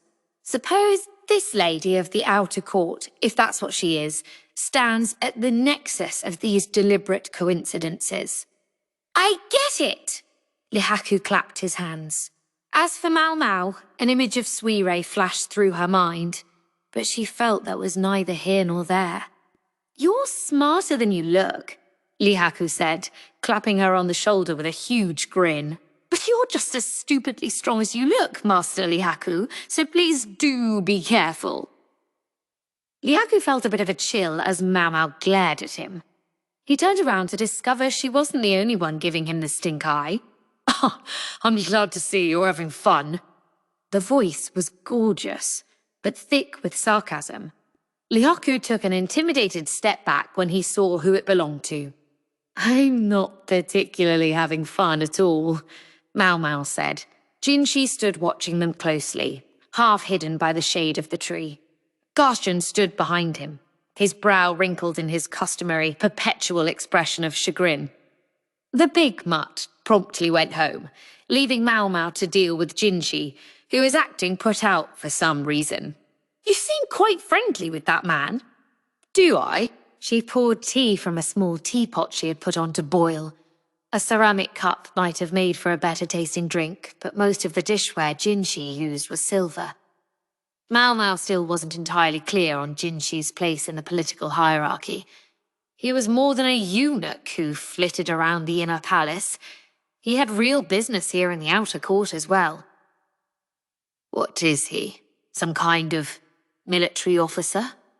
Indeed, sir. As you could see, he came to talk to me about something that was bothering him. Maomao placed snacks to go with the tea on the desk. She couldn't be completely sure whether Jinshi might have a stake in what Li Haku had told her. After all, Konen was somehow connected. So Maomao offered, "Shall I tell you exactly what he was asking about?" Jinshi only sipped his tea in silence. When Maomao had finished a detailed explanation, Jinshi closed his eyes and frowned, looking faintly distressed. "A tangled web indeed." "Yes, sir." Jinshi hadn't touched the snacks. Gaoshun was standing by the entrance of the office, looking as disturbed as his master. "Yeah, and how do you think it's all related?" Jinshi asked. "That I don't know," she said honestly. She had no idea what any of this had been intended to accomplish. Any of the cases might have been accidental. The one thing that was certain was that as long as they looked like they could be accidents, it was unlikely that anyone would put the pieces together. Personally, I think they looked less like a single grand scheme and more like a series of traps, the success of any one of which would serve the purposes of the one who set them. Jinshi took another sip of tea in response. The mouthful emptied his cup, so Maomao went to boil more. "I must agree," Jinshi said. "And that means there's a possibility that there are other traps." "We can't be certain." Even Maomao had only her speculation to go on. If somebody told her definitively that it had all been a series of coincidences, she could only have nodded and accepted it. Not feeling too eager about this one. "Eager, sir?" she said. "And it's not like I stick my nose into these things out of personal interest." She just took note of what was going on around her. There were too many people all too prepared to involve her in their own risky business. That was the problem. Maomao would have been perfectly happy to live a quiet life as an apothecary, sitting on her veranda, sipping tea and doing her medicinal experiments. "I'm only a maid," she said. "I simply do the work I'm given." Jinshi said again, apparently finding this answer lackluster. He played half-consciously with a brush in his hand. He had pushed the snacks to one side of his desk. Maybe he wasn't interested in them. Maomao thought he looked uncommonly youthful. "How about this, then?" he said. He called Gaoshun over with a grin and whispered in his ear. Whatever he said, Gaoshun was clearly not enthusiastic about it. "Master Jinshi," he said. "You heard me. Get everything ready, please." Gaoshun nodded without conviction, and meanwhile Jinshi dunked the brush he was playing with in some ink, then began writing on a piece of paper in fluid, flowing motions. "When I was making the rounds of the trading merchants the other day, I heard tell of a very interesting item. I believe this was the name." He pulled up the paper with a flourish and displayed it to Maomao. Her eyes immediately began to sparkle. Written on the paper were 2 characters, Li Huangwen, Calculus Bovis. "Ox Bezoar. Would you like it?" "I would." Almost before she knew what she was doing, Maomao rushed up to, and then onto, Jinshi's desk. Calculus Bovis was a medicine, a gallstone from a cow or ox. Supposedly, only 1 in 1,000 cattle produced one. It was considered among the rarest and most valuable medicinal supplements.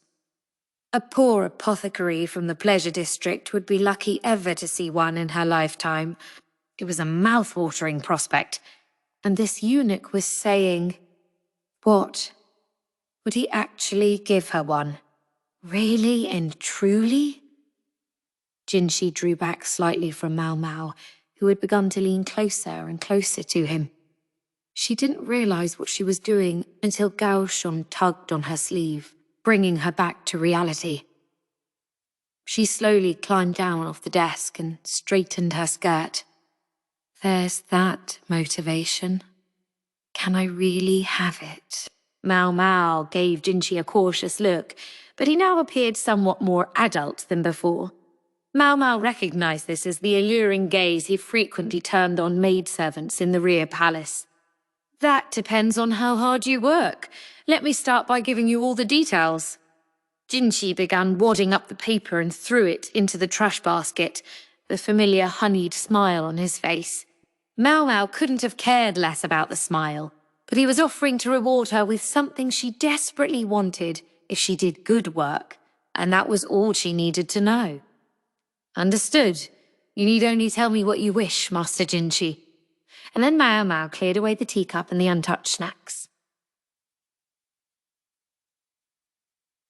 Chapter 12. The Ritual. As instructed, Maomao shut herself up in the archives the very next afternoon. The building contained reams of public records and had a distinctly musty smell. A pale-faced official brought Maomao armloads of scrolls. He was the only other person she saw there. The posting seemed to be something of a sinecure. It wouldn't hurt him to get out in the sun every once in a while, though, she thought. He unrolled one scroll after another, each made of excellent paper. They listed in brief both accidents and crimes that had occurred in the palace complex over the past several years. This wasn't confidential information. The scrolls were quite public and could be viewed by anyone who requested them. She looked through them with interest. Most of the cases were mundane accidents, but a few piqued her curiosity. Cases of food poisoning, say. She'd expected such cases to spike during the summer, but there were a surprising number in winter as well. Autumn could bring its own troubles, with people eating unidentified or inappropriate mushrooms. Maomao asked the official for another bundle of scrolls. She'd expected him to treat her as a nuisance, but he seemed quite pleased to finally have an opportunity to do some work. It looked like he wasn't here just because he liked to kill time. He was clearly curious about what Maomao was researching, occasionally stealing little glances as she worked. Maomao ignored him, flipping through the sheets until she found what she wanted. A description of the recent food poisoning incident. Maomao stopped when she saw the government organ with which the victim had been associated. The Board of Rights?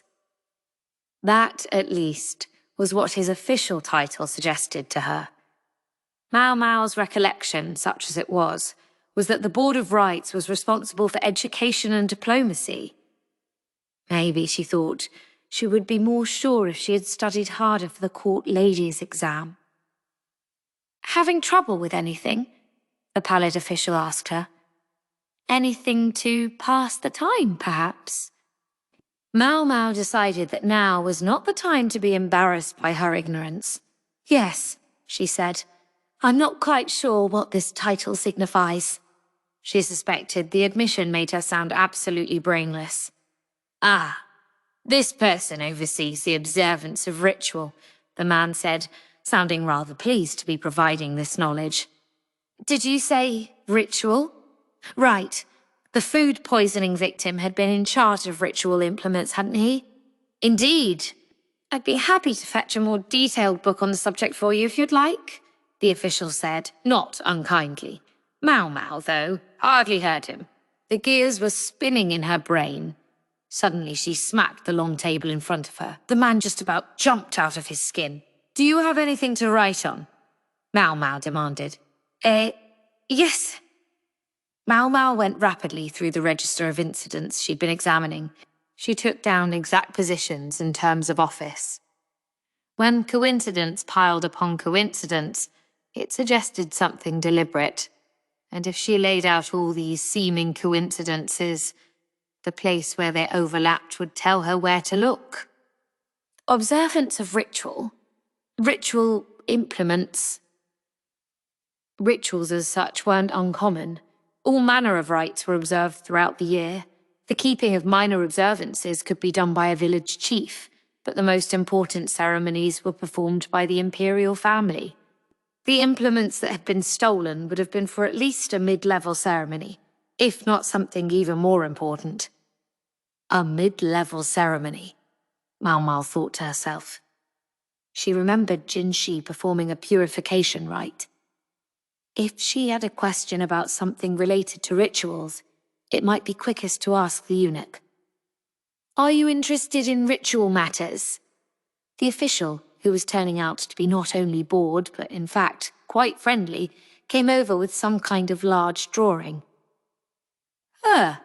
Maomao said. It was a fairly detailed illustration of the ritual grounds. An altar stood in the centre, with a banner fluttering above it. A large pot was placed at the foot of the altar, perhaps to hold a fire. Rather an unusual place, isn't it? The official said. So it is. It certainly looked elegant and imposing. The banner appeared to have some kind of writing on it. Did they change it each time there was an observance? Seems like a lot of trouble to take it up and down every time, thought Maomao, ever practical. The banner was up high enough that even getting a ladder up to it would be a headache. They've got a special contraption there, the official said. A large beam hung from the ceiling. It can be raised and lowered so they can write the appropriate ritual inscription on the banner. You seem to know quite a bit about this, Maomao said, studying the pale man. I dare say I do. I used to do more dignified work than marking time in the archives, but I'm ashamed to admit I must have slipped up at the wrong moment or offended the wrong person because I earned myself exile to the stacks. He had, he added, formerly been assigned to the Board of Rites himself, which, Maomao realized, explained why he'd been so interested in what she was doing. And then the official said something that really got her attention. I was concerned whether it would be strong enough at first. I'm so glad there haven't been any problems. You were concerned whether what would be strong enough? The beam, the system that holds it up. That's a huge thing. I hardly dare imagine the tragedy that would result if it fell. But no sooner had I raised the issue than I found myself banished to these archives. Maomao stared at the picture in silence. If the beam did come loose from the ceiling, the one in greatest danger would be the person directly below it, the officiant of the ceremony. Potentially a very important person indeed. And he's worried about how strong the system is, Maomao thought. In order to raise and lower the beam, it would have to be attached to something. And if the fasteners were to break, how strong it is. There was a fire pot in the immediate vicinity.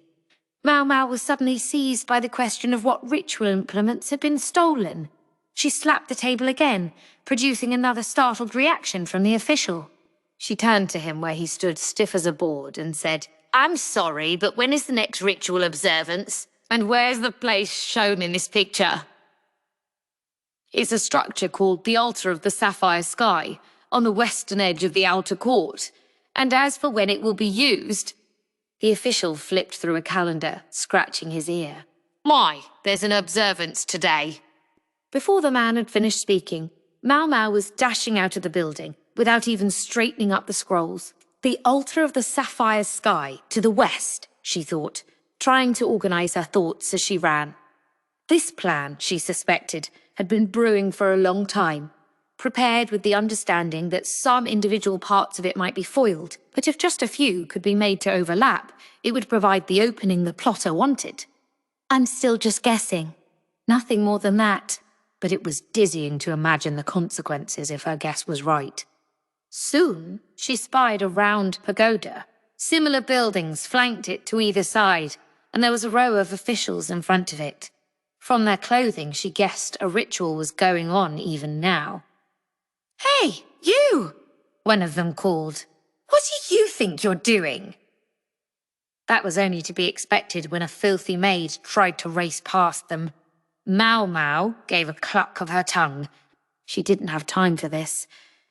If she could have gone for Jinshi or Gaoshun, they might have solved the problem for her, but they were going to be out all day. Let me through, please, she said. Absolutely not. A ritual is being celebrated, said a warrior holding a nasty-looking war club. He glowered at Maomao, but she could hardly blame him for simply wanting to do his job. Instead, she cursed herself for not being a smooth talker. It's an emergency. You have to let me inside. A maid like you would dare impose herself on the holy rites. He had her there. Maomao was nothing but a maid. She had no authority. If this man let a girl like her into the ceremonial venue just because she asked him to, he might as well kiss his head goodbye. Unfortunately, Maomao couldn't back down either. Maybe nothing will happen, she thought. But if it did, it would be too late for I told you so. By the time we realise something irrevocable has happened, it's always already too late. The soldier stood head and shoulders taller than her, but she looked him full in the face. The officials nearby were starting to murmur and look at them. I'm not here simply to besmirch the ritual, Maomao said. Someone's life is in danger. You have to stop the ceremony. One of the nearby officials spoke up. That's not for you to decide. If you have an opinion you'd like to share, we have a suggestion box. He was openly mocking Maomao, lowly servant that she was. You would never see it in time. Let me through. No, they were never going to get anywhere arguing like children. Perhaps it would have been the mature thing for Maomao to acknowledge that she was never going to get through and simply back down. But she didn't have it in her. Instead, a sarcastic smile worked its way over her face. There's a fatal flaw in the construction of that altar, and I believe someone may have taken advantage of it. If you don't let me through this minute, believe me, you'll regret it. Dear me, but I tremble to think what will happen to you when they find out I warned you and you didn't listen. She put her hand to her cheek in an exaggerated expression of surprise. Then she said, Wait, I see. Is that what's going on here? She smacked her fist into her open palm, as if it all made sense now. Her smile turned mean. You want whatever it is to happen. You're delaying me here because you're in league with whoever booby-trapped the... She was interrupted by a dull thud from her own head. Almost before she knew what had happened, she was lying on the ground, her vision blurring. Got to stay conscious, she thought, but wishing wasn't going to make it so. She heard the voice of the soldier who had struck her, but he sounded as if he were a great distance away, and she couldn't make out what he was saying. Well, at least she knew she had their attention. Any soldier would be angry about abuse like that from a little girl like her, angry enough to raise a hand without thinking, perhaps. She couldn't complain. She'd brought it on herself. But if she passed out now, it would all be over. Slowly, Maomao pulled herself to a sitting position. Her ear burned, and her vision was still blurry. As colour filtered back into her world, she perceived the soldier, his arms still raised, his companions restraining him. Thought starting a fight might help, but no good. There hadn't been enough of a commotion to interrupt the ceremony. She could still hear music from the direction of the altar. The show was going on. At last she dragged her body onto its feet. A few red specks stippled the ground in front of her. Nosebleed, she thought. Not something to worry about. The blow seemed to have caught her on the ear, but it only burned. There was no pain. Maomao pressed a thumb to one side of her nose and blew the blood out. A murmur ran through the assembled officials. Maomao realised maybe it was inappropriate to shed blood at the site of a ritual, but she hardly had time to apologise. Are you quite satisfied? She said. With her still fuzzy vision, she couldn't see exactly what response she got. She only heard the general buzz of voices around her. There was no time for these games. There was something Maomao had to do. Her voice went up an octave. Let me through. I have to get in there. It would be too late once everything was over. Too late if she didn't get in there right now. I'll never get my ox bezel. Her head was spinning and her vision was still hazy, but that thought gave her the motivation to stay standing. Maomao looked hard at those around her. I'm not asking you to stop the ceremony, only to let me by. Say a rat snuck in when you weren't looking. The current emperor was a compassionate man.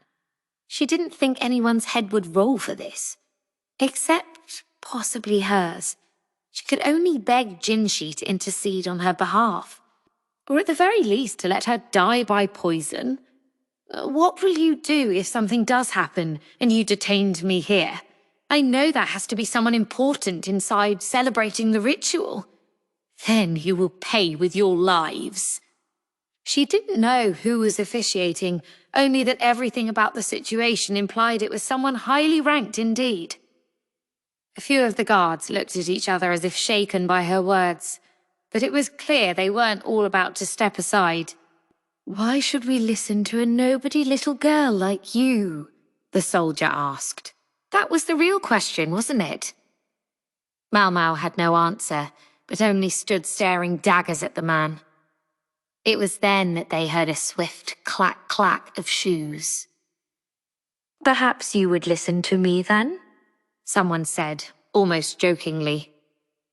Maomao could practically hear the smile in the voice, and she knew who it belonged to. The soldier blocking Maomao's way took a half-step back. The assembled officials had gone pale, as if confronted with something they'd hoped never to see. Maomao didn't look behind her. It was all she could do to keep her scowl from getting any deeper. Her temples were already starting to twitch. Anyhow, nobody little girl or no. I'm not sure I can condone hitting a young woman. Look, she's injured. Who did it? Fess up! A cold edge entered the voice. Everyone looked unconsciously at the man with the war club. His face had gone tight. "For a start," the voice resumed, "why don't you do as the girl says? I'll take full responsibility for whatever happens." Whoever was behind her, he couldn't have had better timing if he'd tried. Maomao gritted her teeth. "Can't think about that now," she thought. She still didn't look back. Instead, she cast one final glance at the people around her, and then she ran for the altar. She decided she didn't care who the voice belonged to. The aromas of smoke and incense drifted through the arena. The plinking of musical instruments was accompanied by the flapping of the banner that hung from the beam on the ceiling.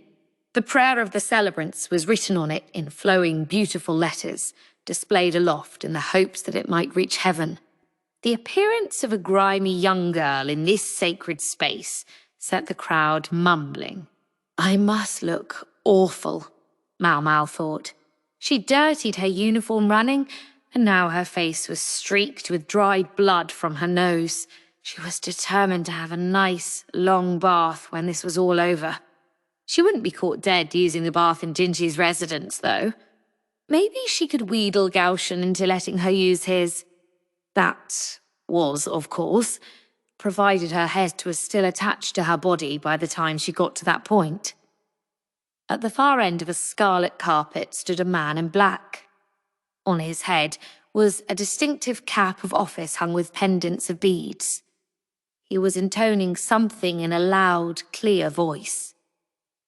The huge firepot stood in front of him, burning brightly.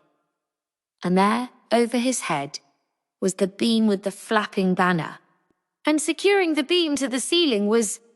Maomao thought she heard a distinct creaking sound. It had to be her imagination. There was no way she could have heard it at this distance. Nonetheless, she kept moving. She could feel the soft material of the carpet under her feet as she drove toward him as fast as she could. The officiant noticed Maomao and turned. She paid that no mind, but flung herself against him, wrapping her arms around his stomach and pulling him to the ground. At almost the same instant, there was an ear-splitting crash. A hot, sharp sensation shot up her leg. She looked back to discover a large metal beam pinning her leg. It had managed to cut the skin. "That'll need stitches," she thought. She reached for the folds of her robe, where she always carried some medicine and simple medical supplies, but a large hand caught hers and held it. She looked up and her vision was filled with the beads dangling from the hat. Somewhere beyond them floated a pair of eyes as dark as obsidian. "And how do we find ourselves like this?" The voice sounded almost celestial. The beam that had fallen from the ceiling lay on the ground. Had the owner of the voice been standing directly under it when it came down, he would certainly have been killed instantly. "Master Jinji, can I have my bizo on now?" Maomao asked the gorgeous eunuch who, she now discovered, was also the officiant at this ceremony. But why, she wondered, was he here at all? A fine thing to think of at a moment like this, Jinchi said, his face puckering as if he'd bitten into something sour. His large hand brushed Maomao's face. The pad of his thumb traced its way along her cheek. Look at your face. He winced. Why would he do that? Maomao was more interested in fixing the problem at hand. Or foot. Would you let me stitch my leg up? It didn't hurt so much as it burned. She twisted to try to get a look at the wound, but instead her body shuddered. Hey, no! Jinchi's voice sounded far away. Uh-oh, she thought. It was that whack on the head. Her strength abruptly left her. Her vision greyed out again, and then Jinchi was shaking her, shouting something, and she couldn't tell what, but oh, how she wished he would be quiet.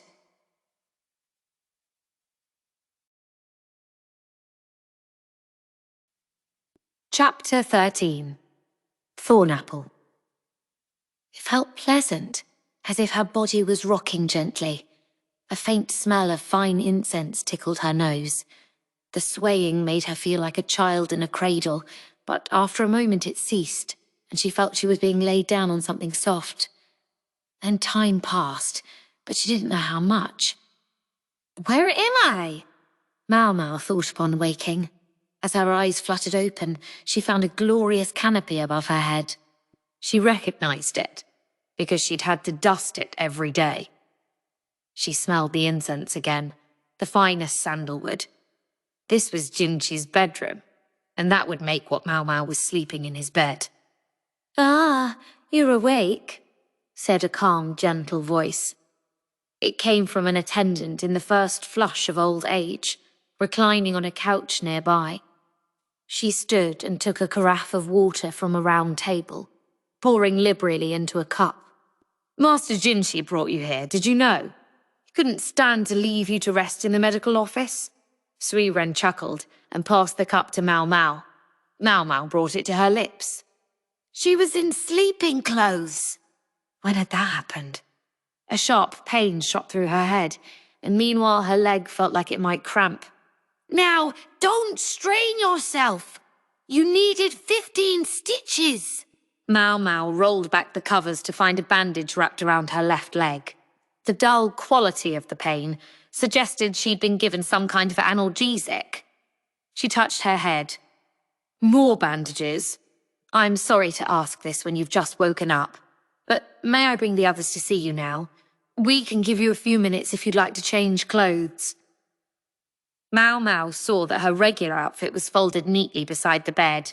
She nodded her understanding. Suirei led in Jinchi and Gaoshun, accompanied by Balsam.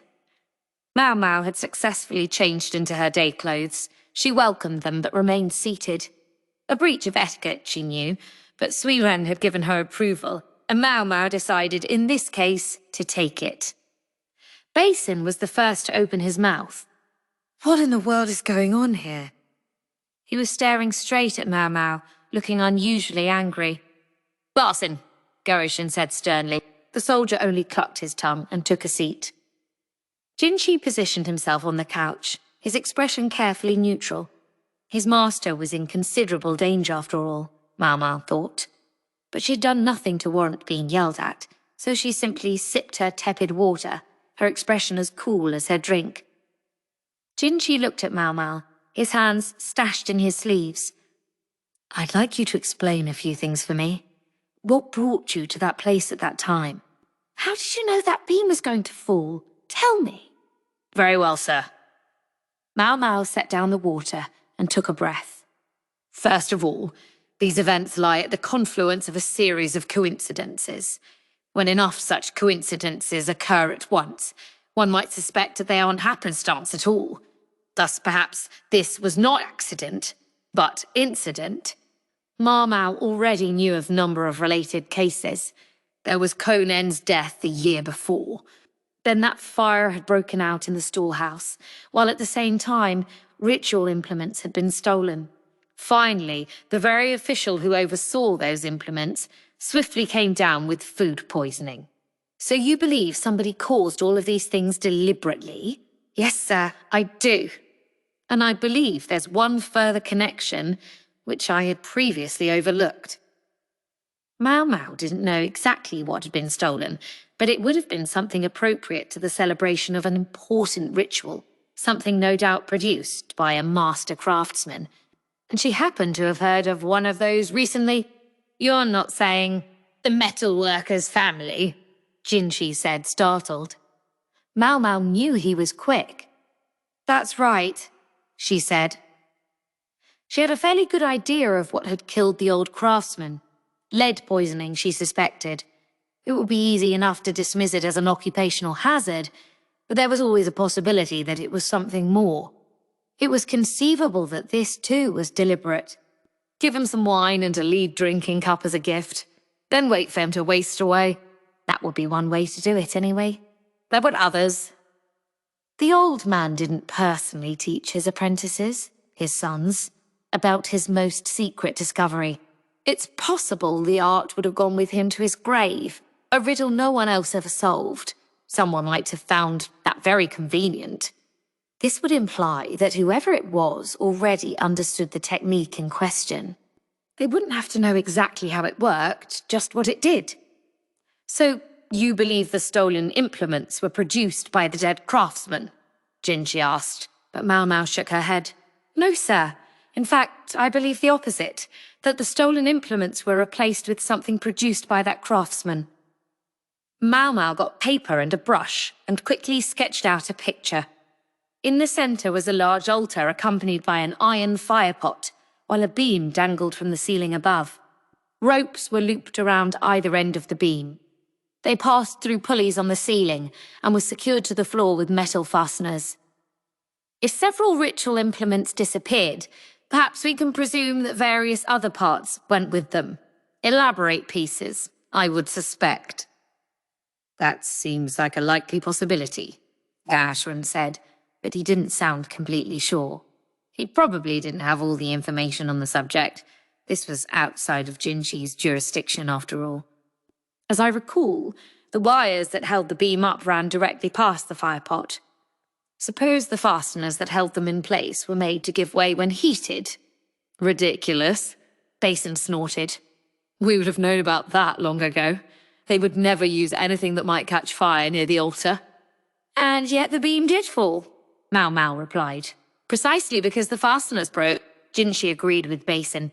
"They shouldn't break. No matter how hot they get, they're made to stand up to a little heat." "They broke," Maomao reiterated. "Or more specifically, they melted." Everyone looked at her. Maomao decided to divulge what she had discovered about the deceased craftsman's most secret art. Many metals by themselves melt only at high temperature, but by mixing them together, believe it or not, it's possible to create a substance that melts at a lower heat. The technique had been around for a very long time, but such substances still demanded substantial heat to melt. That was the crux of the old craftsman's discovery. The ratio he had perfected melted the metal at a considerably lower temperature than usual. It would be enough, for example, if the metal were to be near a burning fire pot. Silence descended on the room. The only sound was Suirei, blithely preparing tea. The builders of the altar must have sworn up and down that the beam on the ceiling would never, ever fall. Otherwise, such a construct would never have been approved. Important people stood under that beam to perform ceremonies, after all. If Maomao hadn't connected the dots, there was a very real chance that Jinshi would be dead right now. Not that she had ever expected it to be him she found standing there. Just who is this guy? She asked herself. But she felt her station was nowhere near high enough to actually ask the question aloud, so she stayed quiet. Besides, she suspected that knowing the answer would only lead to more trouble. She thought it seemed most reasonable to assume there was some connection, however remote, among all these things. Whether directly or indirectly, somebody was pulling the strings. "I've said all I can say," she told them. Now that they had the information, she presumed Jinshi and the others would flush out whoever was involved. There was a chance Lihaku was already working on it. The image of the tall lady flitted through Maomao's mind.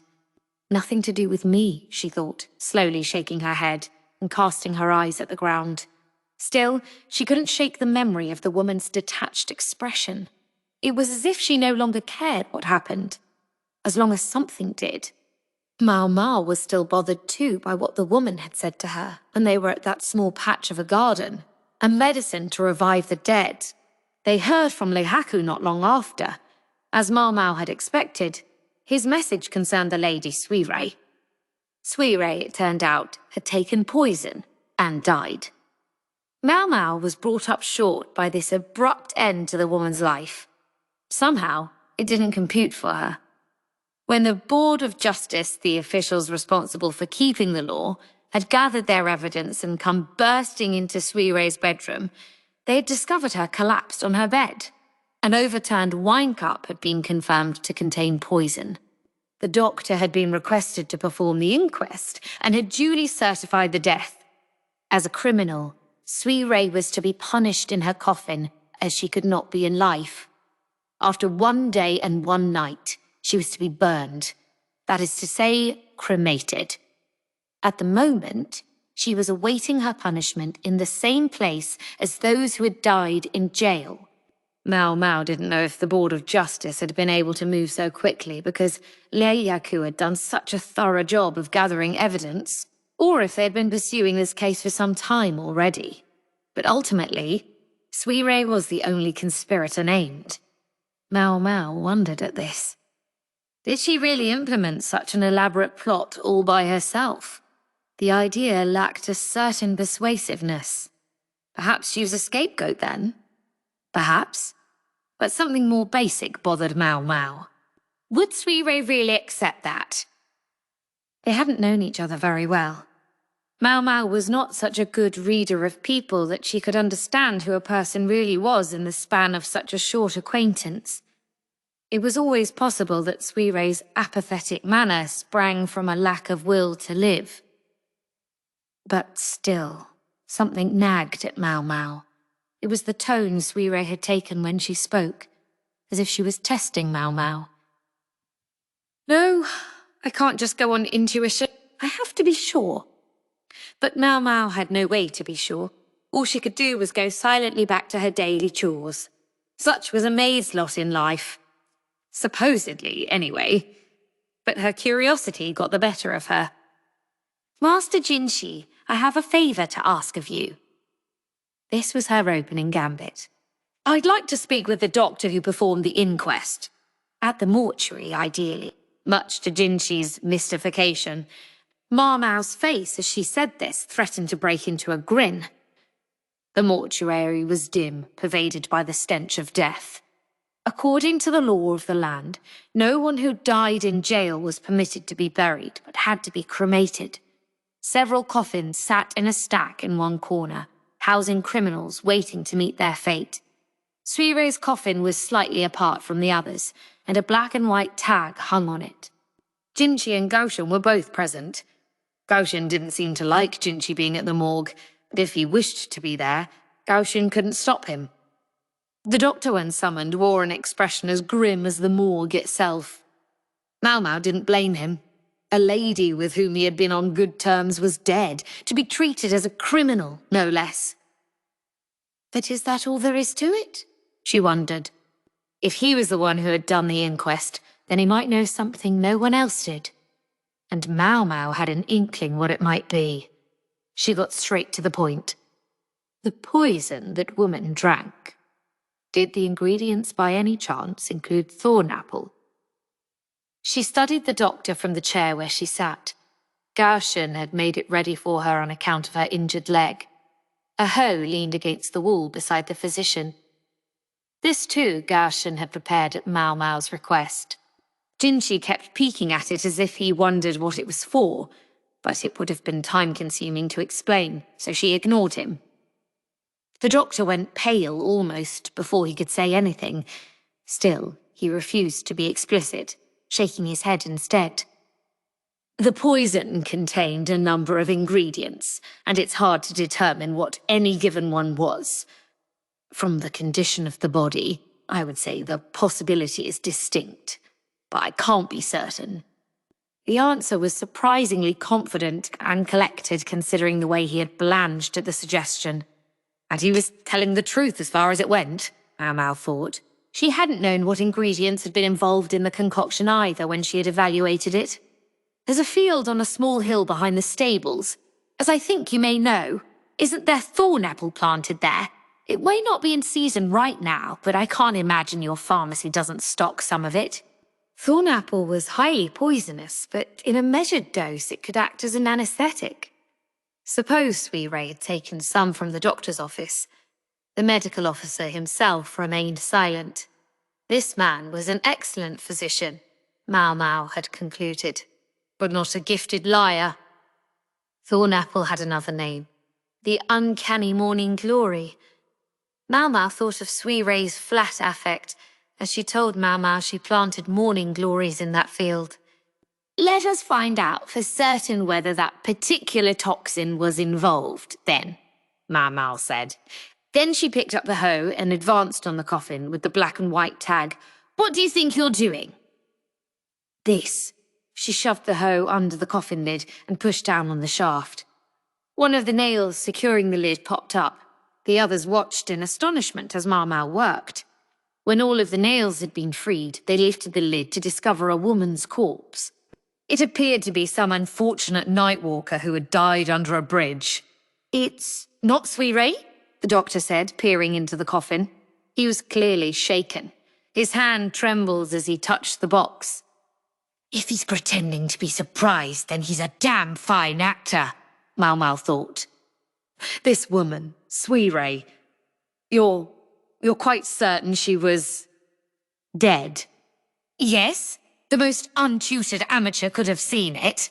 She was still as lovely as she was when she was alive, but the heart behind that beauty was no longer beating.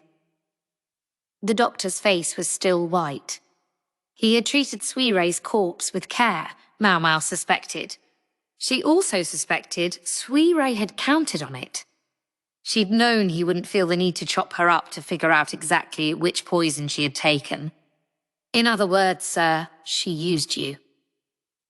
The medical officer went from pale to visibly seething. Just as it seemed he might lose control of himself and lunge at Maomao, Gaoshun grabbed him from behind. Suirei had used Thornapple in her poison, and she'd had access to a wide range of other medicaments as well, had she wished for them. If they checked the medical office's stores, it was likely they would find discrepancies with the listed inventory. The worst thing the doctor could be accused of was a failure to keep close track of his supplies, Maomao supposed. Explain this, Jinji said, narrowing his eyes. Why isn't it the body of the condemned in there? Because people would be suspicious if there wasn't something in the coffin, even if it is to be burned, Maomao said. There were a number of coffins in the mortuary. Some of them were no doubt bodies destined to be burned, just like Suirei was supposed to have been. New coffins would presumably come with them as well. Enough activity that a substitute corpse might be prepared and the two switched. Then what happened to Suirei's body? It can't have been carried away. Somebody would have noticed. It didn't have to be. She walked out on her own 2 feet. Shock silenced Maomao's audience. Would you be so kind as to help me check those coffins over there? She said to Gaoshun. She wanted to do it herself, but her leg was throbbing. Gaoshun didn't so much as flinch as he regarded the empty boxes. Alert as he was, he could tell something was off about one of the coffins. He pulled off the one above it to free the suspicious casket. The thing would normally have taken at least 2 men to move, but Gaoshun was strong enough to slide it aside by himself. Maomao went to the coffin Gaoshun had freed, dragging her foot as she moved. You can see a nail mark here, she observed. I suspect this is the coffin Suirei was in. She lay here, awaiting rescue. By the time her help arrived, Suirei was breathing again. After she was free, they would have switched the coffins, and then Suirei would have escaped the mortuary dressed like one of those who delivered the dead. People went out of their way to avoid paying attention to those who did such unclean work, and the uncommonly tall Suirei could easily have passed for a man. Now, Maomao asked the doctor, Did you know there are medicines that can cause a person to appear dead? He opened his mouth, briefly stupefied, but finally he said, I've heard tell, but I have no idea how to make them. It would have been easy to dismiss the idea of a resurrection medicine as pure fantasy, but that wasn't wholly true. Certain substances existed that could produce an effect very much like coming back from the dead. I'm sorry to hear that, Maomao said, for I don't know the details myself. However, I've heard that the ingredients include thornapple and blowfish poison. Once, just once, her old man had told her a story. In a far country, he said, there was a medicine that could kill a person and then bring them back to life. It required several other toxins in addition to the thornapple and blowfish poison. These substances, each normally immensely poisonous, somehow neutralized each other, so that after a brief period the subject began to breathe again. Naturally, Maomao's father had never made this drug, and he wasn't about to tell Maomao how to do it. Even the fact that she knew about the thornapple and the blowfish was only because she had secretly read her father's book. He'd evidently never imagined she could read the writing of that far, strange country. It was his own fault for underestimating her, or at least her obsession with poisons. She'd wheedled the occasional customer from those lands to teach her, and gradually assembled a working knowledge of the language. Unfortunately, her father discovered the subterfuge before she had read the entire thing, and he had simply burned the book. Do you really think Suirei would have used such an uncertain method? The doctor asked. What did she have to lose? She was facing the death penalty. If I were in her shoes, it's a bet I would gladly take. I don't think it would take impending doom to make you do it. Why did Jinshi seem so eager to butt in? Maomao ignored him lest he derail the conversation. The fact that there's no body here suggests she won her bet. If no one had thought to look until after the cremation, her victory would have been complete. I just didn't let her get away with it, Maomao thought. She smiled as she stared at the coffin. Inside was an anonymous woman, dead of who knew what. It didn't seem like much to smile about. She was sloppy. Maomao wasn't so soft as to bewail the death of a complete stranger. There were more important things to worry about. The laughter bubbled up from deep in her belly. Ha, ha, ha. Something was rising from within her, something that threatened to take over her entire body. If she is alive, then I'd love to meet her, Maomao said to no one in particular. No, not so she could arrest the woman. Another reason entirely. It was the wit Suirei must have had to make so many cases look like accidents. And the nerve to pull it off. And above all, she'd had the guts to wager her own life in hopes of foaling them all. What a waste it would be, Maomao thought, for such a person to simply kick the bucket. Yes, there had been casualties because of her, but Maomao couldn't deny what she was feeling. The resurrection drug. I must know how to make it. The thought almost overwhelmed her. Maybe that was why she was suddenly cackling. The three men in the room looked at her doubtfully. At length, Maomao cleared her throat and looked at the doctor. Pardon me, but might I trouble you to sew up my leg? I seem to have reopened the wound. Maomao brushed her leg as if she hadn't been dragging it around all this time. The bandages were soaked with blood. Tell us that before you disappear into hilarity. Before! Jinshi exclaimed, his agitated voice filling the mortuary. Chapter 14. Gaoshun. Jinshi had finished his bath and was savouring a cup of wine. It seemed as if everything that came up these days was a fresh headache. He was at something of a loss. As if everything else vying for his attention hadn't been enough. Just the other day, he had nearly been killed. After what they had learned in the mortuary, the matter of Suirei had been taken care of with the utmost circumspection. That was the most convenient for everyone. He queried the mortuary workers who had supposedly brought in coffins, while Suirei's body had been there, but strangely, they claimed not to have received any such requests. About the court lady Suirei herself, much remained uncertain. The reason she had been so close with the doctor was because her guardian had been the physician's own teacher. Apparently, this teacher had seen Suirei's talent for medicine and had adopted her as his daughter some years ago, but little more was known than that. Jinshi saw that this situation wasn't likely to go away anytime soon, but that was nothing new. There were many problems that went unresolved, simply piling up. The most he could do with such issues was to bear them in mind for the future. He had to focus on what he could do at this moment. Jinshi was surprised by the crackling of charcoal, but when he looked outside, he saw the world had gone white with snow. It was getting chilly. He picked his robe up from off the couch where it lay and slipped it on. A metallic tinkling came from the entrance. The building was designed so that it could be heard from almost anywhere. Jinshi knew who it was likely to be. As he had expected, his aide, with his perpetually furrowed brow, entered the room. "She's safely back," Gaoshun said. "Sorry to put you to such trouble all the time." Jinshi had instructed Gaoshun to see Maomao back whenever the hour got late. It had been in saving Jinshi, after all, that she had hurt her leg. He worried that if he left her to her own devices, the wound would open again. That wasn't the only thing that concerned him, though. There was also the eccentric Lakan.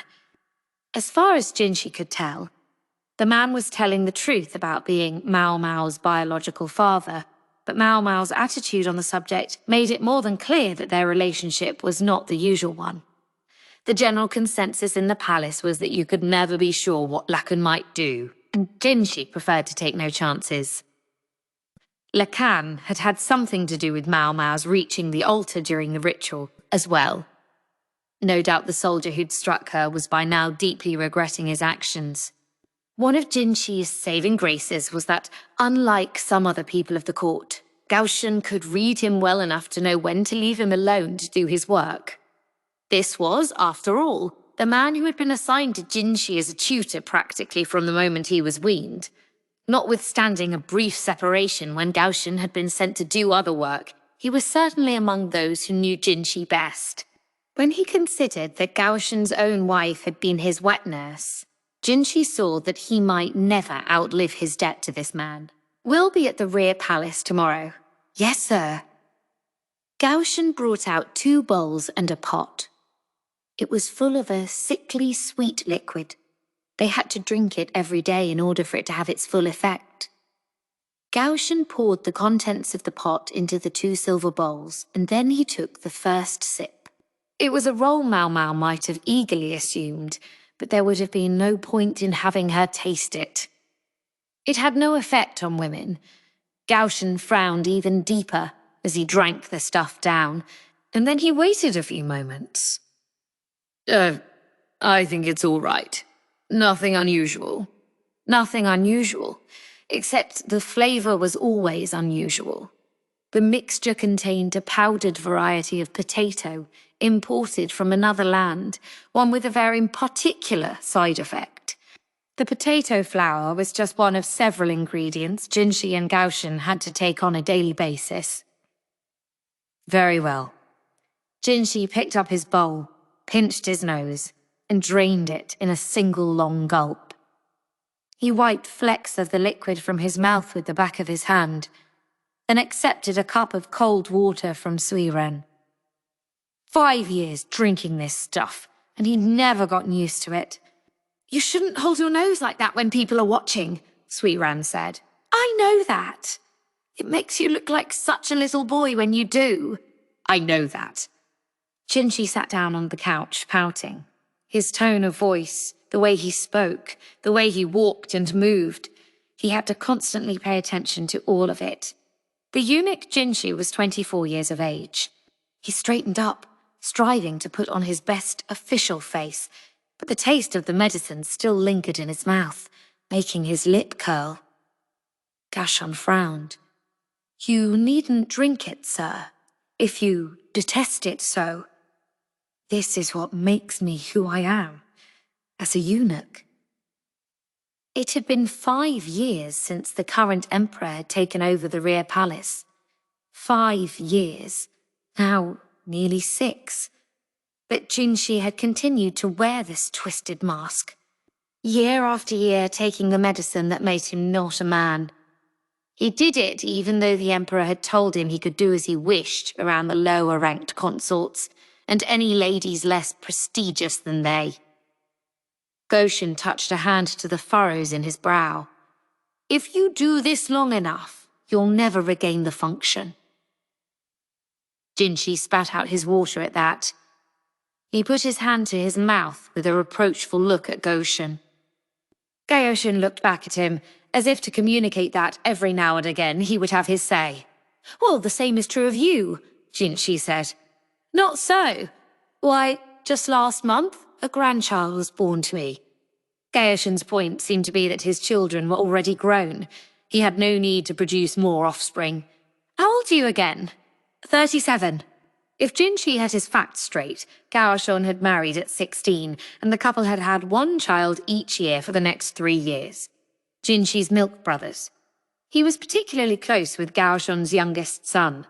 In fact, the lad had made himself helpful just the other day, during the food poisoning case involving the seaweed. The young man who had accompanied Maomao to the official's house that had been him. Which of the 2 elder brothers is it? My eldest son. And I think my youngest could stand to find himself a wife sometime soon. He's only 19. Yes, just the same as you, my lord. Gaoshun specifically refrained from using the name Jinshi. Jinshi was a 24-year-old man who had become a eunuch 5 years earlier. He couldn't possibly be 19. Gaoshun clearly thought he was making some sort of point, Jinshi observed. Maybe he felt Jinshi should hurry up and get himself some female companions, as the emperor had done. Jinshi crossed his legs and looked at Gaoshun as innocently as he could. I want to hold my grandchild. Soon. So let's finish this assignment quickly, he seemed to be saying. I'll see what I can do. Gaoshun accepted some hot tea from Suirei and took a sip. Jinshi, ignoring his aide's baleful look, drank the rest of his water. Another routine round of visits to the emperor's ladies had gone without a hitch. Consort Lakan seemed to be integrating into the rear palace without any trouble. The move to bring her in had been somewhat forceful, so it wouldn't have been surprising if her presence had caused discord. But neither Consort Gyokyo or Consort Li Hua were short-tempered enough to let the new girl get to them. Yes, there had been the contretemps between the 2 of them after the births of their respective children, but that had been exceptional. Since then, they had maintained a distant but cordial relationship. As for Consort Lishu, she was much too retiring to be the one to start any fights. It was always possible her ladies-in-waiting could goad her into it, though. He would have to keep an eye on the situation. The residence of the former consort Duo had become a sorry sight to him under its new occupant. Under the old mistress, there had been not a frivolous furnishing to be seen, but now that the new one had moved in, the pavilion had become an eye-watering riot of ostentatious displays. Consort Lakan's father was a man of whom the former emperor, or rather, more precisely, the former Empress Dowager, had been quite fond. It was under him that the number of palace women had ballooned to fully 3,000. At present, Consort Gyokyo was foremost in His Majesty's affections, and Consort Liu next. But as ruler, he could not limit his nocturnal visits only to those concubines he most favoured. If the rear palace helped maintain the balance of power within the imperial court, it could likewise upset that balance.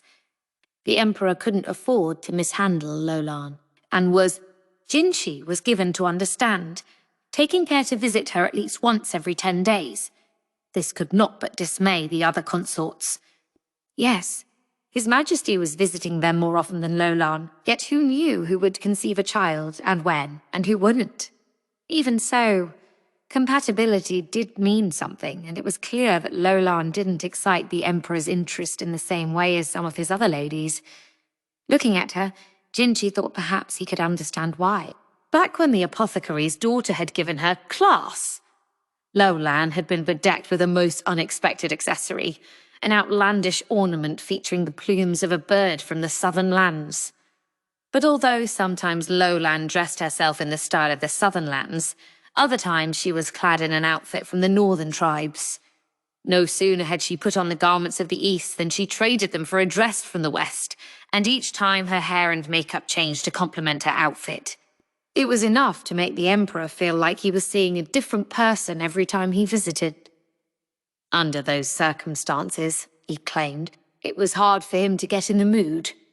Consort Lishu was another who posed a challenge to mood, but for different reasons. The Emperor viscerally rejected his father's preferences and refused to touch, let alone bed, a girl who could still have passed for a child.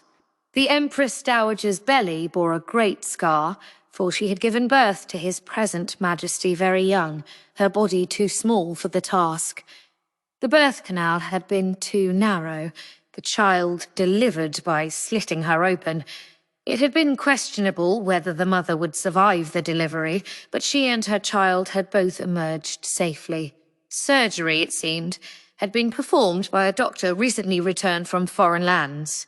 His skill had been so superlative, in fact, that although she was scarred, the Empress Dowager's ability to bear children was left intact, and more than 10 years later she conceived and bore again. To the end of his life, these were the only offspring the former emperor ever had. There was, however, a complication. The physician who had attended the first delivery for the Empress Dowager, then a consort, found himself attending almost exclusively on Her Majesty, precisely because of his actions during that first, difficult delivery. A child born to the consort of the Crown Prince at the same time was neglected, with tragic consequences. How could Jinchi not wonder what things might be like now if the current Emperor's first child had lived? He shook his head. There was nothing to gain from meaningless fantasies. And he further thought that His Majesty ought to hurry up and get about the business of producing a new Crown Prince. On this point, he and Gaoshun were of the same mind. After the lecture, the Emperor's visits had increased substantially. The fruits of Maomao's labours might come sooner than expected. During Jinchi's visit, Consort Gyokuyu's chief lady-in-waiting, Hongnang, had confessed something to him with concern. The Emperor had called at the Jade Pavilion yet again the day before, and her mistress was looking quite fatigued. Hongnang worried for her. The dishevelled appearance of her jet-black hair bespoke the great effort to which the lady-in-waiting was putting herself. Gaoshun seemed to relate to her. Hongliang, for her part, didn't seem averse to Gaoshun at all, but as he already had a wife to look after and henpeck him each as necessary, they would have to disabuse her of any interest sooner or later. All this led Jinchi to believe he had the perfect solution. Gyokyo agreed without a second thought. Hongliang made a point to look put upon, but quietly seemed to welcome the idea. She said as much to the 3 ladies-in-waiting who had been eavesdropping at the door. It seemed Jinchi had made the right choice. "The rear palace, sir." "That's right. Back to your favourite job." Maomao was polishing a silver eating vessel to a mirror-like shine. When she was certain it didn't have so much as a smudge on it, she put it back on the shelf. Her leg still wasn't quite better, so she did a lot of her work sitting in a chair, but Suirei made sure that she did have work to do. A real stickler, that woman was. Jinchi was eating a tangerine, very literally. He wasn't even peeling it himself. Suirei did that, carefully removing the thin rind and setting each piece on a plate in front of him. What a spoiled brat. The old attendant seemed to have a habit of indulging Jinchi. She would bundle him in a cotton jacket when it was cold, or cool down his tea because it was hot. An adult man should have been embarrassed to be treated that way. It would appear Consort Gyokyo has ceased to walk the path of the moon. The path of the moon was a polite term for menstruation. So she might be pregnant, Maomao thought. 2 separate attempts had been made to poison the consort while she was pregnant with Princess Lingley. The culprit had never been found. Maomao could understand why Jinchi might be uneasy. And when am I to begin my new assignment? Would today be possible? Possible. I would positively prefer it. As men were not allowed in the rear palace, she would be free of any possibility of bumping into the one person she didn't want to meet, whose name she didn't even want to hear. Perhaps Jinchi had arranged this change of workplace out of consideration for her, or perhaps it was simply an opportune coincidence for him. Maomao decided she didn't care which. She thought she was exercising admirable self-restraint, but then Suirei said, "Ah, good news, my dear." Apparently Maomao wasn't hiding it as well as she thought. "Not to speak of," she said. "Too bad for me. I thought I'd finally found a protégé worthy of my training." Maomao, a touch terrified by the grinning Suirei, determined to finish her work as quickly as she could. Chapter 15. Rear Palace Redux. I used to think I didn't like this place, but I guess I was wrong, Maomao thought with surprise. She was finding life in the rear palace, now that she was finally back, quite congenial. She'd grown up in another place full of women, so maybe the rear palace simply clicked with her. Her days once again consisted of tasting food, mixing medicines, and taking little walks. Her leg still wasn't healed, and she'd been given explicit instructions not to go out too much. But in her opinion, she was fine so long as she avoided anything strenuous that might open the wound again. Frankly, her left arm proved she was nowhere near so delicate. The question of Gyokuyu's pregnancy still wasn't definitively settled. When she had been pregnant with Princess Lingley, she hadn't suffered from any severe morning sickness, and her food preferences had hardly changed. Other than the delay in her menstruation, there was no evidence one way or the other. Nonetheless, a gag order was imposed on the Jade Pavilion so as not to take any chances.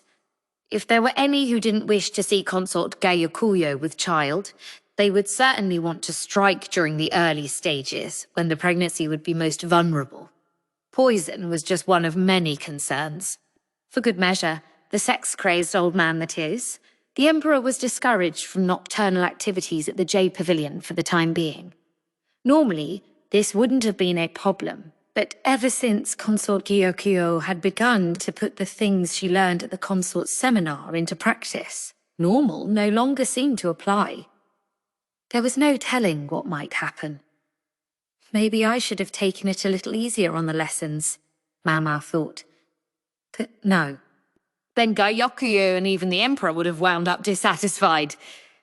Even if the end result of her approach had been to terrify Consort Lishu and cause Consort Li Hao's women to view Maomao as even more of a monster. Maomao naturally hesitated to raise the subject with the Emperor herself. It was hardly something for a maid to bring up with His Majesty, so she communicated through Jinshi instead.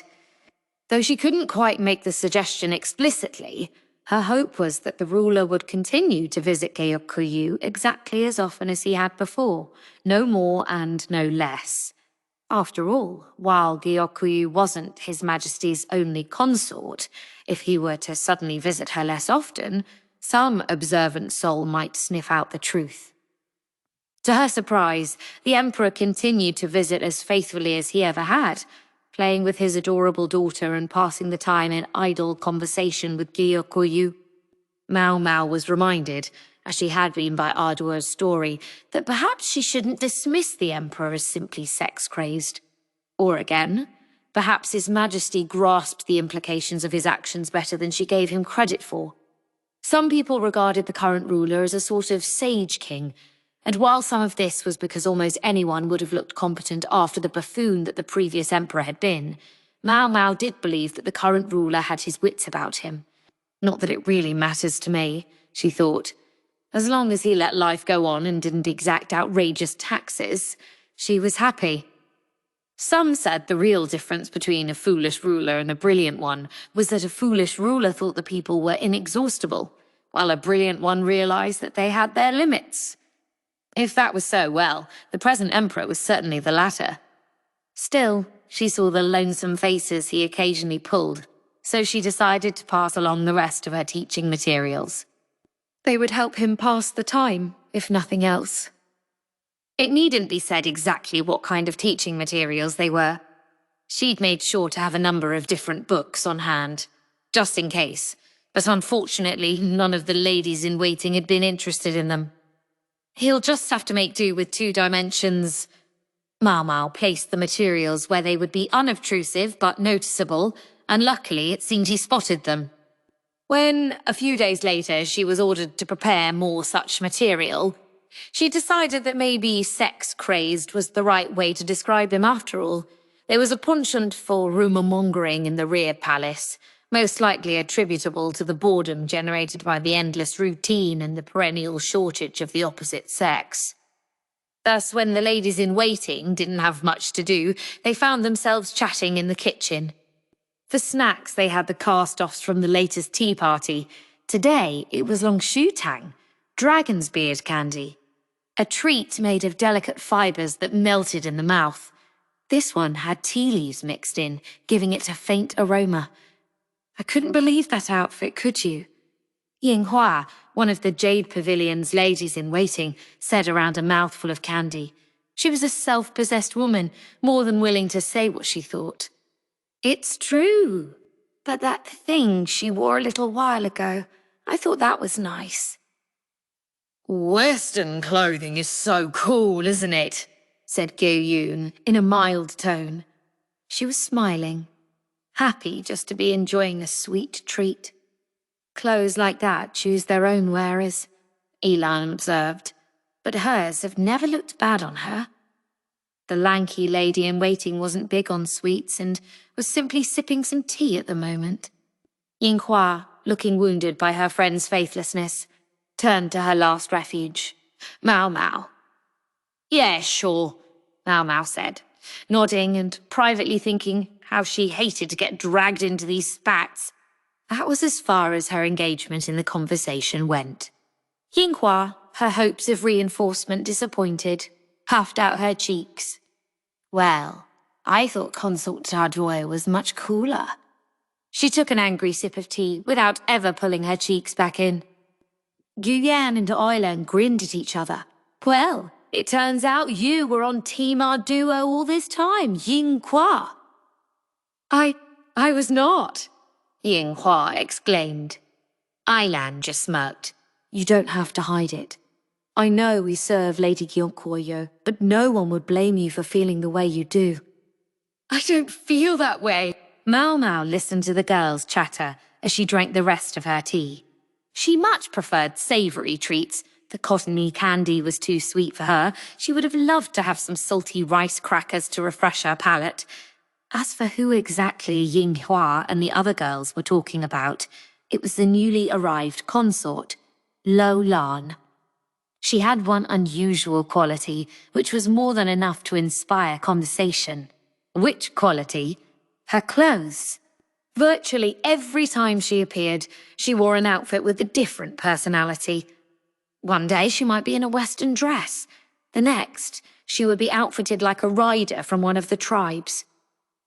I wonder what the story is, Maomao thought. Maybe she just had too much money. If she kept changing outfits at that pace, pretty soon her pavilion would be crammed with clothing. The formerly austere Garnet Pavilion had already changed beyond recognition, as if the new resident were intent on banishing the spirit of our duo.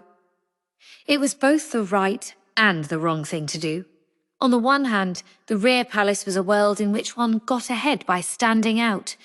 But on the other, the nail that stuck up, as they said, would be pounded down. Lo Lan might have found herself to be such a nail under normal circumstances, but her father was an important advisor from the days of the former emperor, so there was, as it were, no hammer big enough for the job. That explains a lot, Maomao thought. That would be more than enough reason to drive our duo out. Considering Lolan's age, it might even have seemed a bit belated. Then Maomao had a thought. Might it not have been more convenient in some ways for the Emperor had Ardor remained in the rear palace? Because she could never be a mother of the country. Her eyes were fixed straight ahead. She was so perceptive and intelligent one might wish she had been born a man. And now, at a stroke, the Emperor had lost an excellent advisor and gained a young woman who might influence not only the rear palace but the greater court itself. Perhaps it hadn't seemed to him the most advantageous trade. He couldn't simply ignore her, but it wouldn't necessarily be to his benefit to get too friendly with Lolan and have her conceive a child. A consort's backer was really only powerful during a child's minority. Once the boy became emperor, even had a child of his own, such a person could find himself altogether extraneous. So, what did that mean? Maomao entertained the possibilities as she helped herself to another cupful from the little teapot. Chapter 16. Paper. When Maomao made her first visit in quite some time to the rear palace's medical office, she found its resident eunuch as mellow as ever. "Ah, haven't seen you in a while, young lady," the quack doctor said, happily pouring tea. "It's gotten much warmer these days, hasn't it?" He politely brought her a drink, using a medical treatise in lieu of a tray. Maomao snatched the tea and the treatise both at once, wishing she could give him a piece of her mind for so blatantly abusing such a priceless object. As ever, the quack was the only one in the office. She couldn't believe how little work he actually seemed to do in here. He was lucky he still had a job. "Oh, it's still plenty chilly," Maomao said, placing a laundry basket on top of his desk. Yes, there was still a chill in the air. It was cold enough that the butterbur hesitated to show their faces. Maybe the doctor only felt it had gotten warmer because he was so plump. Maomao would have to pick plenty of herbs as the new season took hold, but there was something she wanted to do before that happened, and that was what had brought her here today.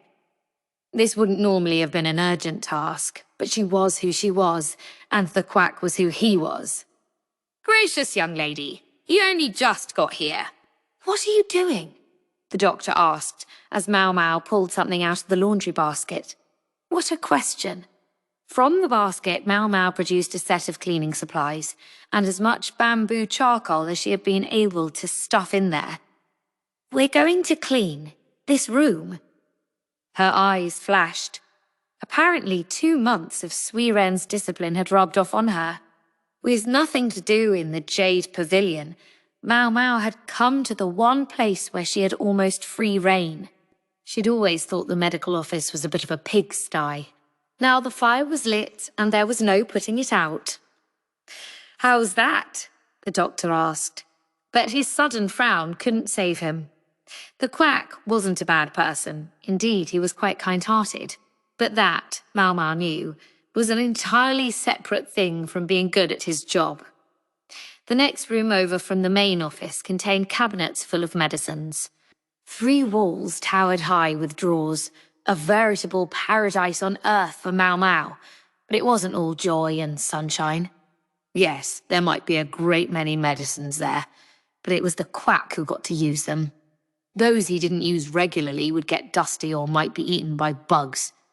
And then there was a dried herb's greatest enemy, humidity. Let down your guard for a second and the materials would rot. The warmer it got, the more humid it would become. They had to clean things up now, before that happened, or it would be too late. It wasn't that Maomao particularly liked cleaning. Neither did she have any special reason to help out here. As all too often when she visited the medical office, it was just to kill time. But still, she felt she must. The sense of duty thrummed in her, as did the nagging feeling that she'd been thoroughly corrupted by Suirei. "You don't have to do all this, young lady. Surely someone else can take care of the cleaning," the doctor said, sounding deeply unmotivated. The tone of his voice caused Maomao to involuntarily look at him in a way she normally reserved for Jinshi. Put simply, it was as if she were looking into a puddle full of mosquito larvae. Heek! The doctor quivered right down to his loach moustache. Any gravitas he might have had vanished. Darn it, stop that, Maomao chided herself. He might be a quack, but he was still her superior. She had to at least act respectful toward him. Otherwise, he might not put out rice crackers the next time she showed up. There were too many sweet snacks around the rear palace. Not enough salt. Yeah, we could ask someone else, Maomao said. But what if they accidentally switched some medicines around while they were working? What would we do then? The doctor was quiet. It wasn't exactly proper for Maomao to show up at her leisure and decide to clean, but he was quiet about that too. He could hardly chase her out. The doctor who had been close with Suirei had indeed, they'd heard, been punished for the missing Thornapple. According to Gaoshun, though, the man was too talented to let go. Instead, he merely suffered a reduction in salary. Maomao started in on the dusty shelves, opening the drawers one by one and running a cloth through them. She threw out anything that had obviously gone bad and wrote the name of each item on a wooden tag. Whatever medicine remained, she put in new paper pouches, then returned them each to their proper places. Whenever there was something that required particularly strenuous activity, she got the quack to do it. Her leg still wasn't completely healed, and the doctor was a bit overweight anyway. The exercise would be good for him. He certainly uses fine paper here, she observed. Most paper used among the populace was of a low-quality disposable type. Paper that would last was too expensive for ordinary people. Instead, commoners did most of their writing on wooden strips. There was plenty of firewood floating around, much of it already cut thin enough to start a blaze with. That was what the people used, and when they were done, it doubled as a convenient source of firewood. The nation had actually exported paper once upon a time, but the former emperor, or rather his mother, the former Empress Dowager, had forbidden the felling of the trees used to make the finest paper. The restriction had been eased somewhat since then, but not enough to meet demand. Why had the Empress Dowager forbidden the trees to be cut down? There had been no one heedless enough of their life to ask at the time, but considering that the harvesting of those trees was still limited, Maomao figured there must be some sort of reason. The upshot was that these days, with the exception of the very finest stuff, paper was made of other trees, or grasses, or old cloth. Such resources were less readily available than trees and took time to process, making them more expensive, and all the time and trouble caused producers to try to find shortcuts, leading to a low-quality product. Plus, paper had acquired a reputation among the populace for being exorbitantly expensive but not actually worthwhile, and had failed to gain traction despite being more convenient than wood. Maomao exhaled. Phew. All finished, young lady? The doctor asked hopefully. No, only about half done. A disappointed silence followed. Maomao, though, saw that half the work was about as much as she could hope to do in a day, considering the sheer scale of the task, and decided to deal with the rest the next day. She left the charcoal sitting in the room to help absorb the humidity. She still didn't have enough of it, though, and requested the doctor to requisition more. The doctor massaged his shoulders as he went about fixing a snack. He brought over fruit juice poured from a ceramic bottle. A sweet treat. That's the thing when you're feeling tired, he said, using a bamboo spoon to scoop mashed chestnut and sweet potato onto some paper. He handed one of the portions to Maomao. Old guy has rich tastes. Sweet potato was hard to get a hold of at this time of year, making such a snack a particular indulgence. And on top of that, he served it on high-quality paper as if doing so were completely unremarkable.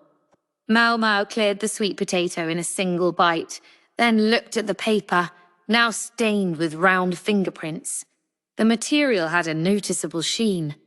This is excellent paper you're using, she remarked. Oh, you can tell? It had been an offhand comment, but it seemed to have gotten the doctor's attention. My family produces this. We even supply it here to the court. Impressive, no? It is indeed. That would explain how he happened to have some lying around. It wasn't just flattery either. Maomao could see that this really was material of high quality. Our old man had always picked the best of the worst when choosing from among the selection of disposable paper for his medicine packets.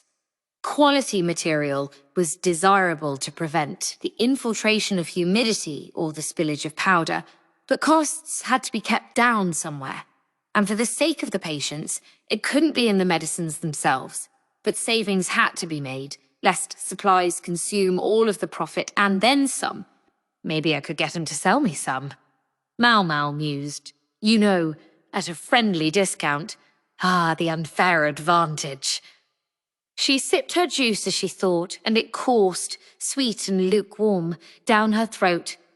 Not for me, she thought, and decided to heat some water for tea. A fire was always kept burning in the medical office, very convenient at times like this.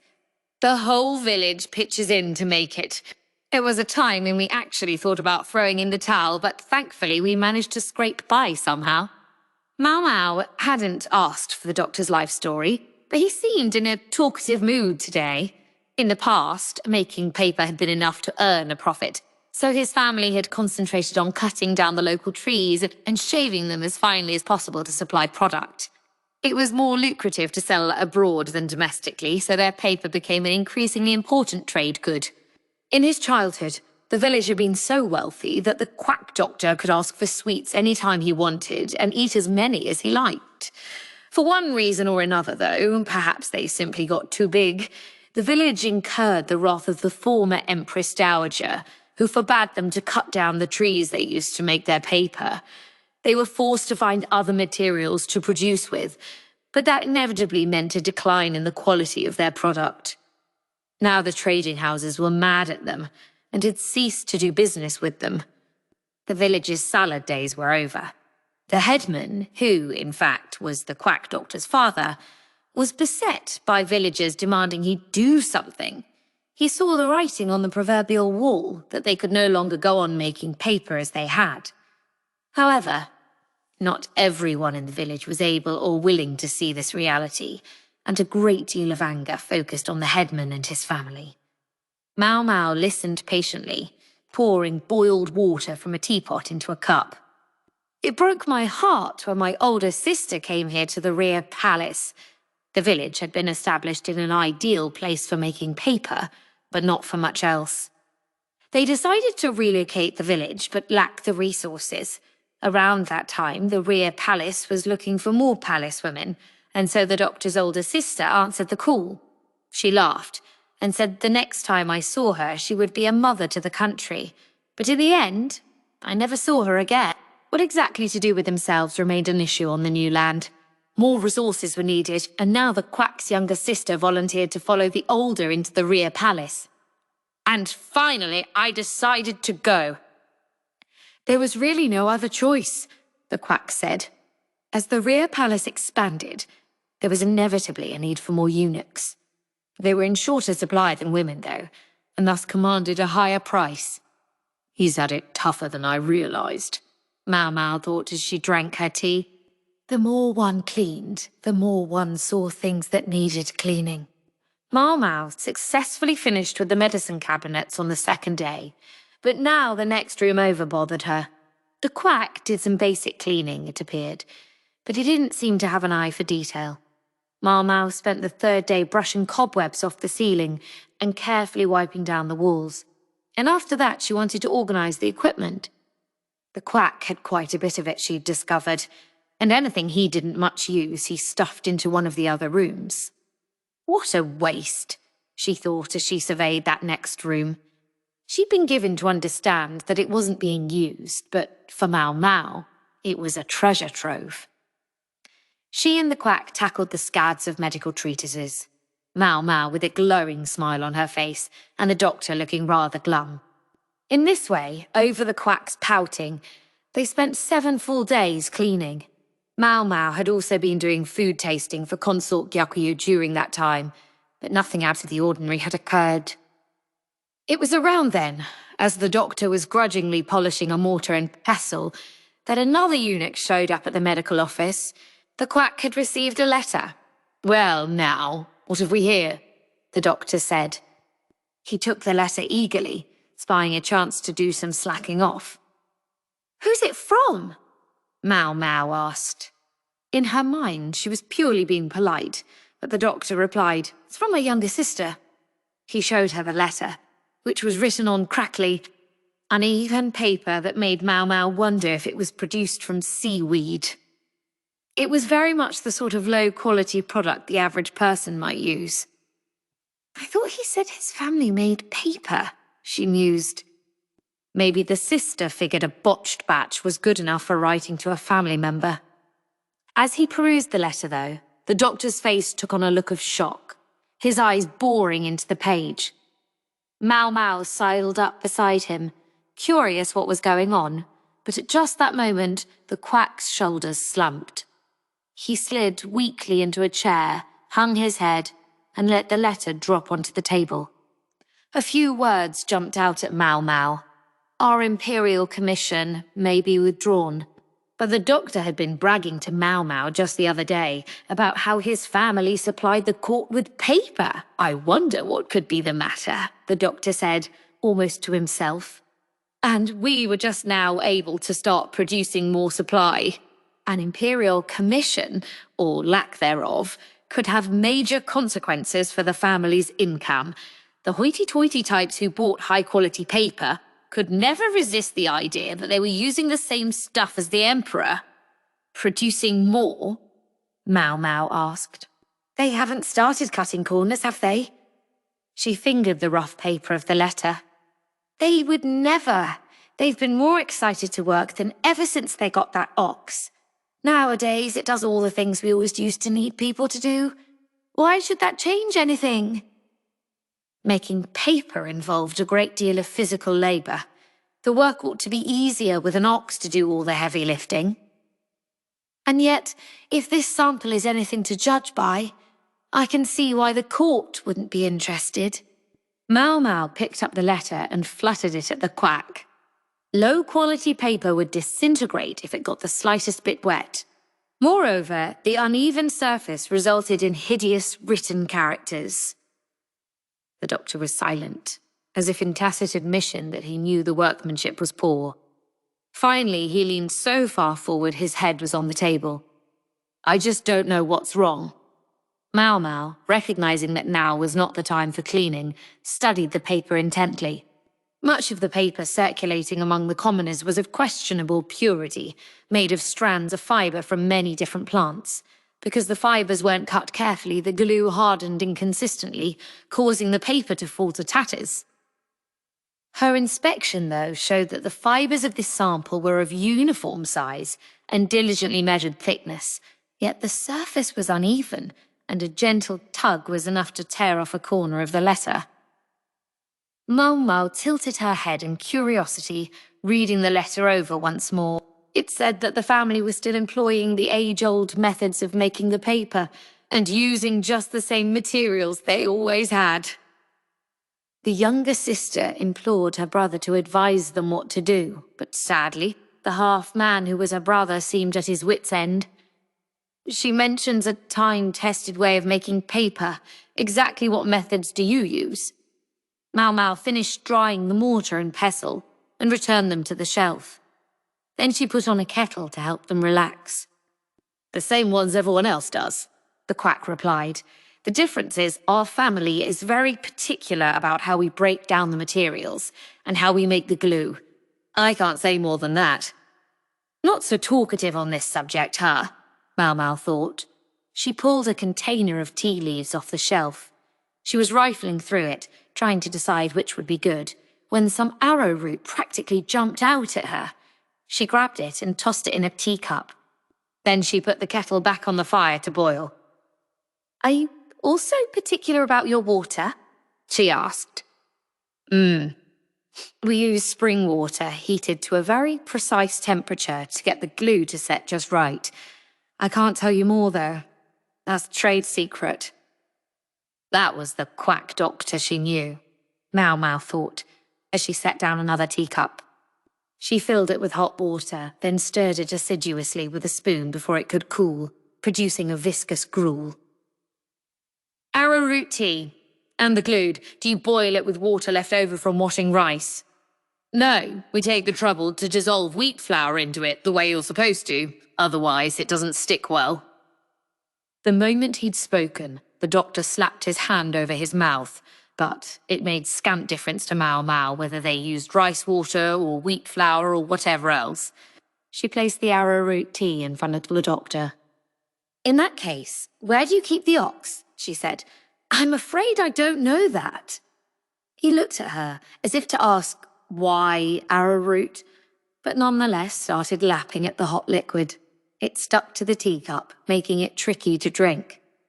Young lady, I do believe you've mistaken the proportions here. It's impossible to drink this.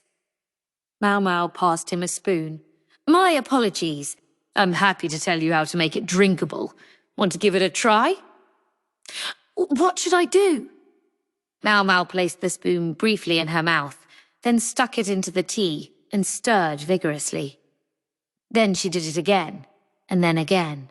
Somewhat uncouth, the quack remarked with a frown, but he did as she showed him. As he repeatedly put the spoon in his mouth and then stirred, a change began to take place. It's getting less starchy, he observed. I should think so. In fact, it's practically watery now. The doctor looked quite impressed. Arrowroot and glue are rather similar, Maomao offered. I suppose you could say that. I wonder if saliva thins out glue the same way it does arrowroot. Indeed. The doctor's mouth opened. Indeed what? He wasn't as quick on the uptake as Maomao would have liked. I'm practically rubbing his nose in it, she thought. But she decided to give him one more hint. Oxen, I believe, produce a great deal of slobber. Yes, now that you mention it, I suppose that's true. What if you were to find out where the ox is drinking its water? Just to be sure. Maomao resolved not to say anything further, cleaned up the teacups, and promptly went back to the Jade Pavilion. The quack must have finally caught on, for he dashed off a letter and hurried out of the medical office to send it. Maomao contemplated what she would do when she was done cleaning. But it's when things seem most quiet that disaster often lurks.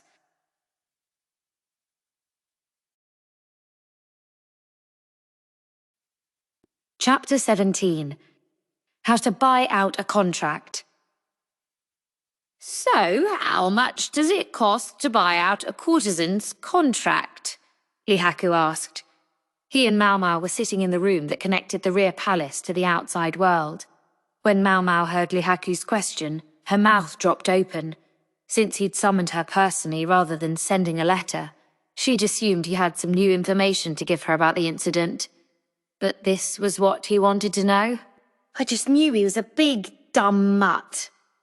Lihaku clutched his head, until finally, unable to take it any more, he pounded the desk between them and exclaimed, You've got to tell me, young lady.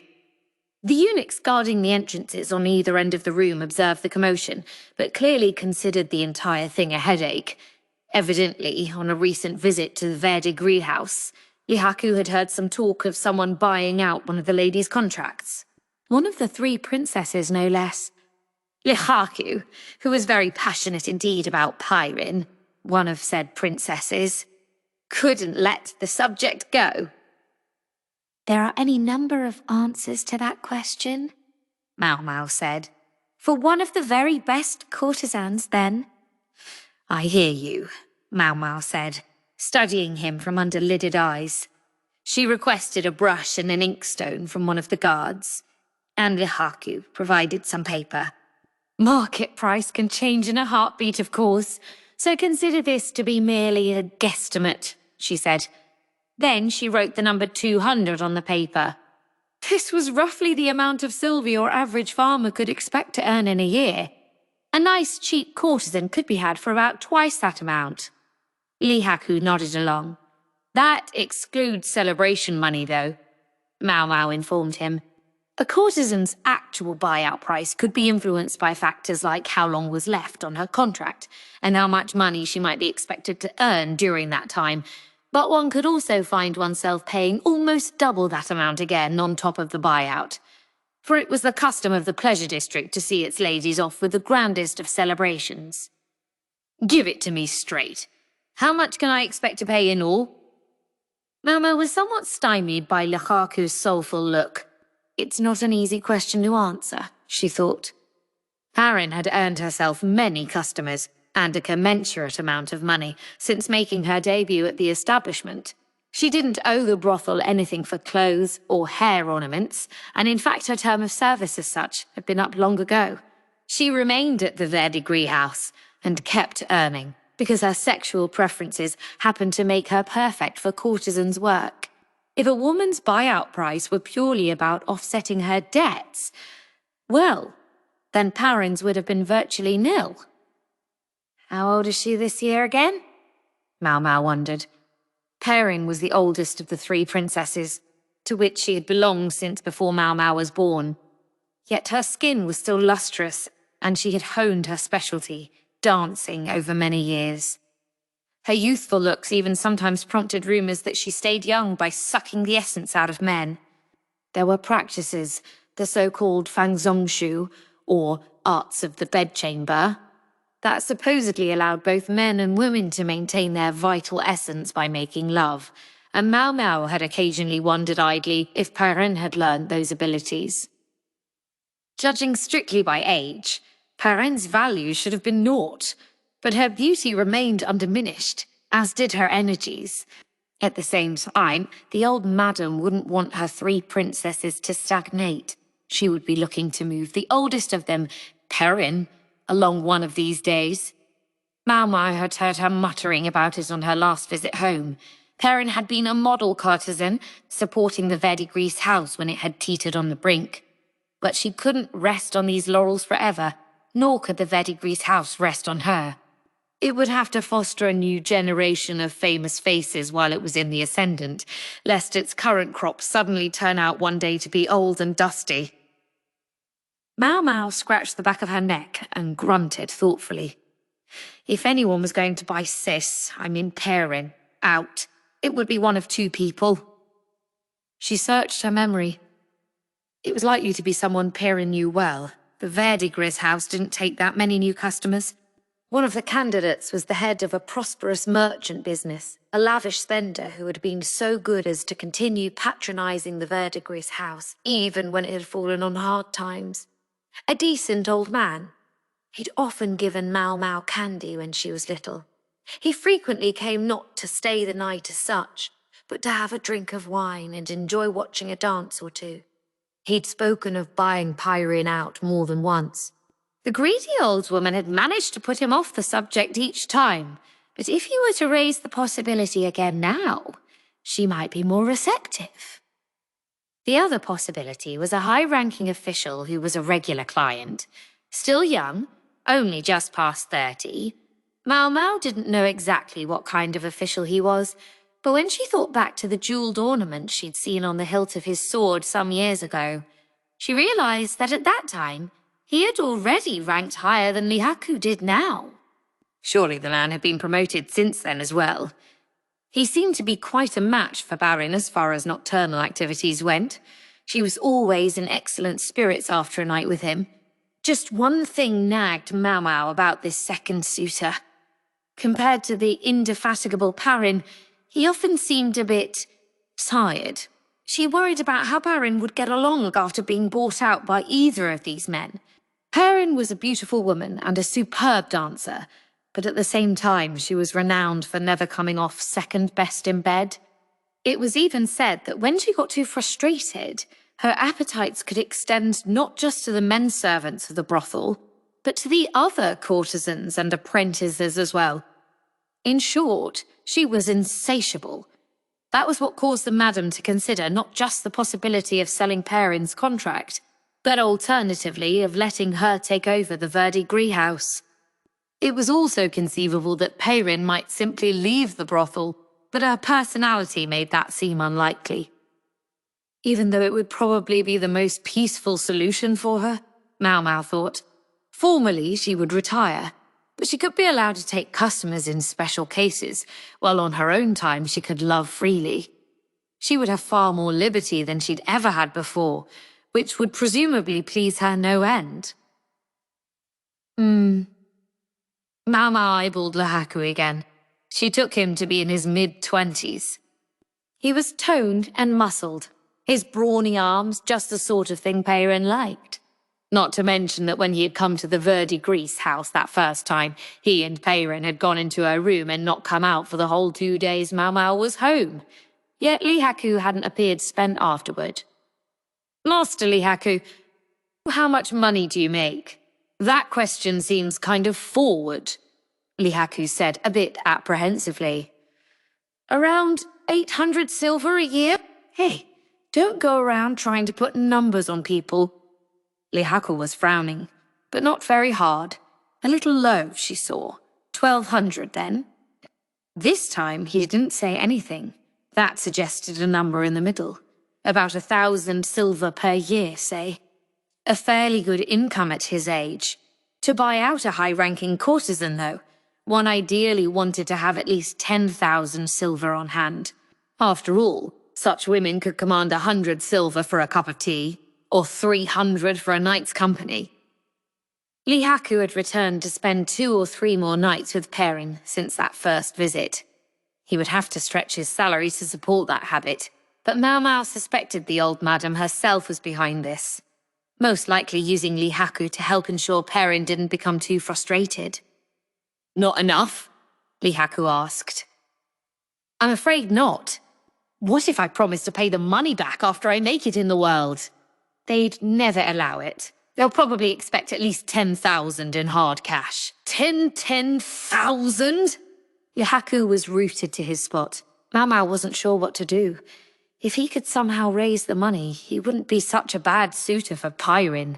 She would no doubt appreciate his tremendous endurance. Yes, she would appreciate it. But did that constitute love? Maomao wasn't sure. She thought again. She looked at Lahaku, who was clearly depressed, and let out a breath. He seemed to be thinking along the same lines she was. He looked at Maomao with uncertainty and said, if, hypothetically, I was able to get together 10,000 silver, would I be able to buy out her contract? Are you asking whether Sis would simply turn you down out of hand? Maomao said coolly. The moment she spoke, Lahaku's eyes became a little more bloodshot, and he ground his teeth. She'd only mentioned the possibility. She hadn't said it would happen. Okay then, just one thing to do, she thought. Maomao rose and stood in front of Lahaku. Please get up for a moment, sir. All right, Lahaku said dejectedly. Maybe a disappointed dog is an obedient one, for he promptly did as Maomao said. Good. Now take off your shirt, raise your arms to shoulder height and flex. All right. Lahaku began to do as he was told, but he seemed to be causing some alarm among the eunuchs on guard. They stopped him before he could remove his shirt. Don't worry, nothing untoward is going on, Maomao said. I just want to have a look at him. Despite her assurances, the eunuchs didn't move. Still openly disappointed, Lahaku sat formally on the chair. If I take it off, she won't reject me. If I know nothing else, I know Peyrin's tastes. I'll take it off, Lahaku said promptly, and then he did so. He quelled the objections of the eunuchs by displaying his accessory of office. Maomao circled around the posing Lahaku, examining him from every angle. Occasionally she would form a square with her palms and pointer fingers, and peer at him through it critically. He had the carefully crafted body of a military officer. Nothing slumped or sagged, and muscles covered virtually everything. His right arm was slightly larger than his left, suggesting he was right-handed. Peyrin was ravenous and would devour almost anything if she had no other choice, but like anyone else, she had her preferences. If she'd been here at this moment, she would have been licking her lips. Very well. Now the bottom half. The bottom half, Lahaku said plaintively. I insist. Maomao's expression was perfectly serious. Liaku shuffled out of his trousers, though he didn't look thrilled about it, until he was standing there in nothing but a loincloth. Maomao's face didn't change. She continued to study him with almost scientific rigor. Liaku's legs and hips were as sturdy as the rest of him, demonstrating that there were no imbalances in his training regimen. There was no fat on his thighs, and the muscles flowed smoothly toward the joints of his knees, then swelled out again to his calves. These really are exceptional muscles, Maomao thought. He didn't have the wine-bolstered belly of so many who frequented the brothel. His skin was a healthy colour, just Sis's type. Maomao had Lihaku strike pose after pose, starting to think he just might have what it took. As Lihaku started to warm to the exercise, he took the positions with ever more vigour. Finally, Maomao was ready to inspect the most important part. Now, if you'll remove your she started, but she was interrupted by the door banging open. Lihaku, who had downright enthusiastic an instant ago, blanched. The eunuchs looked like they thought they might be given the death penalty. As for Maomao, her mouth simply hung open. What are you all doing in here? The overseer of the rear palace, a vein standing out prominently on his temple, was standing in the doorway, accompanied by his aide. A bevy of palace women who were hanging around hoping to get close to Jinshi scattered and even fainted as if they had seen something unbearable. "Good day to you, Master Jinshi," Maomao said mildly. Some things in the world were mysterious, Maomao thought. For example, why was she sitting so formally just then? And why was Jinshi looking at her with such a chill in his eyes? Lihaku had hurried home, still barely dressed. Maomao thought the whole scene was ridiculous. She also felt it was vaguely unfair, but having the soldiers stay seemed like it would somehow have made things even more complicated than they already were, so perhaps it was just as well for him to go. "What were you doing?" Jinshi reiterated. Maomao looked up at him, privately observing that the beautiful are truly fearsome when roused to anger. Jinshi had crossed his arms and was standing imposingly in front of her. Behind him, Gaoshun stood with his hands together and the impassive expression of a monk contemplating emptiness. The eunuchs, looking weary, had resumed their positions by the doors, though they stole occasional glances at their glorious chieftain. "He simply came to me for advice," Maomao said. She'd informed Hong Niang at the Jade Pavilion, per protocol. She'd finished the laundry in the morning, and as there were no tea parties planned for today, a food taster would not be necessary. Maomao had no work duties to attend to until evening. Advice, eh? Then what was he doing looking like that? Ah, Maomao thought, so that was the issue. Despite the fact that there had been guards present, it was admittedly beyond problematic for a man from outside the rear palace to be seen in such a state. She vowed to resolve what was obviously a misunderstanding. "It was nothing inappropriate, sir. I never touched him. I was only taking a good look." She tried to emphasize that point. She hadn't laid a finger on him. That was what she wanted Jinshi to take away from this. Jinshi, though, reacted poorly. His eyes went wide, and he looked like he might fall over backwards. Gaoshun, meanwhile, seemed to be advancing from the contemplation of emptiness to the realization of liberation. Maomao wondered why he was looking at her with the unperturbed compassion of a bodhisattva. "A good look, you say?" "Yes, sir." "I was only looking." "To what end?" "I should think that was obvious. I needed to make sure his body would be satisfying, and examining it in the flesh was the only way." In a conversation about who would buy out Perrin's contracts, Maomao wanted to be sure to take her sister's feelings into special consideration. Perrin was a woman who loved often and much, and it would be ideal, in Maomao's opinion, if she could go to a man she truly cared for. If Maomao had thought Lihaku was too far removed from being Perrin's type, she certainly wouldn't have offered him any further advice. She wasn't such a soft touch as that. Maomao had grown up at the Verdigris house, at least until she had been torn away from her old man. In her youth, it had been the three princesses, Perrin, Meiyue, and Joker, along with the old madam who had seen to her upbringing. Perrin was unique in that, although she had never borne a child, her breasts still produced milk, and it was this milk that had fed Maomao as an infant. When Maomao was born, Perrin had only just graduated from her apprenticeship, but she was already plenty voluptuous. Maomao always thought of Perrin as sis, but in reality it was something more like mum. Incidentally, she took this informal tone with Perrin, lest Meimei and Joker get mad at her.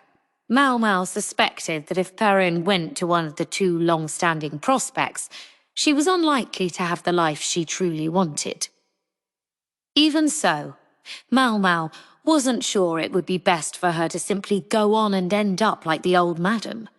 Many former courtesans gave up on having children.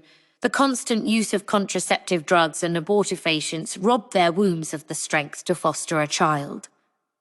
Maomao didn't know if this was the case for Perrin or not, but when she remembered her youngest days, being rocked to sleep in Perrin's arms, she thought it would be a shame for Perrin never to have children of her own.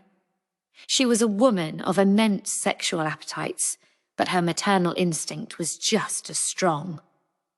Lihaku was thoroughly smitten with the courtesan Perrin. He was well aware that as a courtesan, he wasn't the only man to whom she offered her services.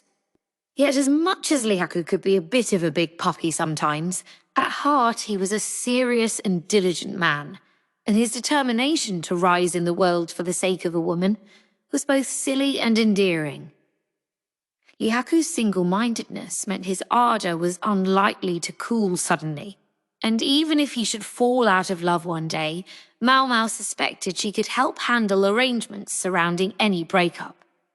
What was most important was that he had impeccable endurance, and just as she was appraising this specimen, Jinshi had arrived. As the one responsible for overseeing affairs in the rear palace, he probably wasn't thrilled to have one of its women meeting with a random man from the outside.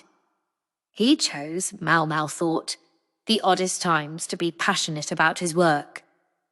His body? Satisfying? Yes, sir. Appearance is just one part of a person, yet one may certainly hope it might be to one's liking. As far as she had seen, Maomao could give passing marks to Lihaku's body. She was already trying to decide how she would explain to Perrin that she hadn't gotten a chance to evaluate the last and most important part of all. Maomao had told Lihaku that it would take 10,000 in silver to buy Perrin out, but depending on how the matter was approached, he might get away paying as little as half that. It would depend in particular on how Perrin felt about him. Is outward appearance that important? Jinshi finally stopped looming over her and took a seat instead. His foot tapped the floor restlessly. He was clearly still irritated. I should say so, Maomao replied, reflecting that she found it oddly vexing that Jinshi of all people should ask this question. I must admit, I never expected to hear that from you. So, what did you make of his looks? He's just full of questions, Maomao thought.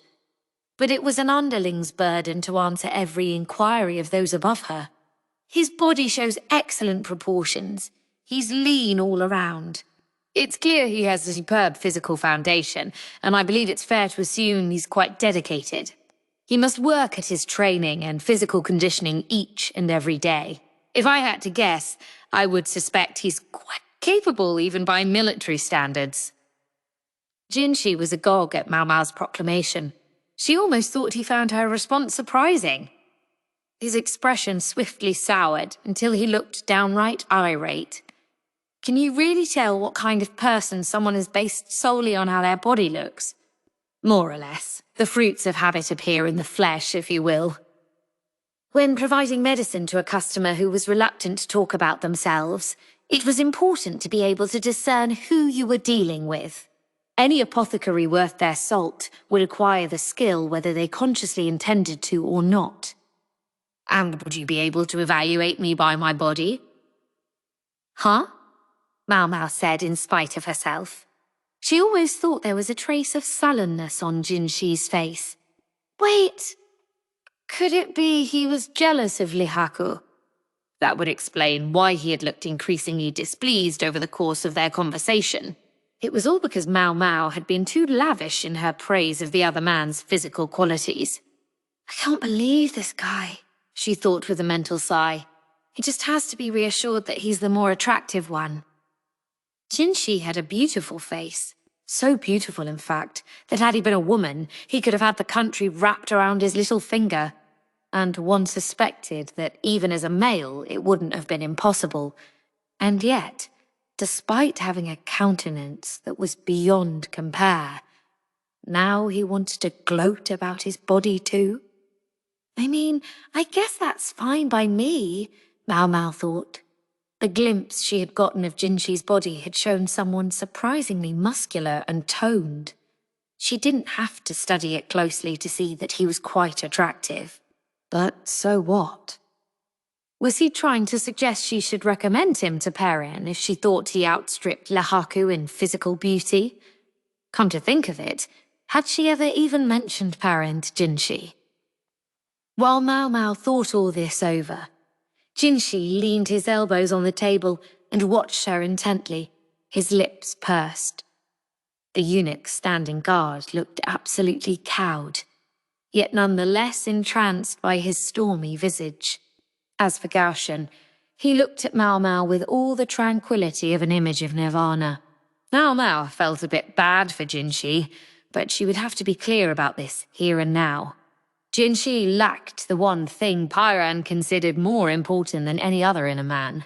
No matter how exquisite his other physical features might be, without that crucial thing, it would be no use even talking about it. I did see your body, Master Jinxi, but I'm afraid there's simply no point, Maomao said, albeit reluctantly. The atmosphere in the room iced over immediately. Gaoshun went from looking like a saint in nirvana to looking like the criminal Kandata as the spider's thread broke. I'm quite sorry to have to tell you this, sir, Maomao went on, but you simply aren't a match for my elder sister. Huh?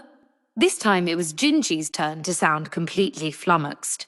Gaoshun pressed his forehead against the wall. Lihaku could only wonder what in the world was going on. The eunuch who had given him the glaring of a lifetime over his little blunder the day before was now here in front of him, and on his unimpeachably lovely face was a smile.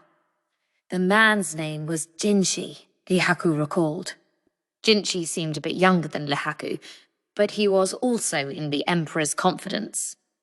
With that gorgeous face, rumours occasionally cropped up of a dalliance between Jinxi and the Emperor, but at the very least, Jinxi seemed serious about his job. There was nothing to complain about in that respect. The way he could cause virtually anyone, man or woman, to fall head over heels for him could be a bit of an issue. But otherwise, in Lihaku's opinion, there was nothing objectionable about him. As for Lihaku, though, he wasn't the type to be interested in another man, no matter how lovely. All the same, when that man showed up practically out of the blue and started staring intently at him, Lihaku was a little bit lost for what to do. He was just glad there was no one else around to see them. They were in the officers' building, which was rarely very populated. One particularly eccentric commander made his base of operations here, a person with whom everyone else preferred to have the minimum of contact. Word was that the eccentric had been out and about quite a bit recently, and Lihaku thought maybe this eunuch had been press-ganged into helping with something around here. Lihaku had submitted his paperwork and tried to get out of the building as quickly as he could, so as not to get dragged into anything himself. But just as he had been leaving Lakan's office, he had bumped into this eunuch, and now he was facing that mystifying smile. Speaking of mystifying, the aide standing behind Jinxi was the man who had requested Lihaku to be his go-between at the brothel. Allegedly, he was an old acquaintance of one of Lihaku's superiors. He'd wondered how the man knew the freckled palace woman Maomao, but now it was starting to make sense. "Might I have a moment of your time?" Jinxi asked. It was a polite request, but Lihaku was hardly in a position to refuse. Although the other man was younger than him, the jeweled ornament hanging at his hip showed a more esteemed colour than Lihaku's. If he didn't do as he was asked, there was no telling if he would ever get the promotion he sought. "As you wish," was all he said, and then he followed after the eunuchs. They were in a courtyard of the palace, a place the officers often went to enjoy the refreshing breeze on summer nights. Admittedly, Lihaku wasn't a frequent visitor. He had never been terribly attuned to aesthetics. In this season, the chill in the air went beyond refreshing. It was getting downright cold. Between the time of year and the time of day, they could count on not being disturbed. In summer, flowers called big-leaf hydrangeas would have been putting out blooms as large as embroidered handballs. Apparently, they were unusual flowers that had been brought from an island country to the east, and depending on the day, the blossoms might be red or they might be blue. The commander had gone out of his way to have them planted here. The blooms bore some resemblance to lilacs, but at the moment they simply looked like stubby bushes. Lihaku sometimes wondered if they gave the man a bit too much discretion, but one heard tell that even the general had trouble asserting himself with the monocled man, so maybe there wasn't much to be done. Jinshi took a seat in an open-air pavilion, then gestured for Lihaku to do the same. Left with no other choice, he sat down facing the eunuch.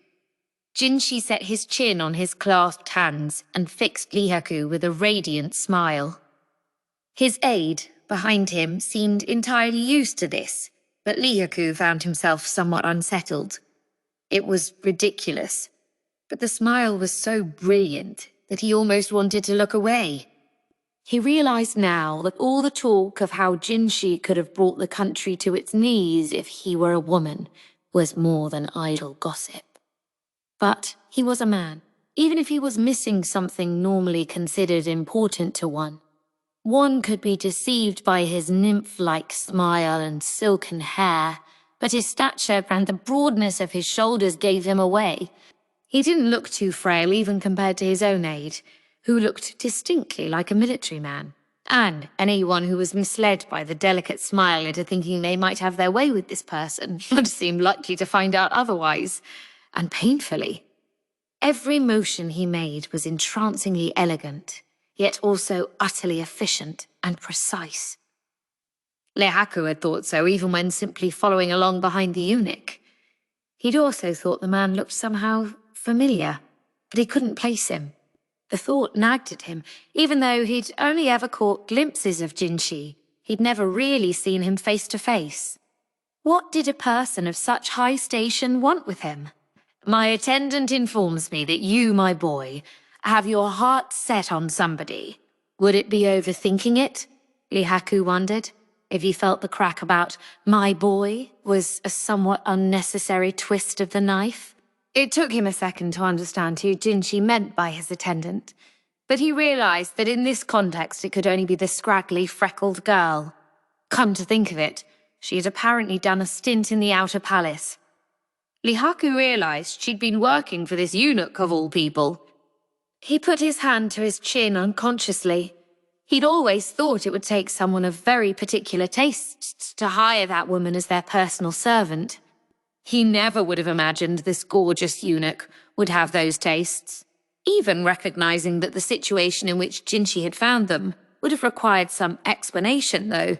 Lihaku was a bit taken aback to realize she had told Jinshi of his desire to buy out Peirin's contract.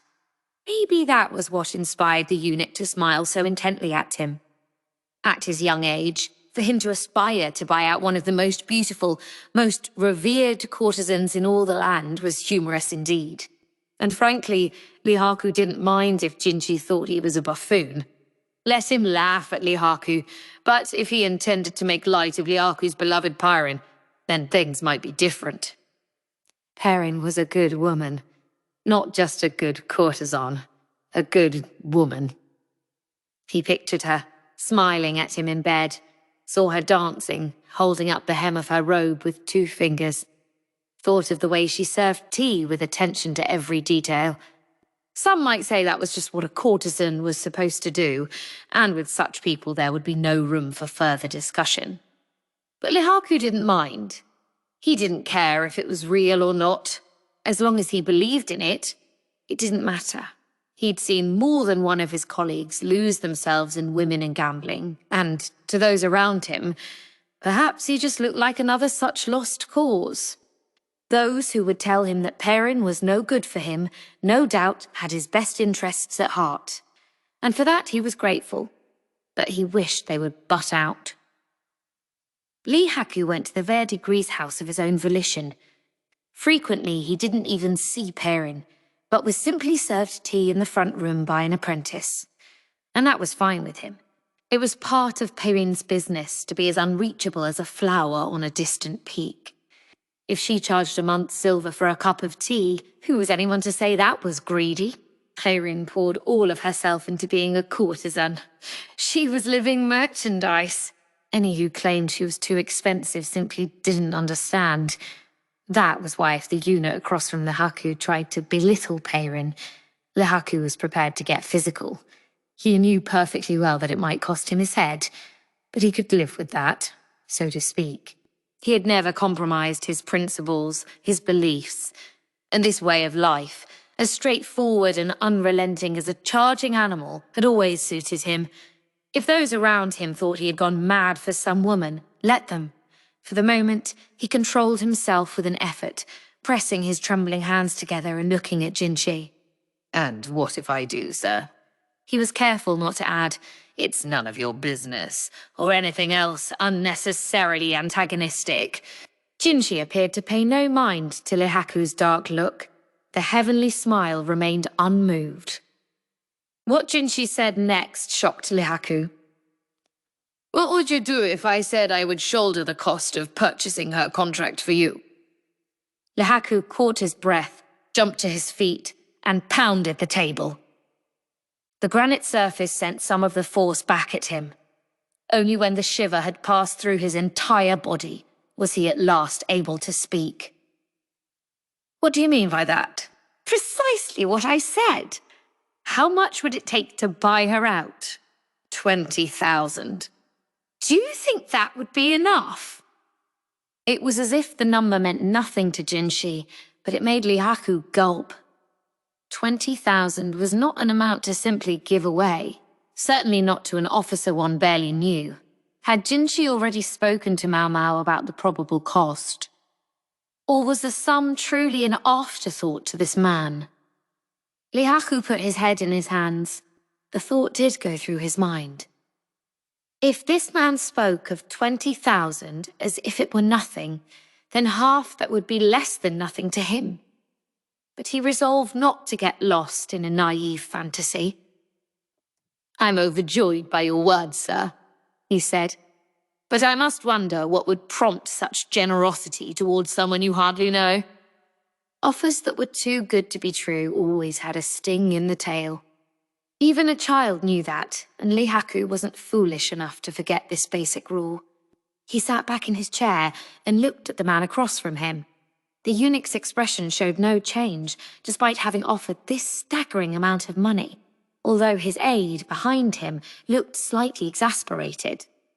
"My cat is most wary, yet not only was she willing to speak to you, she seems to be earnestly considering you as a possible match for a woman she thinks of as an older sister." The cat must have been Maomao. It was the meaning of her name, and when Lihaku thought about it, he realized that she could indeed be cat-like. She could be as suspicious of others as a stray cat, but when there was food to be had, she would come just close enough to get it, take as much as she could, and then she would be gone again. Lihaku had never wanted a cat. If he was going to have an animal, he would have liked a dog, something that could hunt with him. Despite the eunuch's choice of metaphor, though, and despite Maomao's attitude, apparently she trusted Lihaku to at least some extent. True, the disinterest in her eyes had made it clear that she thought it was annoying to have to answer his questions, but answer them she did. Ultimately, it had led to this conversation. "You're saying that when a mistrustful cat takes to somebody, that's reason enough to have faith in them," Lihaku said, earning a slight flinch from Jinshi. He wondered if he'd said something wrong, but the soft smile was back on Jinshi's face so quickly that Lihaku wondered if it had been his imagination. "I did a bit of asking around about you," Jinshi said.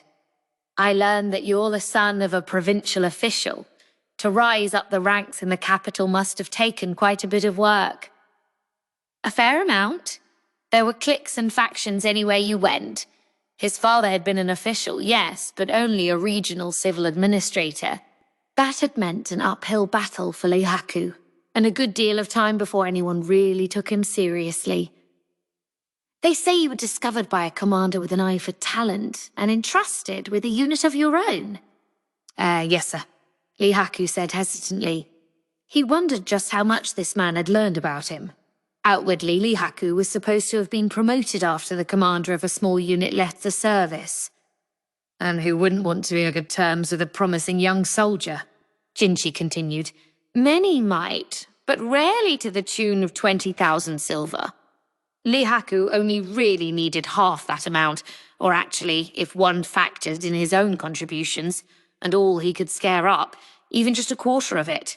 1/4 or 5,000 in silver. Would this man really just give it to him? Lihaku was nearly sick with wishing for it, but he shook his head.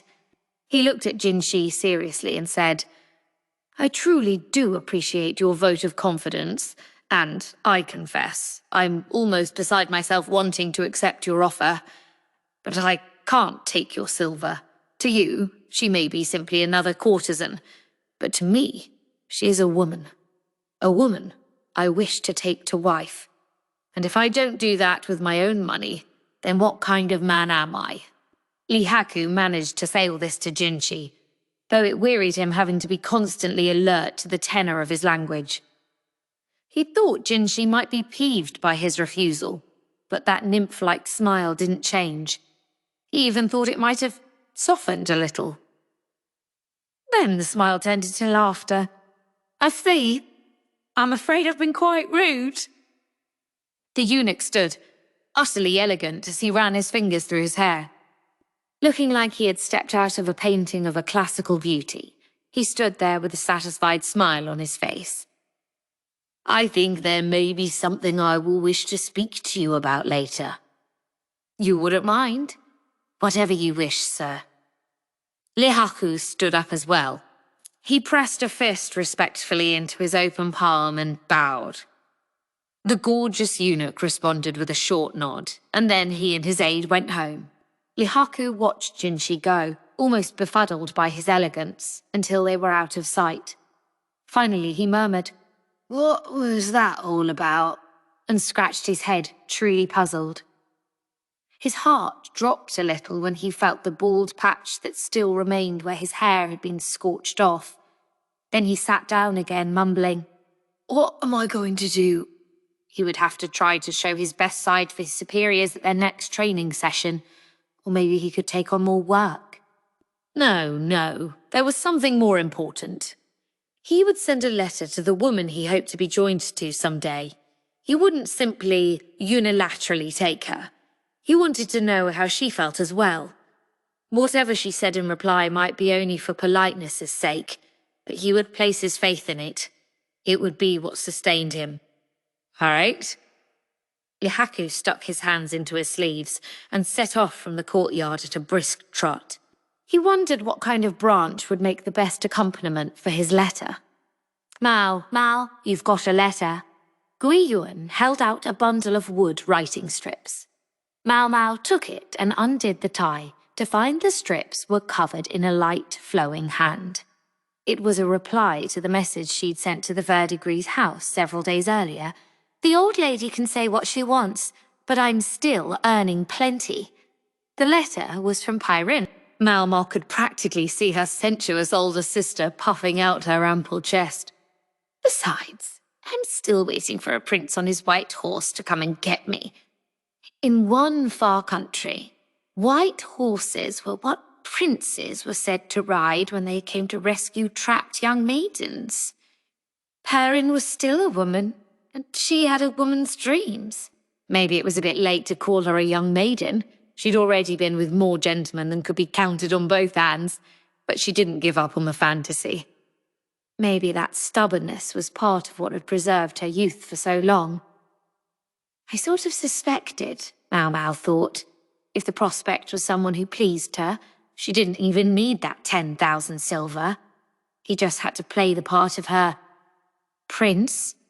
The role demanded absolute physical strength and endurance, along with something that most men had, but eunuchs didn't. Add a dash of theatricality and a little bit of money with which to celebrate, and that would do the trick. No, it wouldn't be necessary to buy Perrin out as such, but the community wouldn't sit by and watch her go without marking the occasion. The old madam herself had once said to Perrin, "If you want to retire, I won't stop you. But we're going to have the party to end all parties." It was quite a striking remark from a woman who was normally so tight-fisted. When Perrin left the stage, it would be commemorated as befitted one of the pleasure quarter's most beautiful blossoms. A courtesan had her pride, after all. Thus, for a man who suitably impressed Perrin, even the old madam wouldn't try to wring out too much. But surely 5,000 or so for the celebration. Anyone who couldn't come up with at least that much money wasn't fit for Perrin. And if they had the money but refused to spend it, that would show them even worse. Yeah, even if 10,000 is out of reach, 5,000 ought to do it. If Lihaku continued his steady rise up the ranks, he should be able to save up that much within a matter of years. The rest would be up to luck. If Perrin were to be brainwashed by the old woman, that would spell the end. Lihaku just had to get her out of there before that happened. There was no part for Maomao to play in any of this. There was just one thing that worried her. Surely he wouldn't go into debt to get the money, would he? She thought. If he took a loan to get the cash, the madam would sniff it out, and that would be it. "How can I let Perrin go to a man mired in debt?" she would demand. Maomao was fairly confident Lihaku wouldn't do anything so silly, but she couldn't be sure. With these thoughts running through her head, she found herself at the end of the letter, where she discovered something very troubling. A certain someone was coming around talking about buying out a contract. "I think the apprentices got the wrong idea." A certain someone. Right, Maomao thought. It was unusual for Perrin to be so indirect, but Maomao knew perfectly well who she was talking about. Maomao tied the letter closed again and put it on a shelf in her room. When she emerged into the hallway, she discovered that Jinshi was visiting the Jade Pavilion for the first time in several days. He had looked downright stormy the last time they'd parted, but today he seemed in high spirits. Maomao went to the kitchen to prepare tea, wondering what might have him so pleased. Chapter 18. Blue Roses. The cold was gradually loosening its grip on the world, and the first hints of spring were in the air. As Maomao stood out drying some bedding, she felt like she might succumb to the temptation of the warm, pleasant sun, but she shook her head. Mustn't sleep on the job, and forced herself to focus on her work. Time did pass quickly when one's days were full and satisfying. Even though somehow, the 2 months she had spent in Jinshi's employ had felt interminably long. She still longed sometimes for the larded shelves of medicines in the Outer Palace physician's office, but she could rectify that issue here. She could work through the quack doctor to get the Imperial Palace medical office up to speed. Meanwhile, she could lean on Gaoshun to get her anything she needed from the archives. It would have been even better if she could have left the Imperial Palace at will, but, well, one couldn't have everything. So long as she was serving there, she couldn't expect to come and go as she pleased. Consort Gyokuyu's pregnancy was becoming more and more certain. Her menses still hadn't resumed, and now she was experiencing fatigue as well. Her temperature was slightly elevated, and it seemed she was evacuating more often than usual. Princess Lingley would occasionally put her cheek to Gyokuyu's belly and grin, as if to intimate that she knew there was something in there. Can babies tell? Maomao wondered. Lingli was waving bye-bye to Gyokyu's belly as Hongyang took her away for her afternoon nap. Children were most mysterious creatures. The princess had begun to toddle around on her own. The emperor gave Lingli a pair of little red shoes, while she in turn gave the ladies-in-waiting their share of headaches. She had become more expressive as well. If you gave her a nice soft bun, she would smile broadly in return.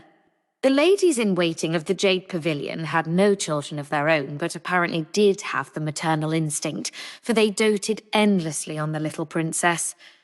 Hongyang became given to saying, "Perhaps I'll have one of my own sooner or later." But the other women, including Maomao, weren't sure how to respond. Hongyang looked concerned when she said this, yet no one expected the devoted head lady-in-waiting to retire from her post. Even had a suitable offer come along, the other women would most likely have done anything to stop Hongyang from leaving. It was she who allowed the Jade Pavilion to function with such a small staff. Being too talented could have challenges of its own. Maomao took to entertaining Princess Lingli when she had no other work to do. The injury to her leg was another factor. Rather than having the busy and able-bodied other ladies-in-waiting watch the princess on top of all their other duties, wasn't it more efficient to have the woman with nothing to do but taste food look after her?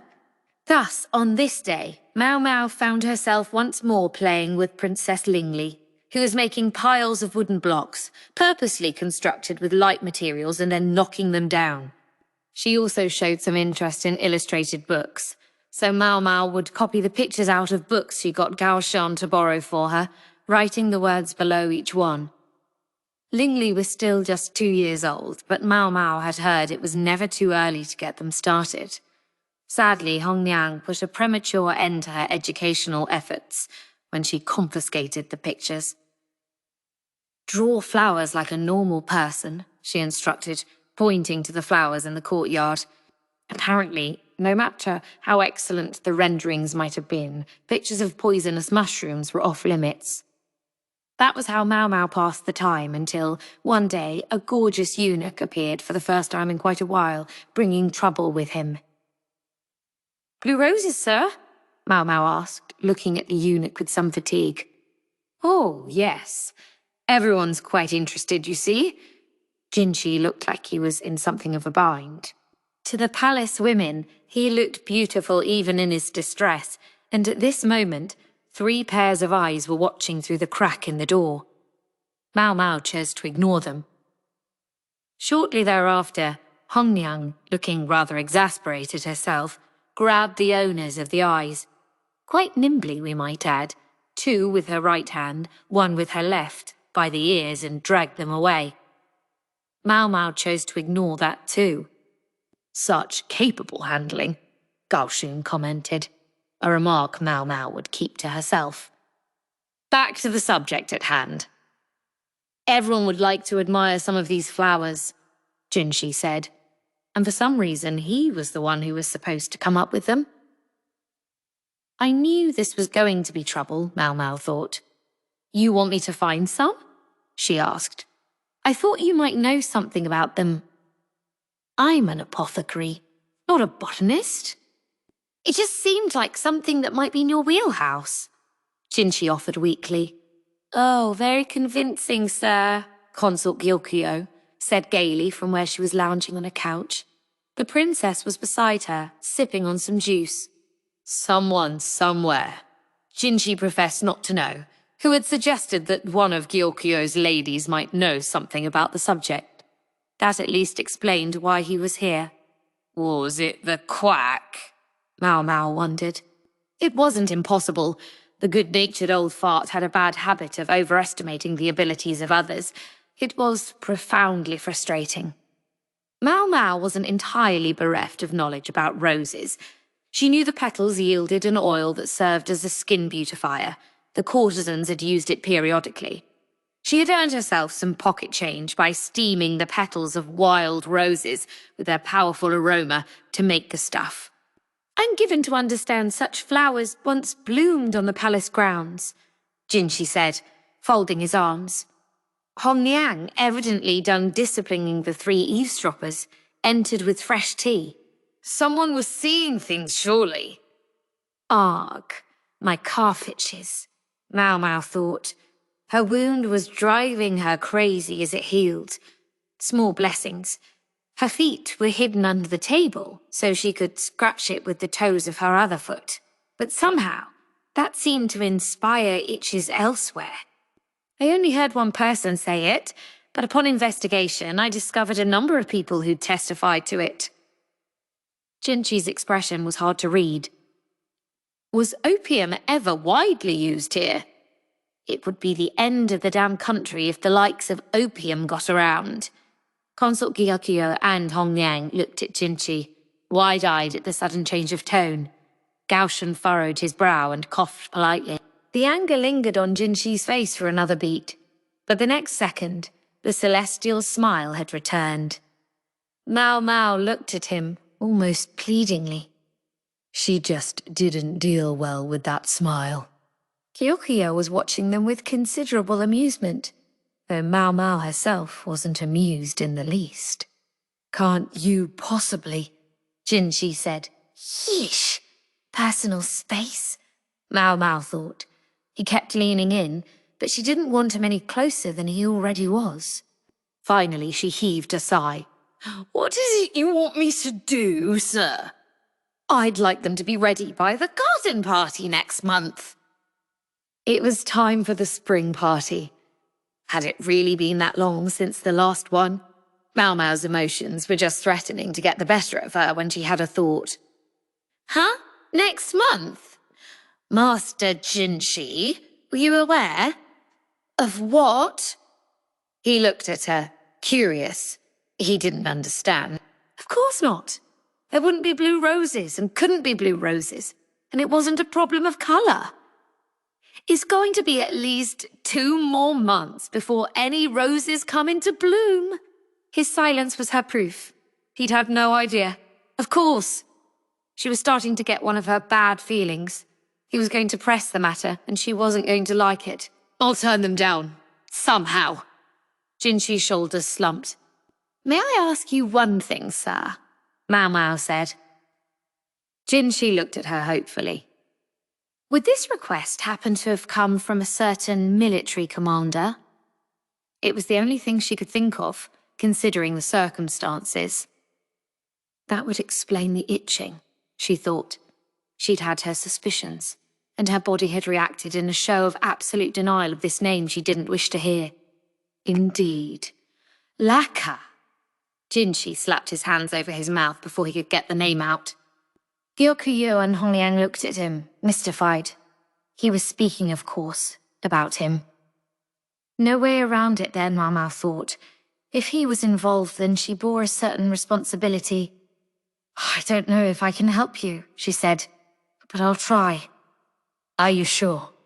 I'm sure that there are a few things, and a place, that I'll need. It would have been too infuriating simply to run away from the challenge. She would have liked nothing better than to snatch the monocle off that leering face and smash it. The spring garden party would take place among the peonies. It would ordinarily have been held a little earlier, but people kept complaining about the cold, so it had been moved back. Maybe they should have done that sooner, but precedent was a hard thing to change. A red carpet had been laid out and long tables surrounded by chairs set up in the garden. The musical performers restlessly tuned their instruments, ready to start any time they were needed. Women rushed back and forth, making sure everything was in order, while young military men stroked their as-yet underdeveloped beards and enjoyed the sight. A curtain had been set up behind them all as a blind, and someone behind it was making a fuss. A slim girl, practically emaciated in fact, was holding a giant vase of flowers. Cradled in it were colourful roses, even though it was still too early in the year for them. You really did it, Jinchi said, gazing at the roses, whose buds had not yet opened. The flowers were red and yellow and white and pink and yes, blue, as well as black, purple and even green. When Maomao had promised to try to create blue roses, no one had imagined this panoply of colours. Jinchi was set back on his heels, wondering how she had done it. I can tell you, it wasn't easy. I didn't even get them to bloom, Maomao said with genuine regret. She wasn't sorry to have come up short for Jinchi so much as she was disappointed not to have been able to make things go exactly as she had envisioned them. Jinchi already knew she was like that, but it still irked him. It irked him so much. No, this will be just fine. He picked up a rose, walked her dribbling from its stem. Something seemed off. For the moment, though, he didn't care. He put the rose back in the vase. He remained surprised that, though she had only agreed to blue roses, Maomao had produced a veritable rainbow. However she had done it, she looked like she might collapse from sheer fatigue.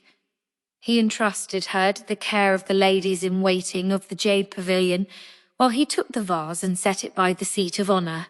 Even as buds, not blossoms, the roses were more than enough to steal the peony's thunder. Everyone seemed to notice them, and everyone was amazed.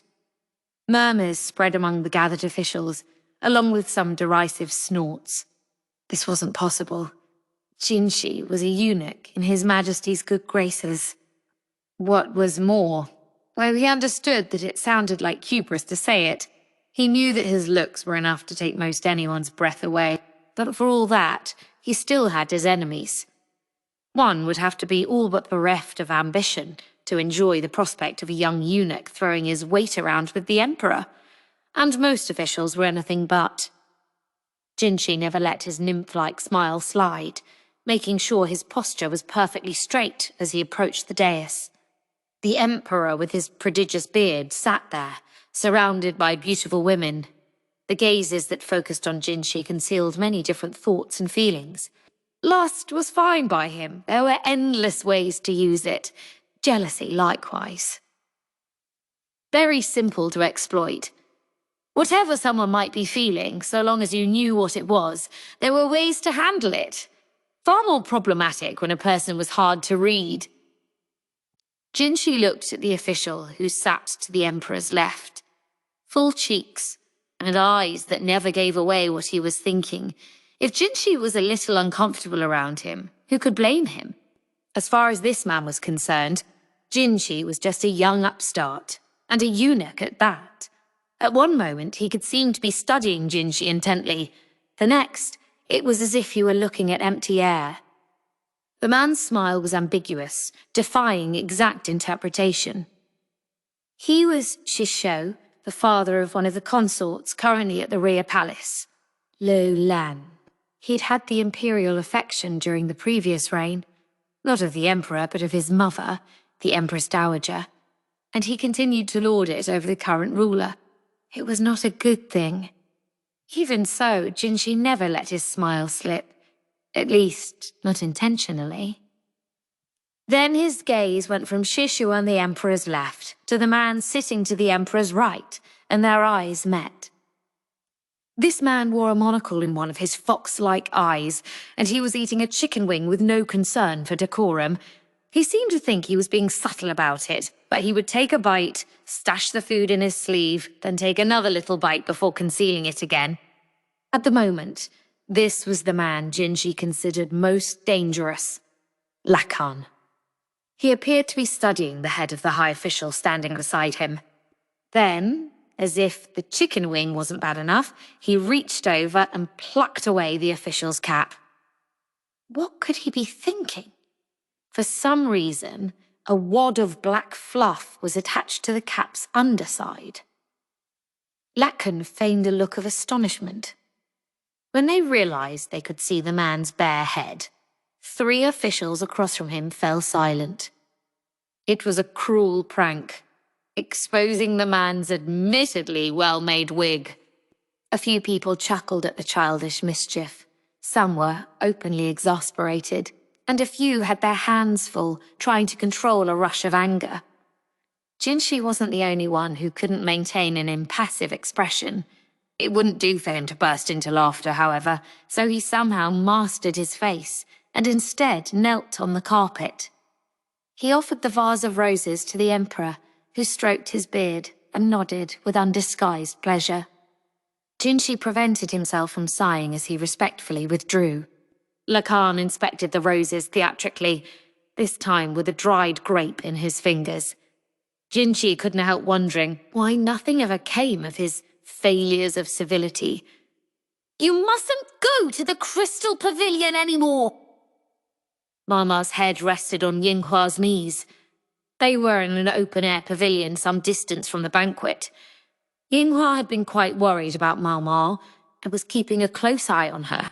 With her pregnancy beginning to show, Consort Georgiou had excused herself from this event on the pretext that she was giving her place to Lolan, the new pure consort for whom this was in effect a public debut.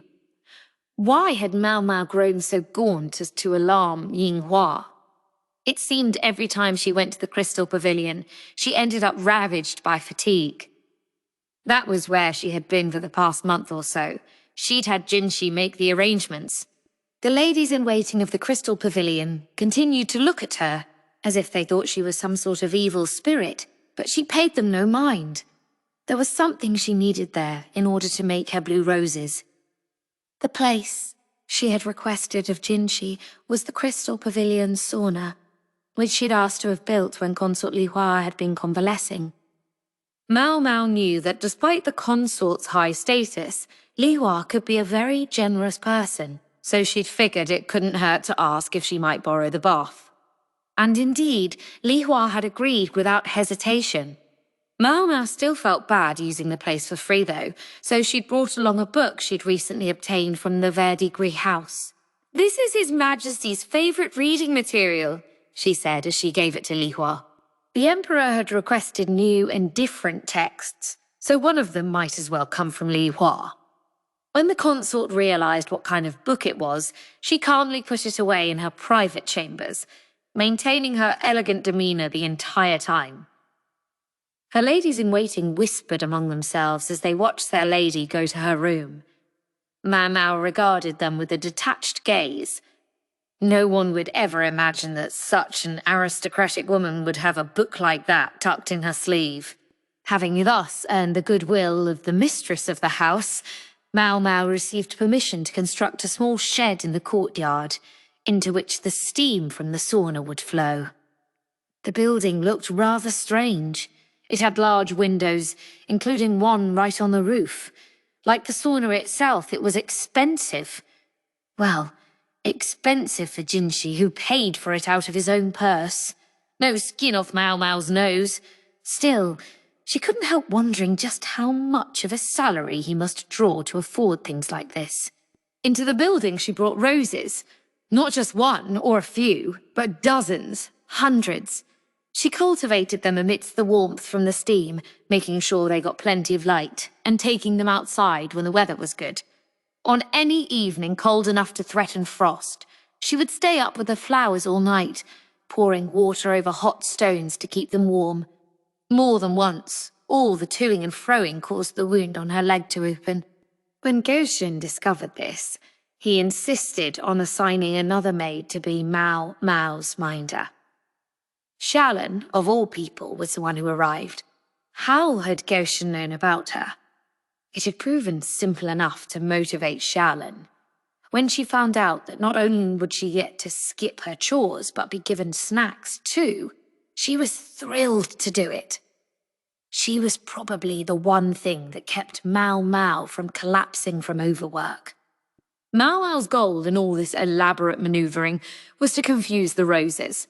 Flowers bloom according to their season, but once in a while, for whatever reason, they can be seen to bloom at a different time of year.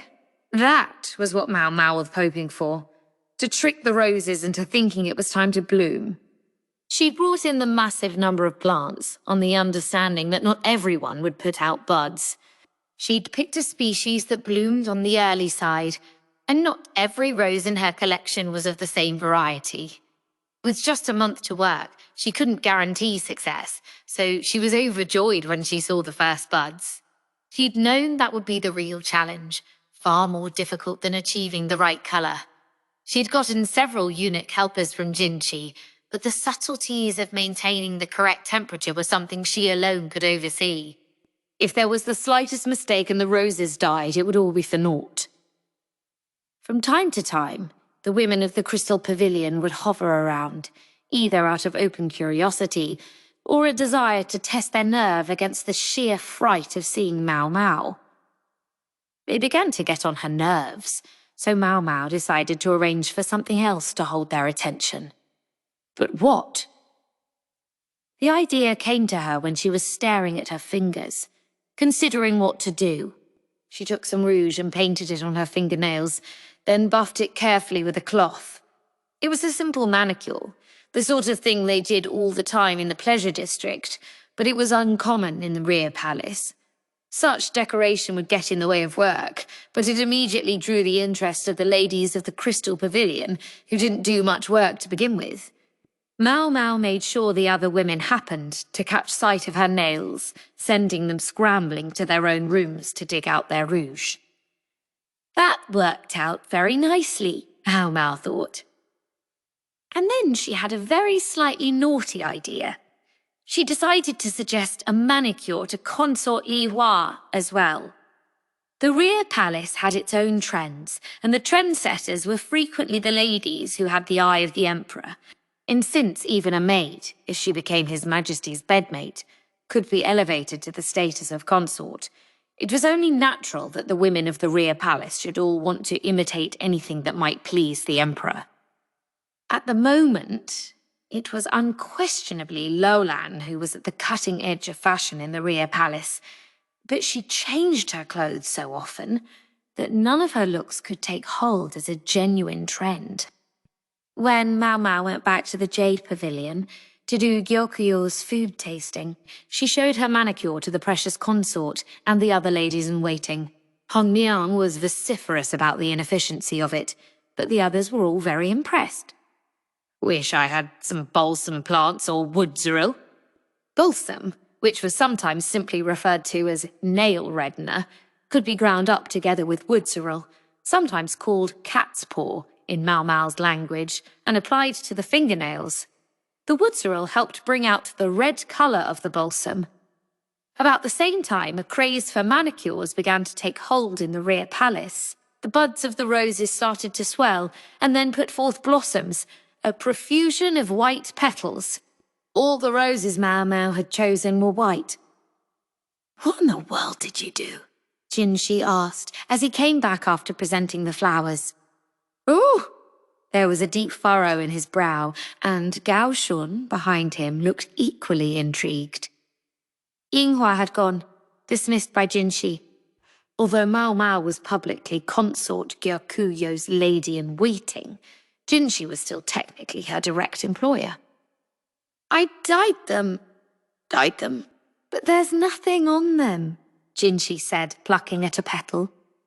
"Not on the outside," Maomao said. "I dyed them from the inside." She picked up one of the blue roses and pointed to where the stem was cut. Droplets of blue liquid clung to it. She had put the white roses in coloured water. It was as simple as that. The flowers absorbed the water, colour and all, through their stems, dyeing the petals a whole rainbow of hues. However, when they were arranged in a vase together, all the flowers, except the white ones, had to be specially treated, lest the colours mingle together and turn the blossoms an unpleasant black. Thus, although the roses appeared to be arranged all in a single vase, the base of each stem had been padded with a bit of cotton impregnated with colour and secured with oil paper. Maomao had left the paper there until the moment the flowers were to be presented. That really was all there was to it. The gimmick being so simple, it was conceivable that somebody might figure it out and say something, but Maomao had a way of dealing with that too. The night before the banquet, when His Majesty visited the Jade Pavilion, she had told him exactly what she had done. Everyone likes to be the first to learn a secret, and with the pleasure of having been let in on the game, His Majesty seemed apt to remain in good spirits no matter what anyone said to him. Jinshi, it seemed, had withdrawn before the Emperor had a chance to tell him the story.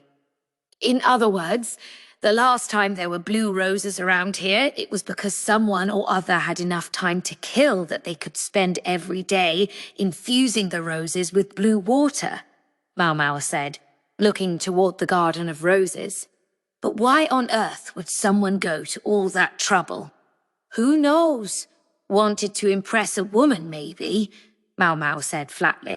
Then she produced a narrow, oblong, poignard box from the folds of her robe.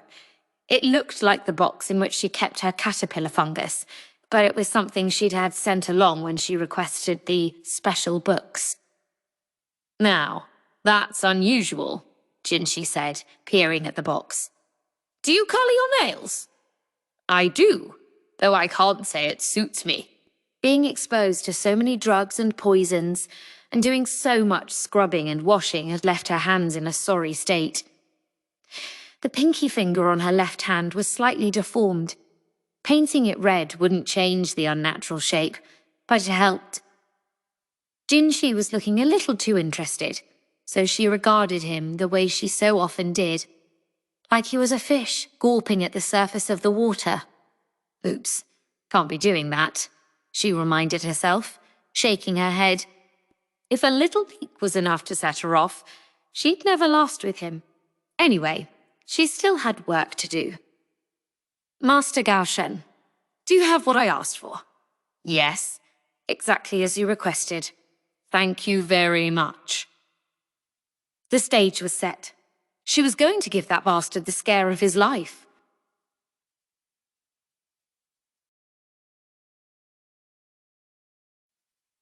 Chapter 19. Red Nails. The disgustingly multicoloured roses stole the show at the garden party. Lakan looked at them vacantly. The musical performance had virtually lulled him to sleep. He was holding someone's cap with a ball of fuzz attached to it in his hand, and he didn't even know where he had gotten it. Oh well, Lakan thought, and placed the cap next to him on the table. The official beside him greedily snatched it up and arranged it on his own head. He seemed to be looking reproachfully at Lakan, but the strategist didn't really know why. He decided to take out his monocle, polish it with a handkerchief, and then put it back on the other eye. The roses were positioned in the very centre of the banquet, as if to show off the poor taste of whoever had arranged them. He was at a banquet. He remembered that much. Music furled around him and silk streamers waved. He was presented with a meal that was clearly the height of luxury, and he could smell wine everywhere. It so happened that Lakan had never been very good at remembering things that didn't interest him. He recalled what had happened, but not the attendant emotions. He felt completely divorced from those.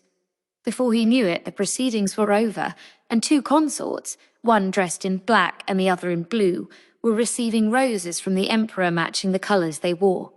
Lakan heard whispers around him indicating how beautiful the women were, but he wouldn't know.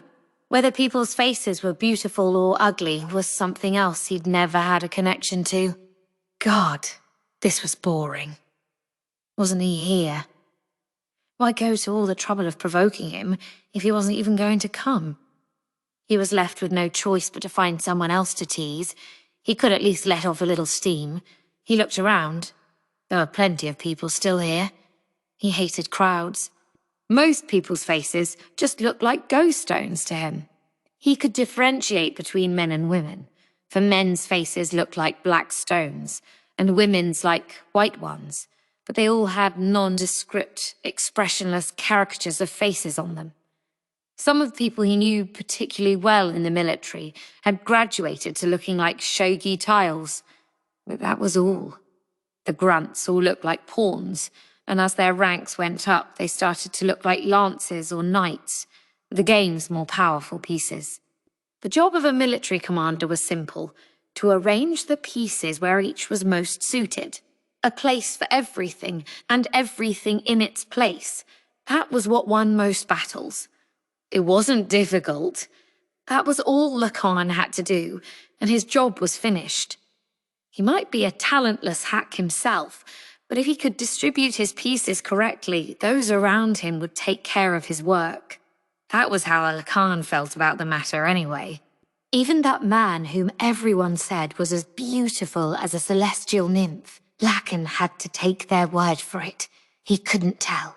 All he knew was that he had to find a gold general with a promoted silver in tow. And finding people was something he was used to. Ah, but his eyes hurt worse than usual today. The red stuck in them. Everyone had red pigment on the tips of their fingers. This so-called red polish was supposed to be all the rage among the palace women these days. The red polish that he recalled, floating back from his memories, had never been so garish. It had been thinner, lighter, the red of balsam. The word tugged on his heartstrings, reminding him of the name of a courtesan. Even as the thought floated through his mind, a diminutive palace woman appeared directly in his line of sight. She looked small and frail, but determined like Woodsorrel. She turned hollow eyes on him. When she saw he was looking at her, she turned as if to say, "Come with me." Out beyond the peony garden, a shogi board had been set up in a small open-air pavilion. On top of the board was a paulownia wood box, inside which rested something that looked like the withered remains of a rose. "Might I ask you for a game?"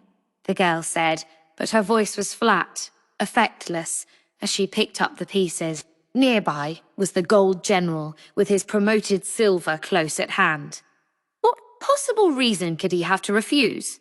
How could he turn down a request from this dear little girl? His dear little girl. Lakan grinned cunningly. What in the world does she hope to achieve? Maomao had asked Jinshi to go home if it was at all possible. He, in turn, had ignored her. She looked deeply displeased, but accepted it on the condition that he be quiet. Then she had issued her unspoken invitation to the commander, after which she began lining up the shogi pieces. Her face was utterly without emotion. Even her usual cold reticence seemed warm and humane in comparison. She would scratch the back of her hand from time to time. Maybe she had a bug bite. "So, who'll go first?" Lakan asked.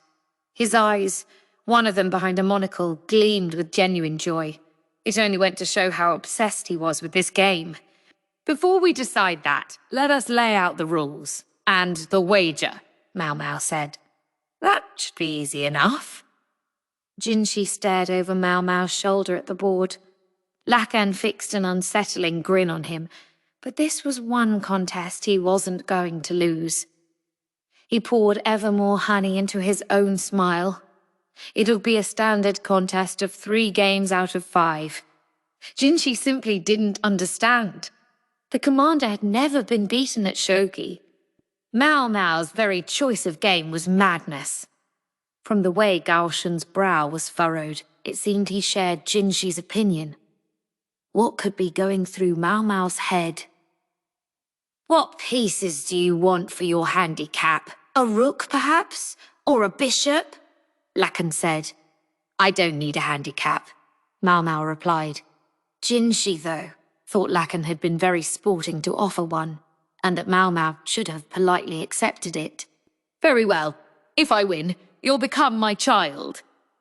Jinshi nearly objected aloud to this, but Gaoshun stopped him. They had promised not to speak. "I'm currently employed, so you would have to wait until my term of service expires." "Employed?" The fox-like eyes glanced in Jinshi's direction. He never let his smile slip, though he had to resist a twitching in his cheeks. "Are you really?" "Yes, and the paperwork says so." And so it did. At least, that was what the paper Maomao had seen said. But suppose it had been the old madam, her guardian, after a fashion, who had actually signed it. The man who was effectively Maomao's adoptive father had pinched the brush right out of Maomao's hand. "Well, I hope it's all in order. But more importantly," Lakan studied her. "What will you ask for?" "Yes, the wager, I request." Maomao closed her eyes. "Perhaps I could ask you to purchase one courtesan from the Verdi Gris house." Lakan stroked his chin. "I must say, of everything I thought you might ask for, I didn't expect that." Maomao remained completely impassive. The madam is looking to clear out those who are getting on in years. I won't stipulate who you must buy out. So it's come to that? Lakan looked absolutely exasperated somehow, and then he grinned. But if that's what you request, then that's what I must accept. Is that all you ask for? Maomao regarded Lakan coldly. Perhaps I could also stipulate 2 additional rules. Name them. All right. Maomao produced a bottle of wine she'd asked Gaoshun to prepare. She poured equal amounts into 5 separate cups. The smell suggested it was distinctly potent stuff. Then Maomao produced some medicine packets from her sleeve and sprinkled one into 3 of the cups. They each contained similar-looking powder. She gave each cup a gentle tilt, dissolving the powder, then quickly shuffled the 5 cups around until it was impossible to say which were which. After each game, the winner will pick one of these cups and the loser must drink from it. The loser doesn't have to drain the entire cup. A mouthful will do. Jinshi was getting a very, very bad feeling about this. He moved from directly behind Maomao over to one side. He had the impression that her face had taken on a slight flush. Previously so emotionless, her lips now flirted with a smile. He knew what caused Maomao to make that face. He wanted to know what the powder was, but didn't dare ask. He was angry at himself for not being able to ask. Lakan voiced the question instead. What was that powder you put in them? A drug. Medicinal, in small quantities. But, Maomao added, all 3 cups together would be tremendously poisonous. She managed to say this with a smile on her face. Strange girl that she was. The other rule I request, she said, is that if a person abandons a game for any reason, it will be considered a loss. Those are my 2 rules. She gently rocked the cups that might or might not have been poisoned. Her hand was stained red, and on that hand the pinky finger was deformed. Lakan stared intently at that finger. Maomao thought of the most terrible things, Jinshi reflected. Even knowing it would be all right as long as one didn't drink all 3 cups, she seemed cavalier about it. Was she trying to gain a psychological advantage? True, any ordinary opponent might have been shaken by the extra pressure, but this wasn't an ordinary opponent. It was the master strategist himself, widely regarded as a superlative player. It would take more than a little scare tactic to bend him out of shape. As anyone might have predicted, Maomao lost the first 2 games in a row. Jinshi had thought maybe she at least knew the ins and outs of the game, but it became clear that she knew the rules at best and had no real experience of actual play. She had already drunk down 2 of the cups, quite eagerly in fact. For the umpteenth time, Jinshi asked himself what she could be thinking. The 3rd game had only just begun, but the outcome already seemed apparent. When Maomao drank that 3rd cup, she might poison herself. The chances of picking one of the drugged cups were 3 out of 5 the first time, and after the 2nd game, 2 out of 4. After this last game, the chance would be 1 out of 3. In other words, there was a 1 in 10 chance that she was about to poison herself horribly. Jinshi wasn't sure which was more frightening. The thought that Maomao might poison herself, or the realization that he knew she might drink the poison and be just fine.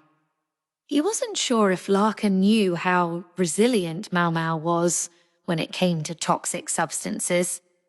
He looked at Gaoshun, wondering what they would do when the winner was decided. At that moment, there came a voice. Check. But the voice didn't belong to Lakan. It was Maomao's. Jinshi and Gaoshun both looked at the board to discover Maomao's gold general closing in on Lakan's king. The way she had used her pieces was pathetic, amateurish, but there was no denying that the king had been trapped with no escape. Well, heck, I yield. Lakan put his hands up. A win is a win, even if you gave it to me, yes? Maomao said. So it is. God knows I can't poison my own daughter, even if I do it by mistake. Maomao's expression hadn't changed as she drank the 2 cups. It was impossible to know whether there had been drugs in them or not. Lakan gazed at his expressionless daughter with a somewhat cowed smile. "That drug you used? Does it have any taste?" he asked. "It's quite salty. You'll know at the first sip." "Fine then. Which one will you pick for me? Take whichever one you like." So that was it. Lakan could afford to lose 2 games. If either of the drinks he took tasted salty, he would know Maomao was out of danger. The percentages were the same, but this was a much safer method. Nothing escaped this man. Lakan took the cup in the centre and brought it to his lips. "Oof, salty." Jinshi hung his head. To his ears, the words signalled that it would all be over with the next game. He wondered what he would do now. And warm. He looked up when he heard that. Lakan's face was bright red, and he was swaying unsteadily. Then the blood drained from his face, and suddenly he slumped over, pale as a sheet. Gaoshun rushed over and propped Lakan up. "What the hell is wrong with you?" Jinshi demanded. "You said 1 dose of that drug was safe." No matter how much she hated Lakan, he couldn't believe she would actually poison him. "I did, and it is," Maomao replied, appearing thoroughly vexed. She picked up a carafe of water nearby and brought it over to Gaoshun and Lakan. She pried Lakan's eyes open to make sure he wasn't comatose, then dumped water into his mouth, forcing him to drink. She wasn't exactly gentle. "Master Jinshi," Gaoshun said, perplexed. "He appears to be drunk." "Alcohol is the king of all drugs," Maomao commented. "She said. Simply added a bit of salt and sugar to help the body absorb it." She was attending to Lakan, albeit with a minimum of enthusiasm. Despite her distaste for him, she was evidently going to do justice to her vocation as an apothecary. "And this man is not a drinker," she said. With that, Jinshi finally understood what she had been plotting all along. He realized that he had only ever seen Lakan drink juice, never alcohol. "All right," Maomao said, scratching the back of her head and looking at Jinshi. "Let's drag him off to the brothel so he can pick a flower." She sounded practically disinterested. Jinshi could only offer a stunned, "Right." Chapter 20. Balsam and Woodsorrel. An old memory came back to him. So many scenes in black and white. This one alone boasted some faint red. It seemed he had trouble seeing things others saw easily, but this alone shone bright and clear. Red. Red were the fingers that held the go stones, or shogi tiles. His toned, rippling muscles would have been the envy of anyone. Only one person seemed unimpressed by them, that great lady, the esteemed courtesan Feng Xian. He was sometimes obliged to visit brothels when out socially with others, but to be blunt, they were of little interest to him. He couldn't drink alcohol, and dancing or Ahu performances didn't excite him. No matter how beautifully a woman dressed, she looked like nothing more than a plain white ghost stone to him. He had been this way for a long time. He couldn't tell one human face from another, but even this was an improvement. It was bad enough to confuse one's mother with his wet nurse, but he couldn't even tell men apart from women. His father, feeling that there was nothing he could do for his child, had begun seeing a young lover. His mother promptly began plotting to get back her husband, though he had abandoned his child because the boy couldn't identify his own father's face. Thus, despite being born the eldest son of a prominent family, Lakan had lived his life with an unusual amount of freedom, a blessing as far as he was concerned. He lost himself in Go and Shogi, which he learned by playing game after game. He kept his ear to the ground for rumours, and once in a while he pulled a little prank. That time he made blue roses bloom in the palace. That was something he'd tried after hearing his uncle talk about it. His uncle wasn't always the most pleasant person, but was, The young man felt, the only one who understood him. It was his uncle who told him to focus not on people's faces, but on their voices, their body language, their silhouettes.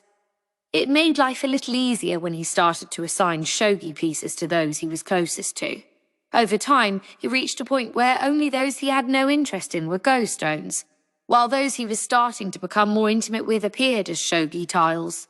When his uncle began to appear as a dragon king, a promoted rook, the young man knew for certain that his uncle was a person of great accomplishment. To him, go and shogi was simply games, extensions of his leisure. He never imagined that they would reveal his true aptitudes. His family background afforded him another stroke of luck. Although he had no special martial talents, he was promptly made a captain. He knew he didn't have to be strong and powerful, though. If he used his subordinates wisely, the profit would come.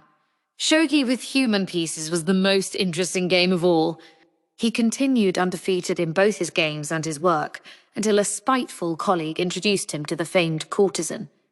Fan Shan had never lost to anyone at her brothel, and he had never lost to anyone in the army. Whichever of them had their streak broken in this game, the spectators would enjoy themselves. He discovered then that he had been like a frog living at the bottom of a well. Fan Shan all but broke him over her knee.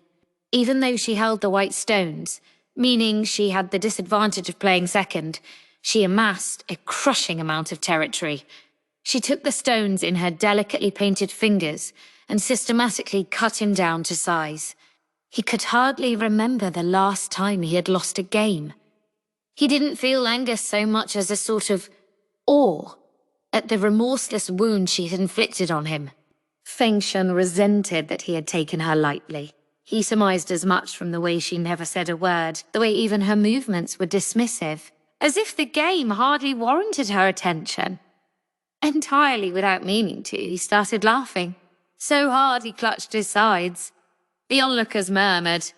They thought he had gone insane. He laughed so hard his eyes blurred with tears. But when he looked at the merciless courtesan, he saw not the usual white ghost stone, but the face of a woman in an ill humour. The look in her eyes would let no one get close to her. Like her namesake, the Balsam, Feng Xian seemed as if she might burst at the slightest touch. Was this what human faces looked like? It was the first time he had experienced something other people took for granted. Feng Xian whispered something to an apprentice who was attending her. The little girl pattered away and returned with a shogi board. The courtesan, so lofty that she wouldn't even allow a man to hear her voice at their first meeting, was challenging him to another game. This time he wouldn't lose. He rolled up his sleeves and began setting out his pieces. The woman named Feng Xian had her pride as a courtesan, if nothing else. Perhaps it was because she had been born in a brothel. She sometimes said that she had no mother, only a woman who bore her, for in the pleasure district, courtesans could not be mothers. Their acquaintance continued for years and years, and during their meetings they would focus on one thing only, playing Go or Shogi. Gradually, though, they saw each other less frequently. As accomplished courtesans grew more popular, they also became more reluctant to take customers, and Feng Shan was no exception. Feng Xian was intelligent, but flinty and hard. This might not have appealed to most people, but there was a small cadre of diehards who ate it up. Perhaps there's no accounting for taste. Her price kept going up, until it was all we could do to see her once every few months. Once when he went to the brothel to see her after a long absence, he found her painting her nails, looking as disinterested as ever. Red balsam flowers and some thin grass sat on a plate in front of her. When he asked what the latter was, she replied, "It's cat's paw." A plant with medicinal properties, evidently, useful to counteract bug bites and some poisons. Interestingly, balsam and cat's paw shared an unusual characteristic. If you so much as touched the ripe seed pods, they would burst and send seeds everywhere. He picked up one of the yellow flowers, thinking that maybe he would try touching one the next time he had a chance, just to see what happened. When Feng Xian said, "When will you come next?" How strange! This from the woman who only ever sent the most impersonal notices to remind him her services were available. Another 3 months on. Very well. Funzian told an apprentice to clean up her manicure supplies, then began setting up a game of shogi. It was about that time that he first heard talk of Funzian's contract being bought out. Sometimes the price had little to do with a courtesan's perceived value. Some people would drive up the amount simply because they didn't like one of the other bidders. He had managed to earn some promotions in the military, but meanwhile, his position as heir to his family's fortune had been usurped by a younger half-brother, and the bidding ultimately became impossible for him to keep up with. So, what to do? An awful idea entered his head, but he immediately snuffed it out. It would have been unimaginable to actually do it. Another 3 months, another trip to the brothel, and now Fengshen sat before him with 2 game boards ready to play, one of Go, one of Shogi. The first words out of her mouth were, "Perhaps a wager today? If you win, I'll give you anything you like, and if I win, I'll take something I want. Choose your game." It was Shogi at which he held the upper hand, yet when he sat, it was in front of the Go board. Fengshen dismissed her apprentice, saying she wished to focus on the game. He didn't know which of them had been victorious, but the next thing he knew, their hands were intertwined. There were no sweet nothings from Fengshen, nor did he feel compelled to offer any vapid words of sentiment. In that respect, perhaps, they were alike. He heard Fengxian, cradled in his arms, whisper, "I want to play Go." Personally, he had been thinking about some shogi. The misfortune began after that. The uncle with whom he had been so close was dismissed from his position. The man never had known how to play the game, and Lakan's father declared the uncle a disgrace to the family. The uncle's misadventure had not, in fact, done any harm to the family, but Lakan now found himself personae non grata for having been too close to him. He was told to go on a long trip and not come back for a while. He could have ignored this, but it would only have been a headache later. His father was in the military too, making him not just a parent, but a superior officer. At last, he wrote to the brothel saying he would return in half a year's time. This was after he had received a letter saying the contract buyout had fallen through. Thus, for a time, he laboured under the impression that all would be well. Little did he imagine that it would be some 3 years before he came back. When he finally returned home, he found a mountain of letters had been tossed carelessly into his dust-choked room. The branches tied to them were withered and dry, making the passage of time painfully evident. His gaze fell on one letter that showed signs of having been opened.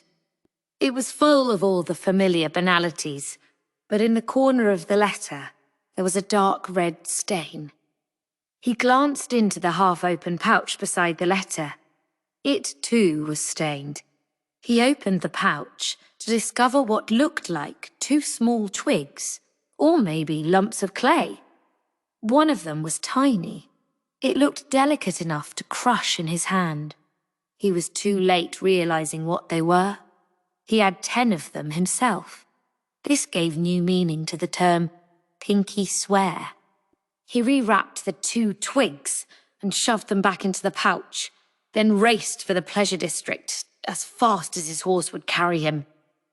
When he reached the brothel, which he found looking substantially more dilapidated than when he had seen it last, there were only go-stones there. There was no one who resembled Balsam, although a woman came at him with a broom. It was the old madam. He could tell by her voice. Fengshen was no longer there. That was the only thing the madam said to him. A courtesan who'd been abandoned by 2 important prospects, had dragged the name of her establishment through the mud, and was no longer trusted by anyone, had no choice but to turn tricks like a common harlot. Did he not grasp what happened to such women? A little thought might have revealed the answer, but his head was full of Go and shogi and nothing else, and he had been unable to arrive at the truth. Throwing himself on the ground and crying, heedless of onlookers, wouldn't turn back time. It was all his fault for being so impulsive. All of it. Lakan sat up abruptly in bed, gripping his still throbbing head. He recognized the room he was in, somewhere with a fragrant but not overpowering incense. "Are you awake now, sir?" Someone said gently. A face like a white ghost stone appeared before him. He recognized her from the voice. "What are we doing here, Maomao?" Yes, he knew this courtesan of the Verdigris house. She'd been Fengxian's apprentice long ago. The one Fengxian had ordered out of the room, in fact, if he recalled correctly. He'd seen her as an apprentice, tentatively toying with ghost stones from time to time, and so he had humoured her with the occasional game. She always acted all embarrassed when he told her she was a pretty good player. A messenger from some noble brought you here and left you. My word, but you were a mess. I don't know whether your face was more red or blue. Maomao was more or less the only courtesan at the Verdigris house who would entertain him. It was always her room to which he was shown on his visits. I sure didn't think I'd end up this way. He'd assumed that if his daughter was drinking it, the alcohol couldn't be that strong. Then again, Lakan had never been very conversant with different types of alcoholic drink. Just a single swallow of this stuff had been enough to set his throat on fire. He grabbed a carafe of water from the bedside and drank lustily. A bitter flavour spread through his mouth, and he spat the water out before he knew what he was doing. What is this swill? Maomao prepared it, Maomao said. He presumed she was smiling, for she covered her mouth with her sleeve. The drink was probably intended as a hangover cure, but the way it was delivered implied a touch of malice. Was it strange that, even so, he couldn't keep a grin from his face? Beside the carafe was a Polonia woodbox. Well, would you look at that? He had sent it along with a letter a long time ago, jokingly, as if it were loot. He opened it to find a single dried rose.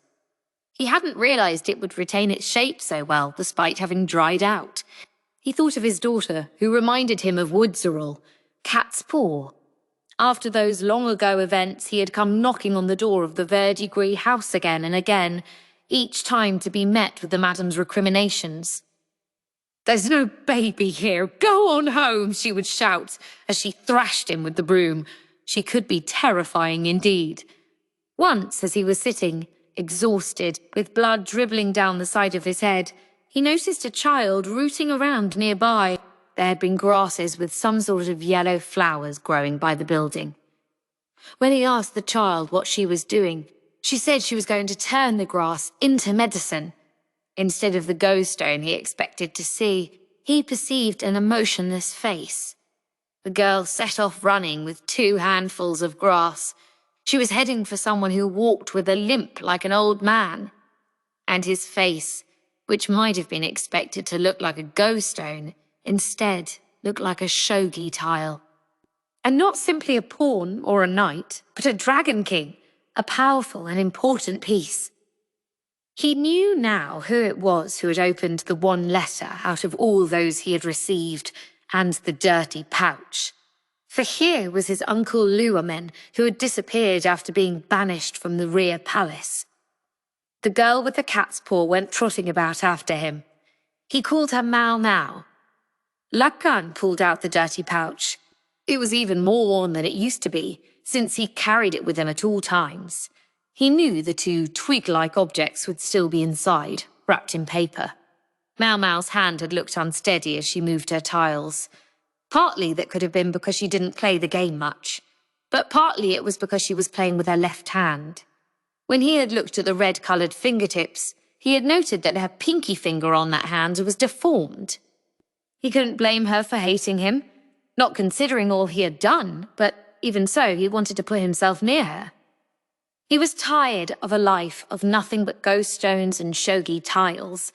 That had given him the incentive he had needed to steal back his birthright, to expel his half-brother, and to adopt his nephew as his own.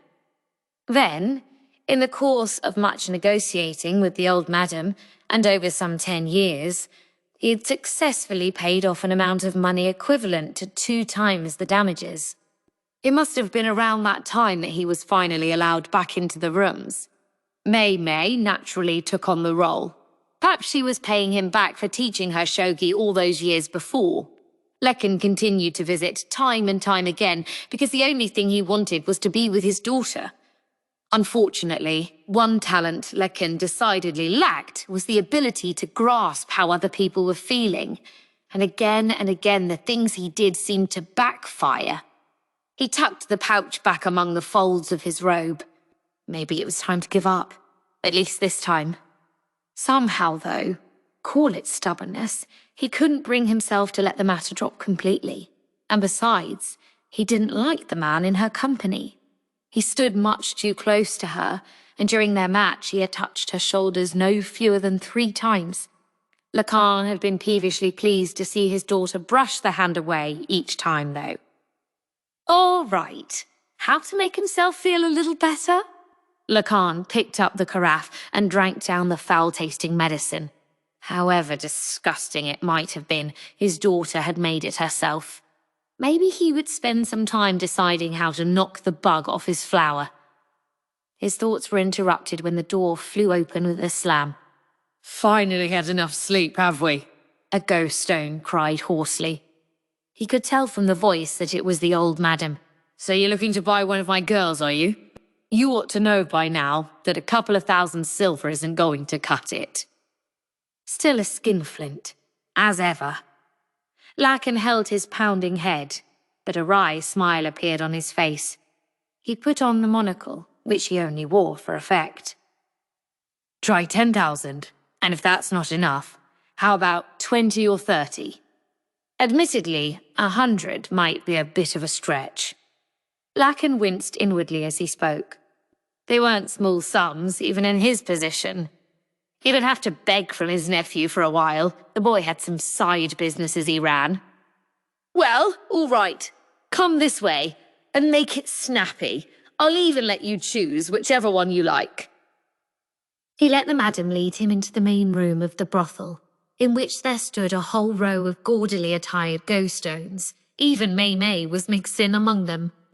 "Oh, I could even pick one of the 3 princesses?" "I said whichever one you liked, and I meant it," the madam veritably spat. "But you can expect to pay for it." Even with this dispensation to choose freely, Lakan faced a unique problem. However fancy the girls' dresses, to him they all looked like nothing more than ghost stones. He could practically hear the women smiling. He could smell their sweet fragrances, and the kaleidoscope of colours that was their outfits nearly blinded him. But that was all. He felt nothing more than that. None of them moved Lakan's heart. He had been told to choose, though, so choose he must. Once he had purchased the girl, he could do as he pleased with her. He had enough money to keep a lady, and if she was unhappy with that, then he would give her some cash and set her free to do as she wished. Fine. Surely that would be fine. With that in mind, he turned toward Maomao. He supposed it was guilt that induced her to be so kind to him. If she hadn't left him that day, perhaps none of this would have happened. It would be well and good, he thought, to reward her decency. At that moment, Maomao spoke. "Master Lakan?" He could hear a small smile in her voice. "You must know I have my courtesan's pride. If I am your desire, then I will have no hesitation." So saying, she pattered over to the great window that looked onto the courtyard and opened it. The curtain fluttered, and a few stray flower petals drifted into the room. "But if you're going to choose, then choose with your eyes open." "Maomao, I didn't give you permission to open that window," the madam exclaimed, rushing to close it again. But Lakan had already heard it distantly. Laughter. Like a courtesan's chuckle, but somehow more innocent. He thought he caught the words of a child's song. His eyes widened. "What is it?" the madam asked, suspiciously. Lakan gazed out the ornate window. The singing drifted to them in snatches. "What are you doing?" Becoming increasingly agitated, she tried to grab his hand. But she was too late. He jumped out the window and hit the ground running, dashing single-mindedly toward the source of the voice. He had never regretted his failure to exercise more bitterly than he did at this moment. Yet he ran on, even as his legs threatened to buckle underneath him. For all the times he had been to the Verdegli house, he had never been to this particular part of it. A small building, almost a storage shed, at a distance from the main house. He could hear the song coming from within. Trying to keep his heart from pounding clear out of his chest, Lakan opened the door. He caught a distinctive odour of medicine.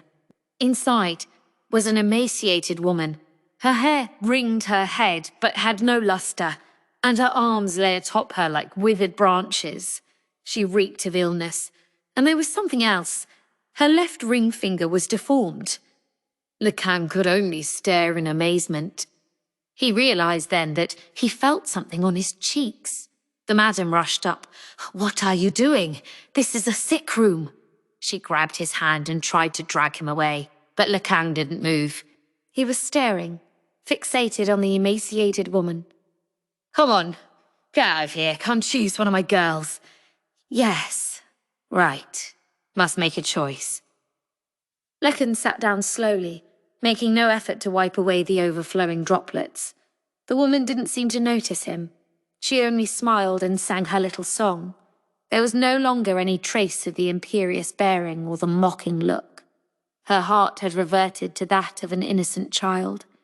Yet despite her wasted state, to Lakan, she looked more beautiful than anyone in the world. "This woman, madam. I want this woman. Don't be stupid. Get back in there and pick."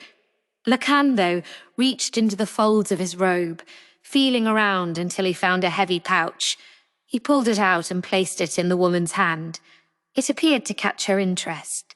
She opened it and looked inside with stiff, stilted motions. With trembling fingers, she pulled out a Gaoshun. Perhaps it was only his imagination that made him think he saw a momentary flush in her face. Lakan grinned. "This is the woman I'm going to buy out, and I don't care how much it costs. 10,000, 20, it doesn't matter." There was nothing the old madam could say to that. Maomao came up behind her, her dress dragging on the floor as she entered the room to sit across from the sick woman. She took the woman's bony hand. "If only you had said what you wanted to begin with, elder sister. Why didn't you speak up sooner?" Maomao seemed to be crying. He could tell when he heard the sob. "Why not let it be over before I started to hope?" Lakan didn't understand why Maomao was crying. He was busy studying the woman, who looked affably at the Gaoshun. She was as beautiful as Balsam. "I am so tired." Maomao was reminded how exhausting it was to deal with people she wasn't used to. She'd helped get the soused, fox-eyed man to a sleeping chamber, and now was all but stumbling home. She'd already parted ways with Jinshi and Gaoshun, who had business of their own to attend to. They'd left her with another official, the one who had accompanied her during the food poisoning investigation. Balsam, that was his name. She'd only had to meet him several times to start remembering it. He was easy to work with. He wasn't effusive, but he did his job attentively and thoroughly. It was a good combination for Maomao, who rarely felt compelled to start a conversation if someone else didn't do it first. Seeing him again, though, had reminded Maomao that sometimes there were people you simply didn't get along with, things you simply couldn't accept, even if the other person had never had any malice. As she trudged along, Maomao spied a glittering entourage. At the centre of it, attended by a palace woman holding a parasol for her, was a woman in a lavish dress consort Lulin. Maomao heard someone cluck their tongue. She realised Balsam was beside her, watching the group through lidded eyes. He didn't seem to like it very much. Maomao briefly wondered why, but then she saw a portly court official standing and waiting for Lakan. He was flanked by men who looked like aides, and there was a train of people behind him. When Lakan saw the portly man, she hid her mouth with a folding fan and began speaking to him in an obviously friendly manner. Notwithstanding all the ladies in waiting who were present, Maomao wondered if it was really all right for any consort to be speaking so intimately with a man who wasn't His Majesty. A venomous whisper from Balsam, however, answered her question. Damned schemers, father and daughter both. So that must be Lolan's father, the one who had pushed to have her admitted to the rear palace. Maomao had heard rumours that the man had been an influential advisor of the former emperor, but that the current ruler, who preferred to promote people on demonstrated merit, regarded him about as favourably as a black eye. Nonetheless, Maomao shot Balsam a look. She wished he wouldn't badmouth a high official out loud, even if she was the only one around. If anyone chanced to hear them, they might think she was a willing party to the conversation. He's still young, I guess. Looking at him, it occurred to her that he wasn't much older than she was. It had been decided that Maomao wouldn't go back to the rear palace that night, but would stay at Jinchi's residence instead. And here I was under the impression you despised him, Jinchi said slowly, his arms crossed. He'd gotten there before she had, and had been waiting for her. Maomao was sipping some congee Suirei had prepared. It was bad manners to talk while one ate, but she was more interested in catching up on the nutrition she'd missed during her time at the Crystal Pavilion. Suirei, shocked to see Maomao so thin when she reappeared after her stint away from Jinchi's residence, hadn't stopped at congee but was producing one dish after another. In this, too, she was like the women of the Jade Pavilion, not begrudging any task because she was a lady-in-waiting. I don't despise him. It's precisely because he did what he did, and who he did, that I'm here at all. Who he? Jinchi seemed to be wondering if there wasn't a more delicate way to put that. Not sure what he wants me to say, Maomao thought. She was only telling the truth. I don't know how you imagine the pleasure district works, but no courtesan has a child unless she wants to.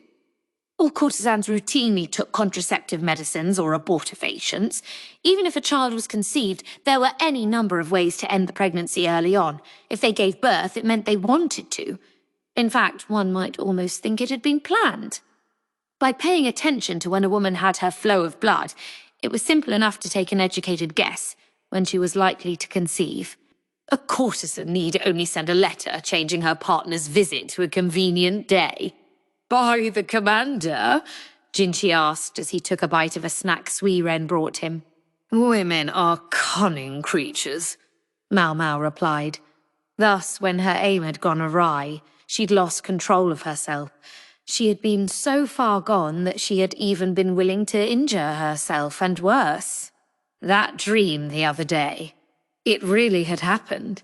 Not satisfied with just severing her own finger, the courtesan, who had given birth to Maomao, had taken her child's to add to her letter as well. No one at the brothel ever spoke to Maomao about the courtesan who had borne her. She was well aware that the old madam had ordered everyone to stay silent on the subject. But just the atmosphere of the place, along with a modicum of curiosity, was enough to make the truth clear. Maomao was the reason the Verdigris house had nearly gone under. She also learned that her father was an eccentric man who loved Go and shogi, and that all that had happened could be laid at the feet of one headstrong and selfish courtesan. She learned one other thing as well, the identity of this woman, whom Maomao had always been told was no longer there. The identity of the woman who, until the humiliation of her missing nose drove her insane, had always refused to go anywhere near Maomao. That fool of a man. There were better courtesans. Why didn't he just buy one of them out? That's what he should have done. Master Jinchi, does that man ever speak to you anywhere but your office? Jinchi thought for a second. Now that you mention it, no, he doesn't. The most he ever did, Jinchi said, was give him a quick nod of the head when they passed each other in the hallway. The only time the man ever cornered him with chatter was when he showed up at Jinchi's office. Once in a while, Maomao said, you'll meet someone who can't discern people's faces. That man is one of them. This was something Maomao's old man had told her. She'd only half believed it herself, but when he told her that he was like that, it had somehow seemed to make sense. Can't discern? Jinchi said. What do you mean? Simply what I said. They can't seem to put faces together. They know what an eye is, or a mouth, and can perceive these different bits, but they don't register them in aggregate as distinct faces. Her old man had been solemn as he told her this. He was communicating that even he deserved sympathy, for he had suffered much in his life because of this thing he couldn't control. Nonetheless, while her old man was compassionate, he did grasp the broader situation, and he never tried to stop the old madam from chasing the other man out of the brothel with her broom. He knew that wrong was wrong. For some reason, he does seem to recognize me and my adoptive father. I think that's where that stubborn obsession of his comes from. One day, out of the blue, a strange man had appeared and tried to lead her away.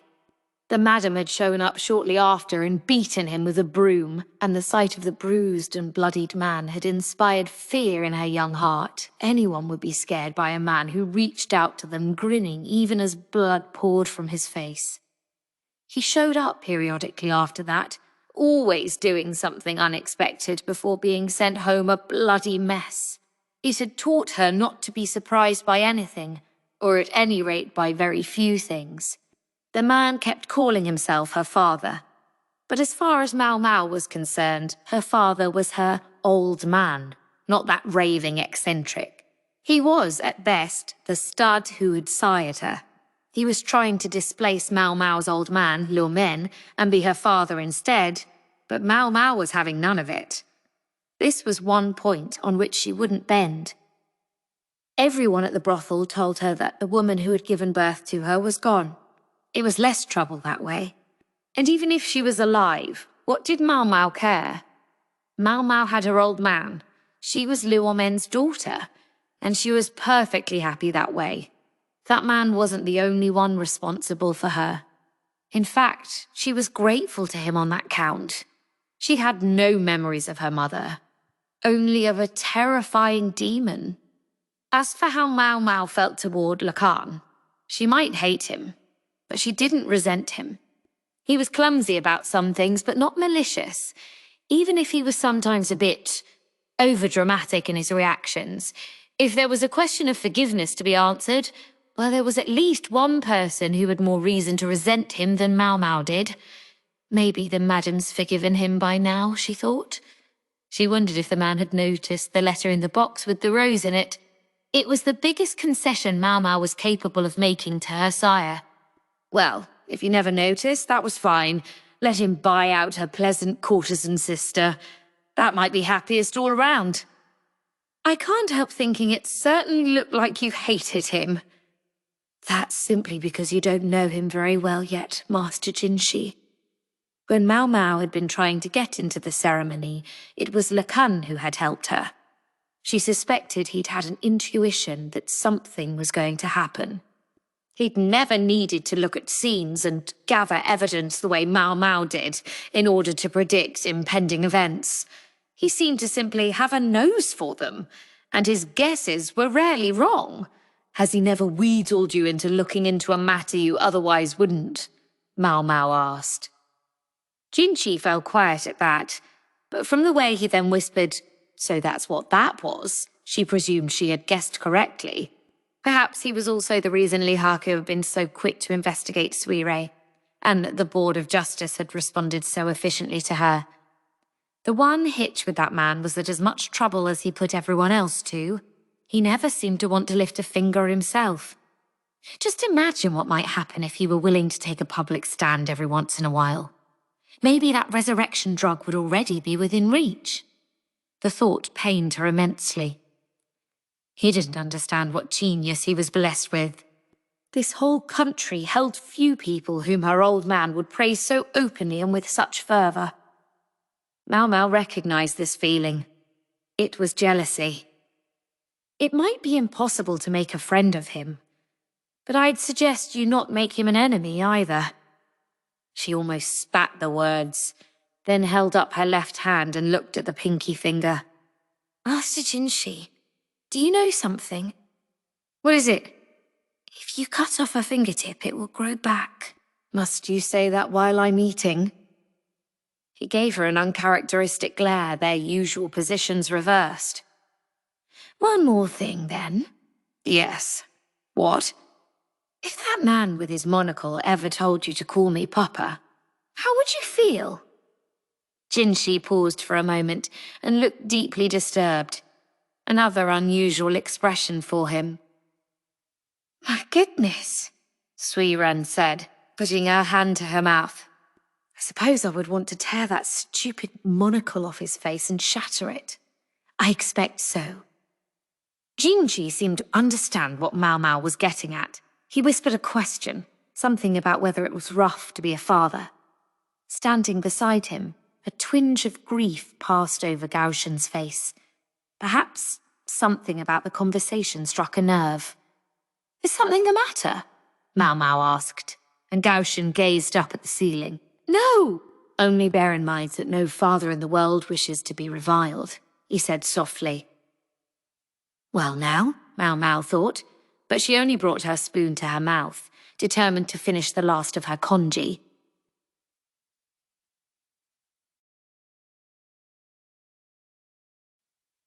Epilogue. Several days after Maomao returned to the rear palace, a letter from Maomao arrived, along with a package. The letter spelled out exactly whose contract had been bought out, and by whom.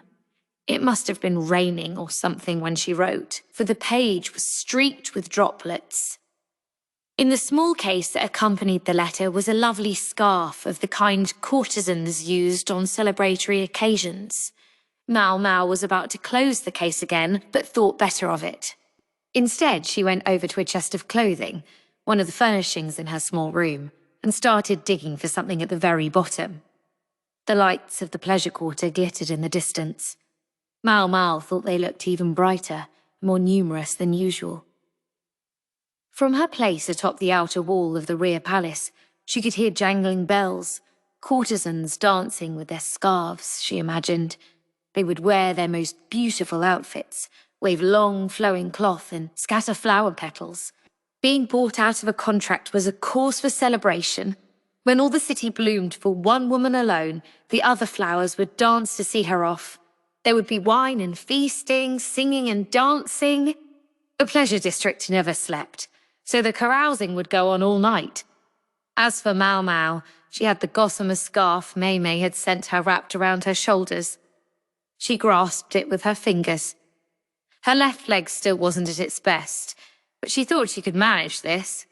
She removed her overrobe and dabbed a touch of rouge on her lips. That, too, she had received from Maomao. It feels like some kind of joke.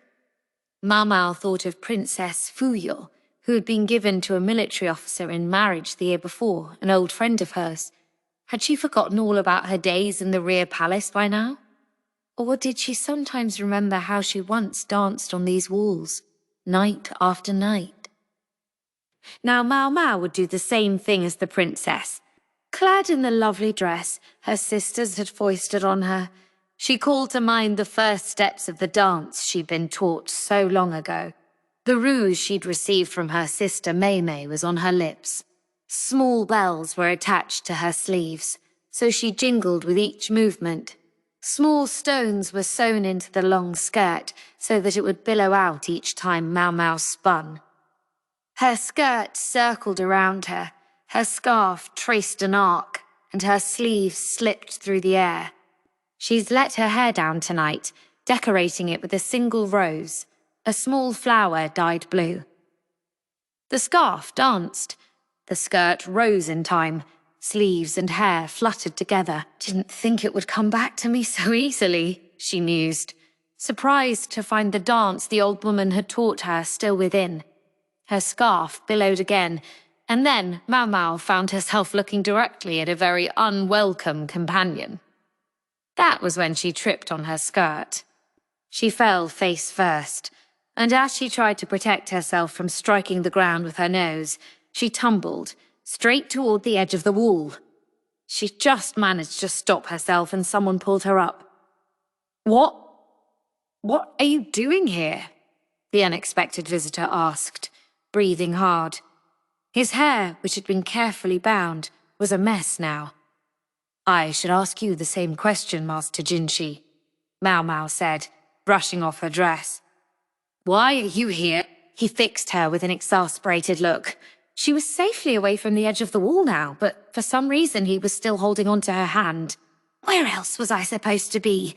When I got word a strange woman was dancing on the wall again, I had to come deal with the matter.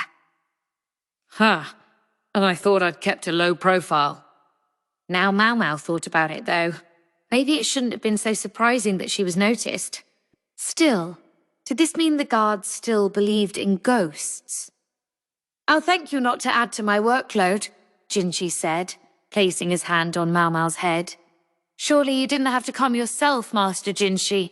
Couldn't you have sent someone else?" She slid her head aside, out from under his hand. "A very kind guard recognized your face and contacted me directly," Jinshi said.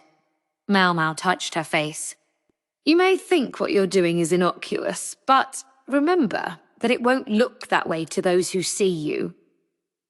As you say, Maomao replied. Somewhat embarrassed, she scratched her cheek. This whole endeavor was harder than she'd thought. "That's my story," Jinshi said. "Now it's your turn. What are you doing here?"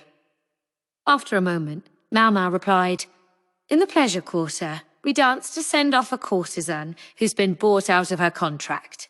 My celebratory outfit arrived this very day."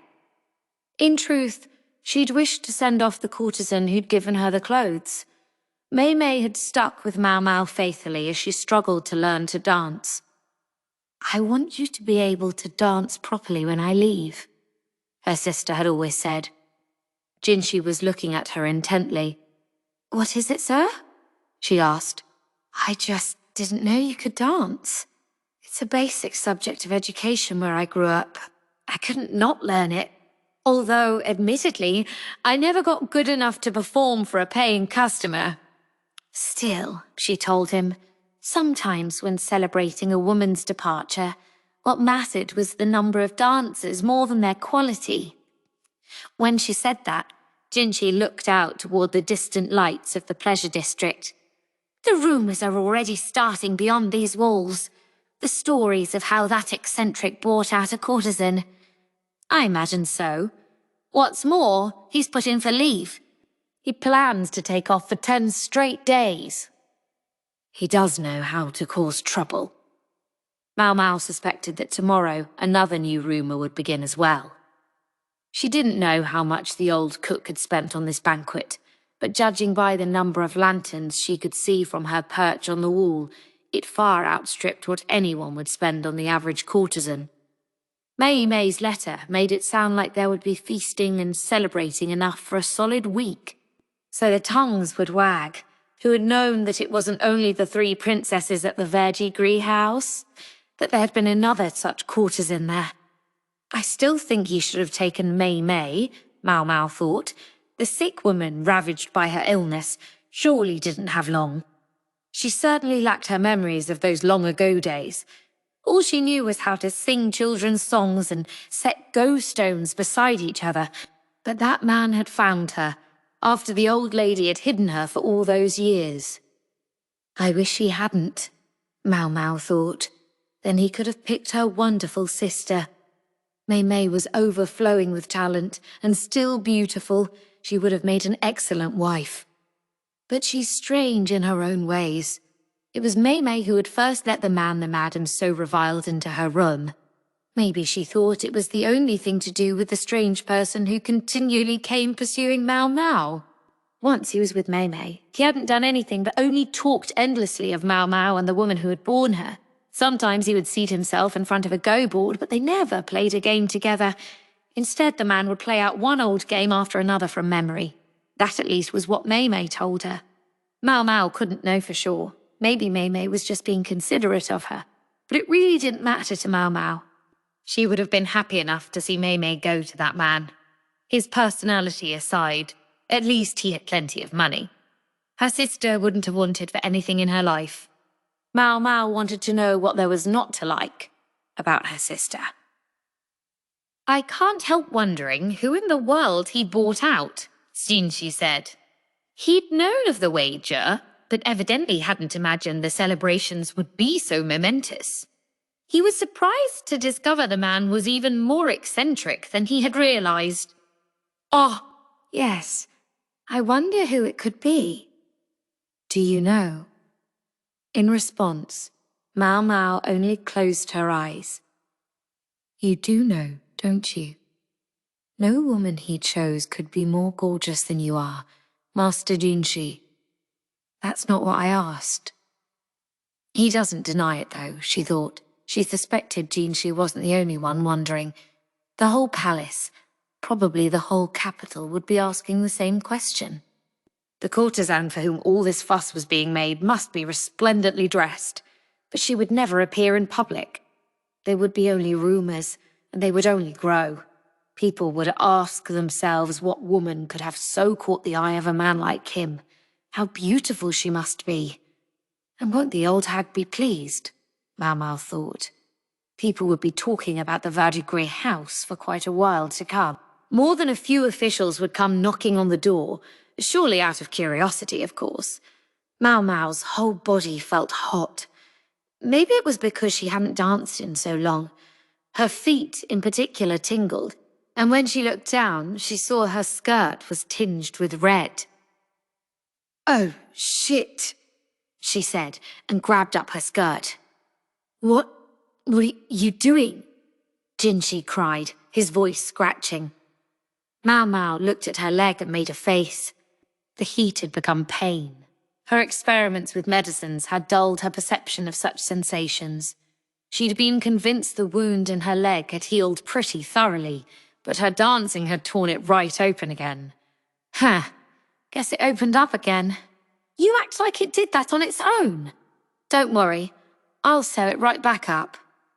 Maomao rooted among her discarded overgarments and came up with some disinfectant alcohol and a needle and thread. Why are you so prepared for this exact situation? You never know. Maomao was just about to make the first stitch when Jinshi grabbed the needle. You can't sew, sir, she said. Don't do it here. No sooner had he spoken than he hefted Maomao into his arms and made his way deftly down the wall without so much as a ladder. Maomao was so stunned she didn't even think to struggle. When they reached the ground, she assumed he would put her down, but instead he continued to carry her, though he shifted her somewhat in his arms.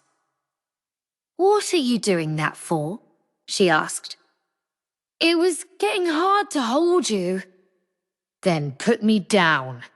And let you make it worse. Jinshi pursed his lips. He had his arms around Maomao, and she found it most uncomfortable how close her face was to his. How do I end up in these situations? She thought, but she said, What if someone sees us, sir? No one will see us.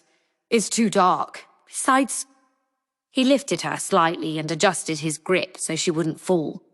This is the second time I've held you like this. The second time? She thought. Oh! It must have been the day she'd injured her leg. She'd been unconscious. Someone had carried her away from the scene. It would make a lot of sense if it had been Jinshi. Which would mean he had picked her up in front of an entire ceremony's worth of people. There was something more important, though. Something she'd been forgetting. She'd meant to say it for so long, and she deeply regretted not having said it before. She pressed a handkerchief to the blood that dribbled down her calf. Master Jinshi, she began. I know this is hardly an ideal moment, but if I may, there's something I've been meaning to say to you for quite a long time. Why so formal all of a sudden? Jinshi asked, somewhat perplexed. Sir, I simply must say it. Well then, out with it, Jinshi responded. Yeah, very well, Maomao said, looking Jinshi full in the face. Sir, please give me my ox bezoar.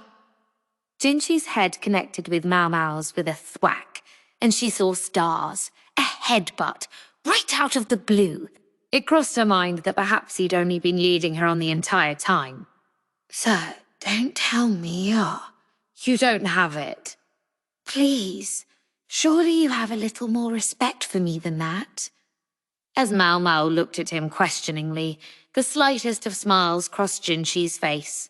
The rapid change in the eunuch's expression from annoyance to amusement reminded her how immature he could seem. But then again, she found him easier to talk to that way, she thought, as she rocked in his arms.